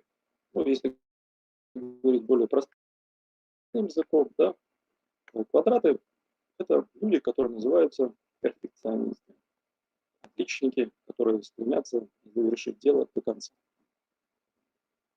Среди нас есть такие люди, ну, может быть, сегодня они вот не выбрали, или, соответственно, вот сегодня отсутствуют, но эти люди есть в образовательных организациях. Коллеги, которые занимаются вот аудитом, надзором или какими-то контрольными органами, когда вы приходите в какую-то определенную образовательную организацию и видите в рабочем кабинете красивые на полках, шкафах папки, красивым образом распечатаны одним шрифтом, все отрегулировано, все подшитые документы, некоторые папки каких-то цветов, синие, красные, они подобраны по каким-то критериям. И это происходит достаточно любопытно и всегда. Эти люди, они нам дают возможность существовать в том плане, что они нам дают возможность сделать эту работу до конца. Сложно дать человеку проектную работу, которую нужно сделать, отправить завтра. Перфекционист может не успеть. Он скажет, я не выполнил работу, потому что она не того надлежащего качества. В этом плане квадраты, они восхищают нас, в том плане, что они делают работу максимально эффективной. Это такие трудоголики, да, которые вытягивают на себе огромный функционал, в том числе вот образовательной организации. Далее прямоугольники. Прямоугольники, говоря современным языком, это новаторы. Новаторы – люди, стремящиеся сделать проекты, да, то есть люди проектного плана. У нас тоже есть такие представители в нашей профессиональной среде, которые умеют делать разные проекты, разнообразные. Они успевают это делать. Да. То есть это мультимашина. Он может одновременно делать несколько задач. Простых, ну, он все это помнит, выполняет, помнит дедлайны по каждому проекту, каким-то образом умудряется все это выполнять. Это у нас были вот квадраты и прямоугольники. Среди нас их нет, но я так немного формирую интригу, чтобы мы подошли теперь к главному, а именно треугольники, круги и зигзаги. Сегодня, сейчас мы это узнаем. Итак, треугольники. Напоминаю, у нас было два треугольника, 22%. Треугольники – это классические лидеры, то есть это вот такие руководители, которые, я их называю, руководители стрела, то есть они достигают цели при любых обстоятельствах. Треугольники очень сильные вот, руководители в том плане, они очень целеустремленные. У них есть для этого такая необходимая компетенция. То есть они понимают, есть цель, они должны ее достичь. Иногда треугольники проявляются в очень раннем детстве, то есть в раннем, скажем, не проявляются с самого начала. То есть это такие вот личности, которые обладают способностью достигать целей и, соответственно, формировать вокруг себя такую определенную управленческую команду. Треугольники – это достаточно неудержимые в том плане личности, энергичные, которые вот стараются достичь этой цели. И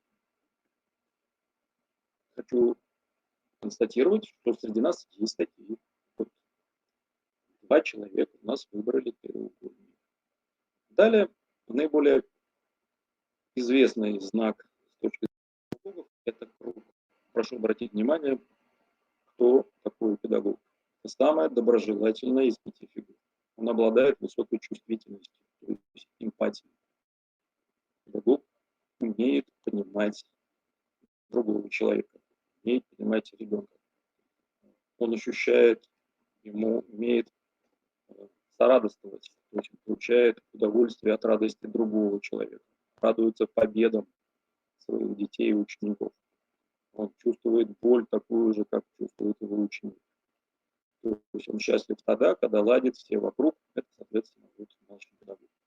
Он стремится найти общее, даже в очень сложных, противоположных точках зрения, то есть он ищет какое-то компромиссное решение. И я с удовольствием констатирую, что в данном случае у нас половина из участников нашего, соответственно, проектной сессии сегодня, да, они обладают яркими педагогическими качествами, да, в данном случае это вот. Подчеркиваю, что я такие процедуры проводил, ну, может быть, не в таком формате достаточно много, и в подавляющем случае педагоги, да, они проявляют себя вот именно таким образом. Потому что подавляющая часть руководителей педагогических организаций, они, конечно, в первую очередь педагоги, имеют классическое педагогическое образование, да, и в рамках этого они пришли на управленческие функции из педагогической среды. И последняя интрига. У нас есть два человека.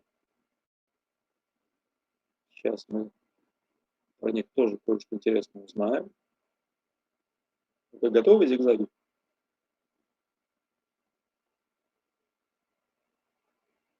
Готовы? Прекрасно. Зигзаг. Зигзаги, говоря современным языком, это такие креативные люди. Это люди, которые обладают творчеством. Да. Они способны делать очень необычные вещи. Есть такое слово, которое мне вот четко ассоциируется вот со знаком зигзаг. Это оксиморон. Оксиморон — это значит что? Это соединение вот такого несоединимого. Да?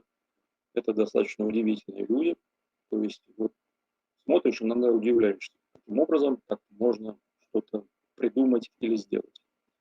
Подчеркиваю, эти люди очень ценны тем, что обладают таким творческим началом, креативным. Они способны решать некоторые задачи таким непростым, вы даже не, здесь неправильное слово, непростым, необычным путем, нестандартные форматы решения, либо нестандартное мышление отличает зигзаг. Я завершил свой пример. В рамках любого вот такого даже легкого тестирования всегда возможны определенные какие-то ошибки. Да? И мы это, конечно, обсудим. То есть это обыкновенная технология, но и в любой технологии могут быть какие-то ошибки. Да? Поэтому я хотел спросить коллег, может быть, кто-то не согласен вот с той оценкой, которую сейчас вот получил, ну даже не оценка, а вот определенная характеристика небольшая.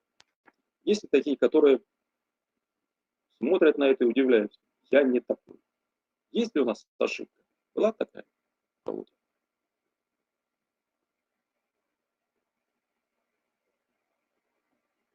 А вот пишут, да, вот согласны, не удивляюсь. Понятно. Может, кто-то еще нам, да, кто-то еще пишет.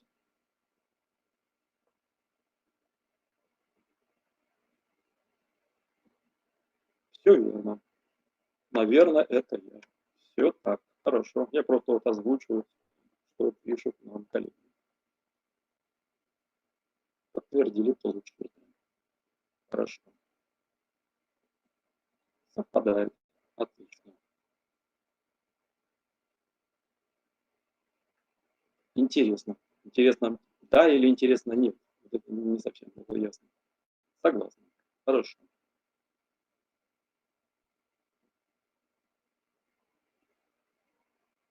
Сейчас мы ждем. Сейчас коллега пишет что-то.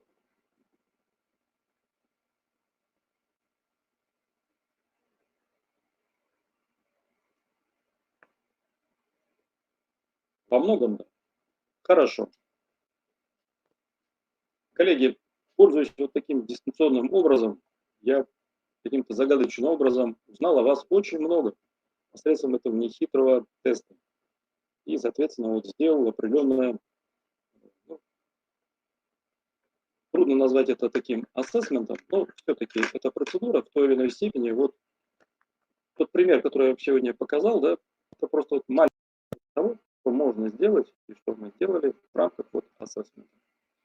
Это не единственное упражнение, таких упражнений очень много. Я взял стандартную вещь, для того, чтобы это можно было быстро и, так скажем, вот доходчиво объяснить. В чем смысл вот таких тренингов на основе ассессмент-центра? То есть такие тренинги, они дают возможность человеку определенным образом понять, заглянуть внутрь себя. То есть в чем смысл? То есть кто, в какую сторону двигаться. И я здесь оставил определенную интригу, то есть не все рассказал, поэтому я обязан это сделать до конца. Поэтому я расскажу следующее. Я сейчас не буду спрашивать ваших ответов, это вы сделаете самостоятельно для себя. Но вот реплика следующая. Так вот, уважаемые коллеги, которые участвовали вот в сегодняшнем тестировании, посмотрите внимательно на свои листочки, которые сейчас у вас лежат на столе. Вот в рамках того ранжирования этих геометрических фигур. Вы сейчас смотрите и обратите внимание на цифру 2. Вы сделали, назвали мне значение цифры 1, да? То есть вот это ваша, так скажем, одна из главных компетенций, да? Или, по крайней мере, такой главный ваш вектор с точки зрения вот профессиональной направленности. Но цифра 2 является вашим альтер-эго. Эта цифра 2 – это ваша, условно, левая рука. То есть еще одна важная часть вашей характеристики. И многие руководители образовательных организаций, они обладают вот двумя важными, в данном случае, если говорить сегодняшними знаками характеристики. Это либо круг, либо треугольник. Вот круг и треугольник, они всегда крутятся вот на первых двух позициях. У кого-то есть треугольник на второй позиции? Есть. Раз. Есть. Два. Есть. Три. Круг на второй позиции. Отлично. Есть. Спасибо, коллеги. Есть, я вижу. Есть, вижу. Отлично. Спасибо, коллеги, за то, что вы вот откровенно откликаетесь.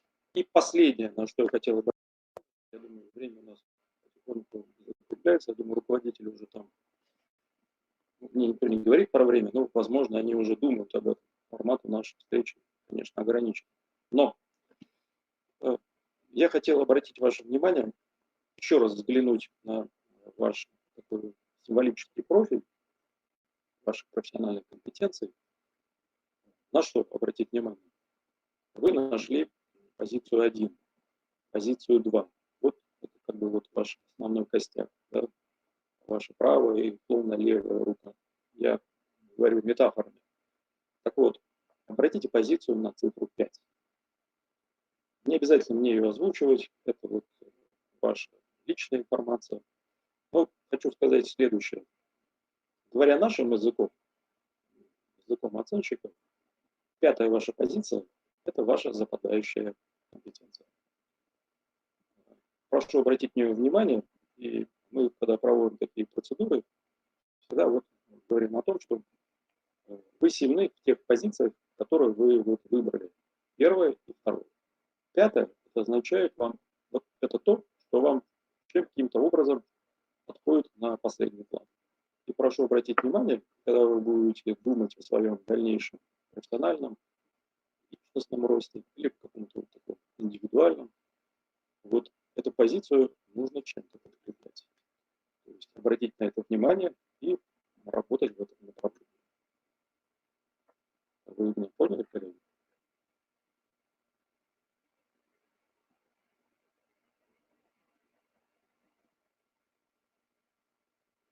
Да, вот мне пишут руководители, что они поняли. Короткий знак плюс присутствует в нашей жизни. Да. Хорошо. Коллеги, я буду завершать. Хотел поблагодарить за внимание. И в завершение, как, собственно говоря, любая наша встреча,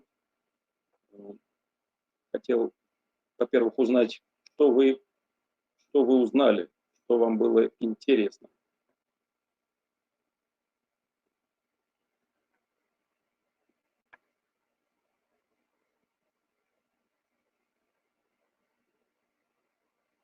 Хорошо, если все, это впечатляет. Потому что, знаете, за время своей профессиональной деятельности каждый из нас всегда пугается отсутствия взаимопонимания. Да? То есть, когда ты разговариваешь, что-то отвечаешь, да, достаточно с трепетом относишься к тому, чтобы все это дошло вот до конечного адреса. Здорово, что вы все это поняли. Еще один у меня вопрос. Вот что вы не поняли, то есть, что казалось каким-то вам, может быть, чуждым элементом. В принципе, многое уже известно. Конечно, я так еще, возможно, вот на этот вопрос мне интересен. Есть ли что-то еще непонятное, на что хотелось бы обратить внимание?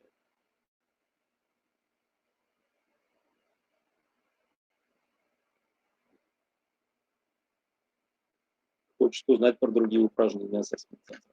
Я вам сказал, что по поводу других упражнений, это моделирующие упражнения. Каждое моделирующее упражнение, оно направлено на каждую управленческую функцию. Основные функции планирования, значит, есть управленческое моделирующее упражнение, связано с планированием. И в рамках ассессмента осуществляется оценка того, как вы планируете. Либо это будет план краткосрочный, оперативный, либо долгосрочный. И так по каждой функции могут быть моделирующие упражнения. Некоторые моделирующие упражнения, они имеют комплексный характер. То есть вы выполняете, а потом оценщики смотрят, как вы это выполняете. Это может быть и задание в письменной форме, может быть комплексное задание.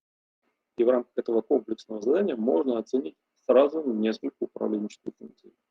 Это может быть и командная работа. То есть в командной работе определяется, каким образом вы выстраиваете свои профессиональные компетенции с точки зрения коммуникации, принятия решений, согласования и так далее. Вот я постарался ответить на ваш вопрос. Что касается других упражнений.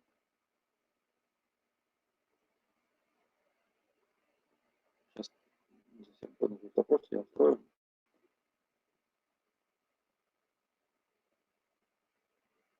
Как технология ассессмент-центра соотносится с традиционным тестированием руководителя, который проводится в отношении претендента на руководящую должность, в том числе детей? Вот, по поводу детектора, вот ассессмент-центр к этому не имеет какого-то отношения, то есть это совершенно отдельная функция.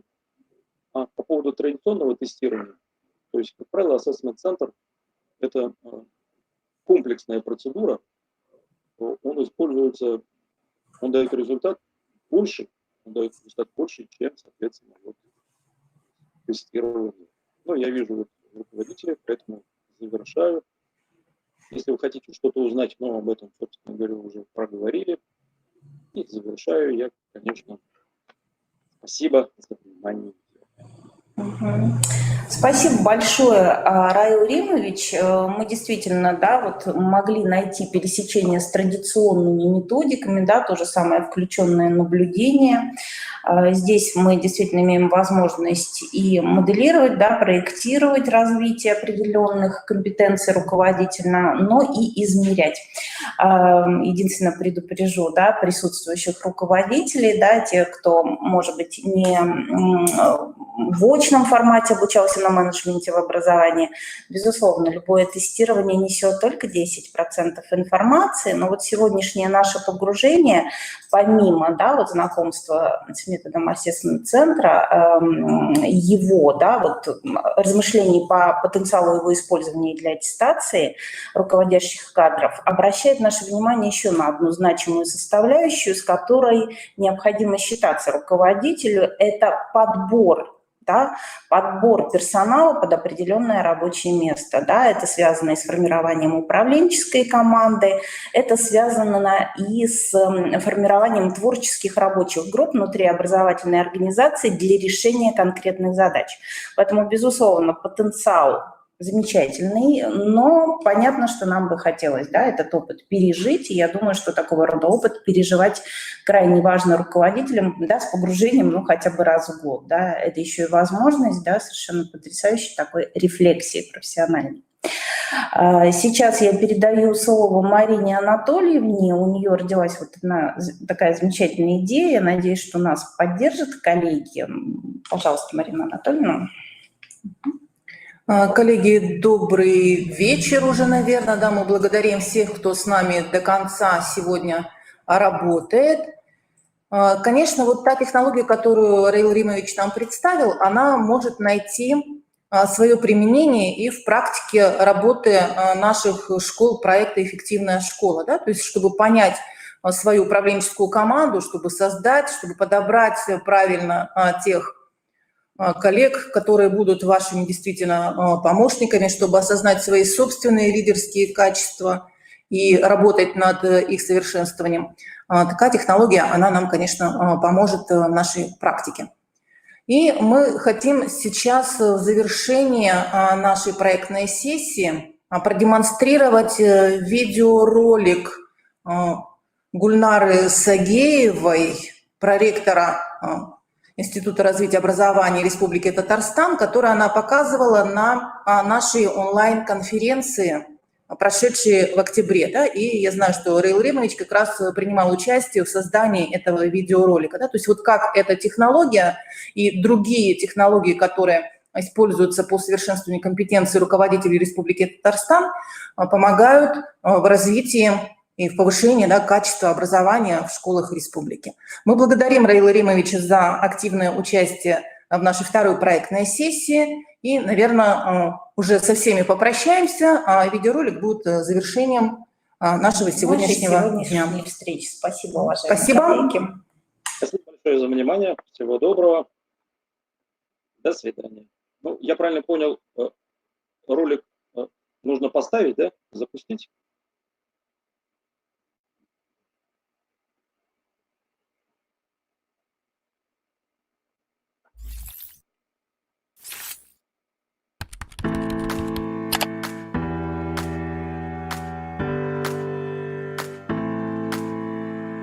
Добрый день, уважаемые коллеги! Вас приветствует Республика Татарстан.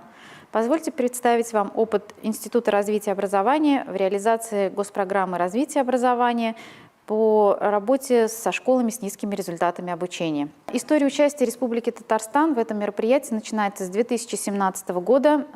В этом году приняло участие всего 15 школ, а с 2018 года количество увеличилось до 71, и эта цифра является неизменной.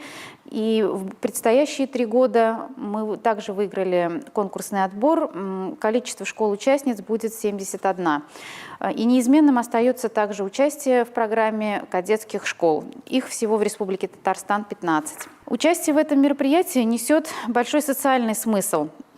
И наша с вами цель, чтобы школы достигли единственного возможного результата – перешли в режим эффективного функционирования.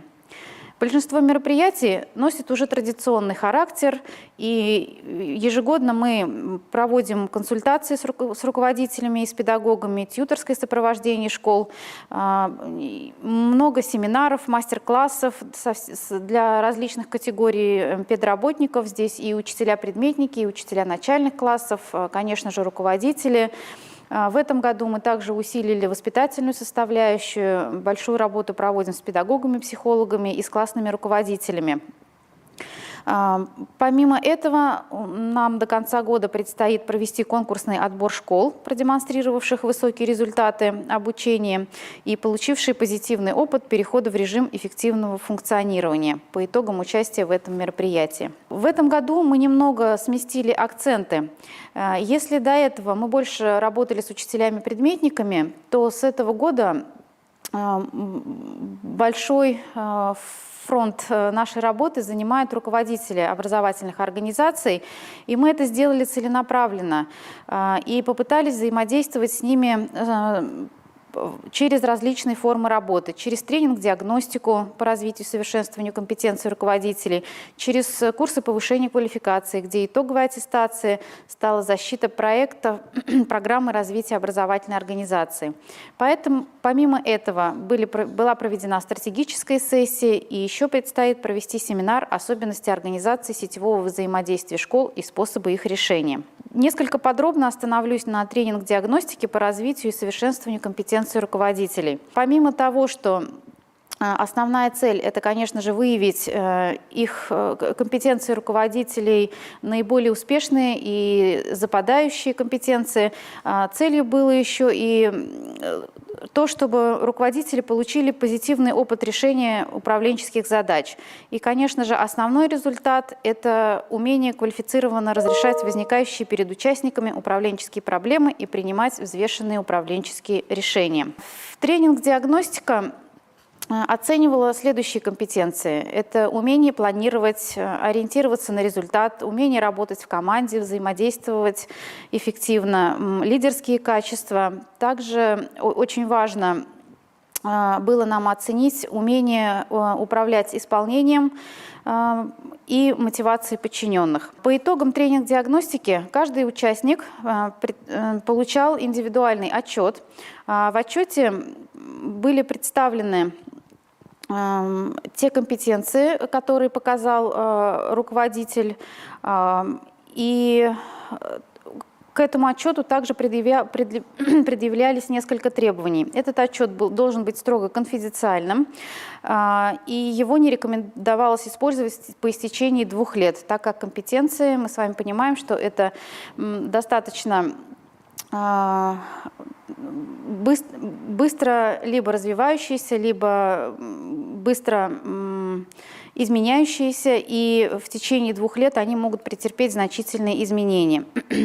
В структуре отчета, помимо различных диаграмм, гистограмм и графиков, присутствует несколько разделов. Во-первых, это отчет по оценке отдельных компетенций, рекомендации по карьерному продвижению, распределение по группам и рекомендации по личностному развитию.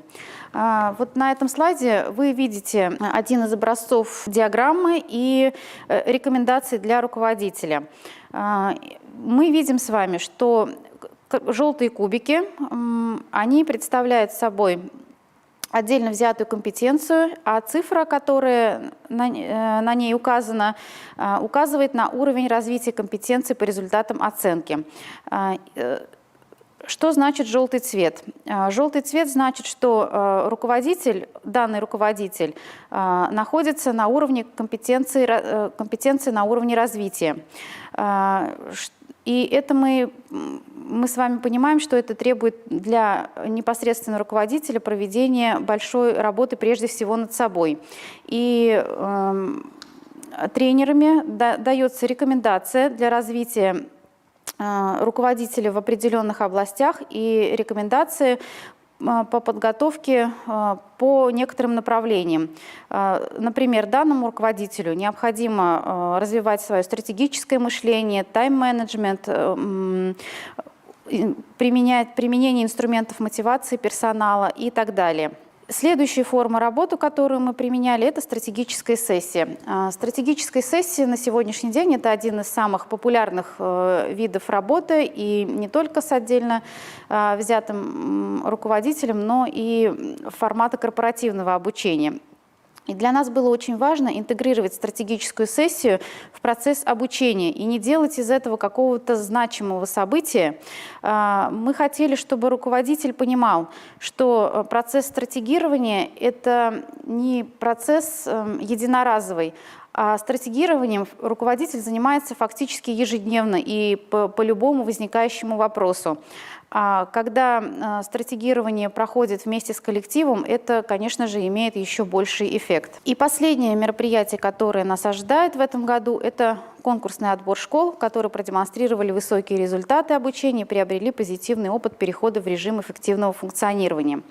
Для обеспечения максимальной объективности мы сегодня проводим мониторинг деятельности организации по нескольким направлениям. Это мониторинг результатов и динамика результатов федеральных оценочных процедур, участие в олимпиадном движении, активность взаимодействия со школами-партнерами, так как у каждой школы с низкими результатами заключен партнерский договор с более успешными школами. Также проводим мониторинг социально-педагогической ситуации. Помимо этого, по итогам курсов повышения квалификации руководителями были представлены программы повышения качества образования. Они также являются одним из, так скажем, критериев определения успешности школы. На самом деле, проводя не точечные мероприятия, а мероприятия в определенной логической последовательности для определенного контингента, мы имеем большое проблемное поле и смотрим на него с различных точек зрения, с различной высоты. И сами руководители и участники могут лучше понять свои дефициты и принять меры по их устранению. На экране вы видите, какие проблемы чаще всего мы выявляем при проведении тренинг-диагностики и стратегических сессий. И этот процесс, в общем-то, не заканчивается завершением мероприятий. Наша основная задача – настроить руководителя на то, чтобы он занимался самообразованием, развивался и развивался не только сам, но и мотивировал к этому коллектив. Но не хочется завершать свое выступление на проблемной ноте, а хочется поздравить всех с наступающим Днем Учителя и пожелать всем профессиональных успехов. Спасибо за внимание.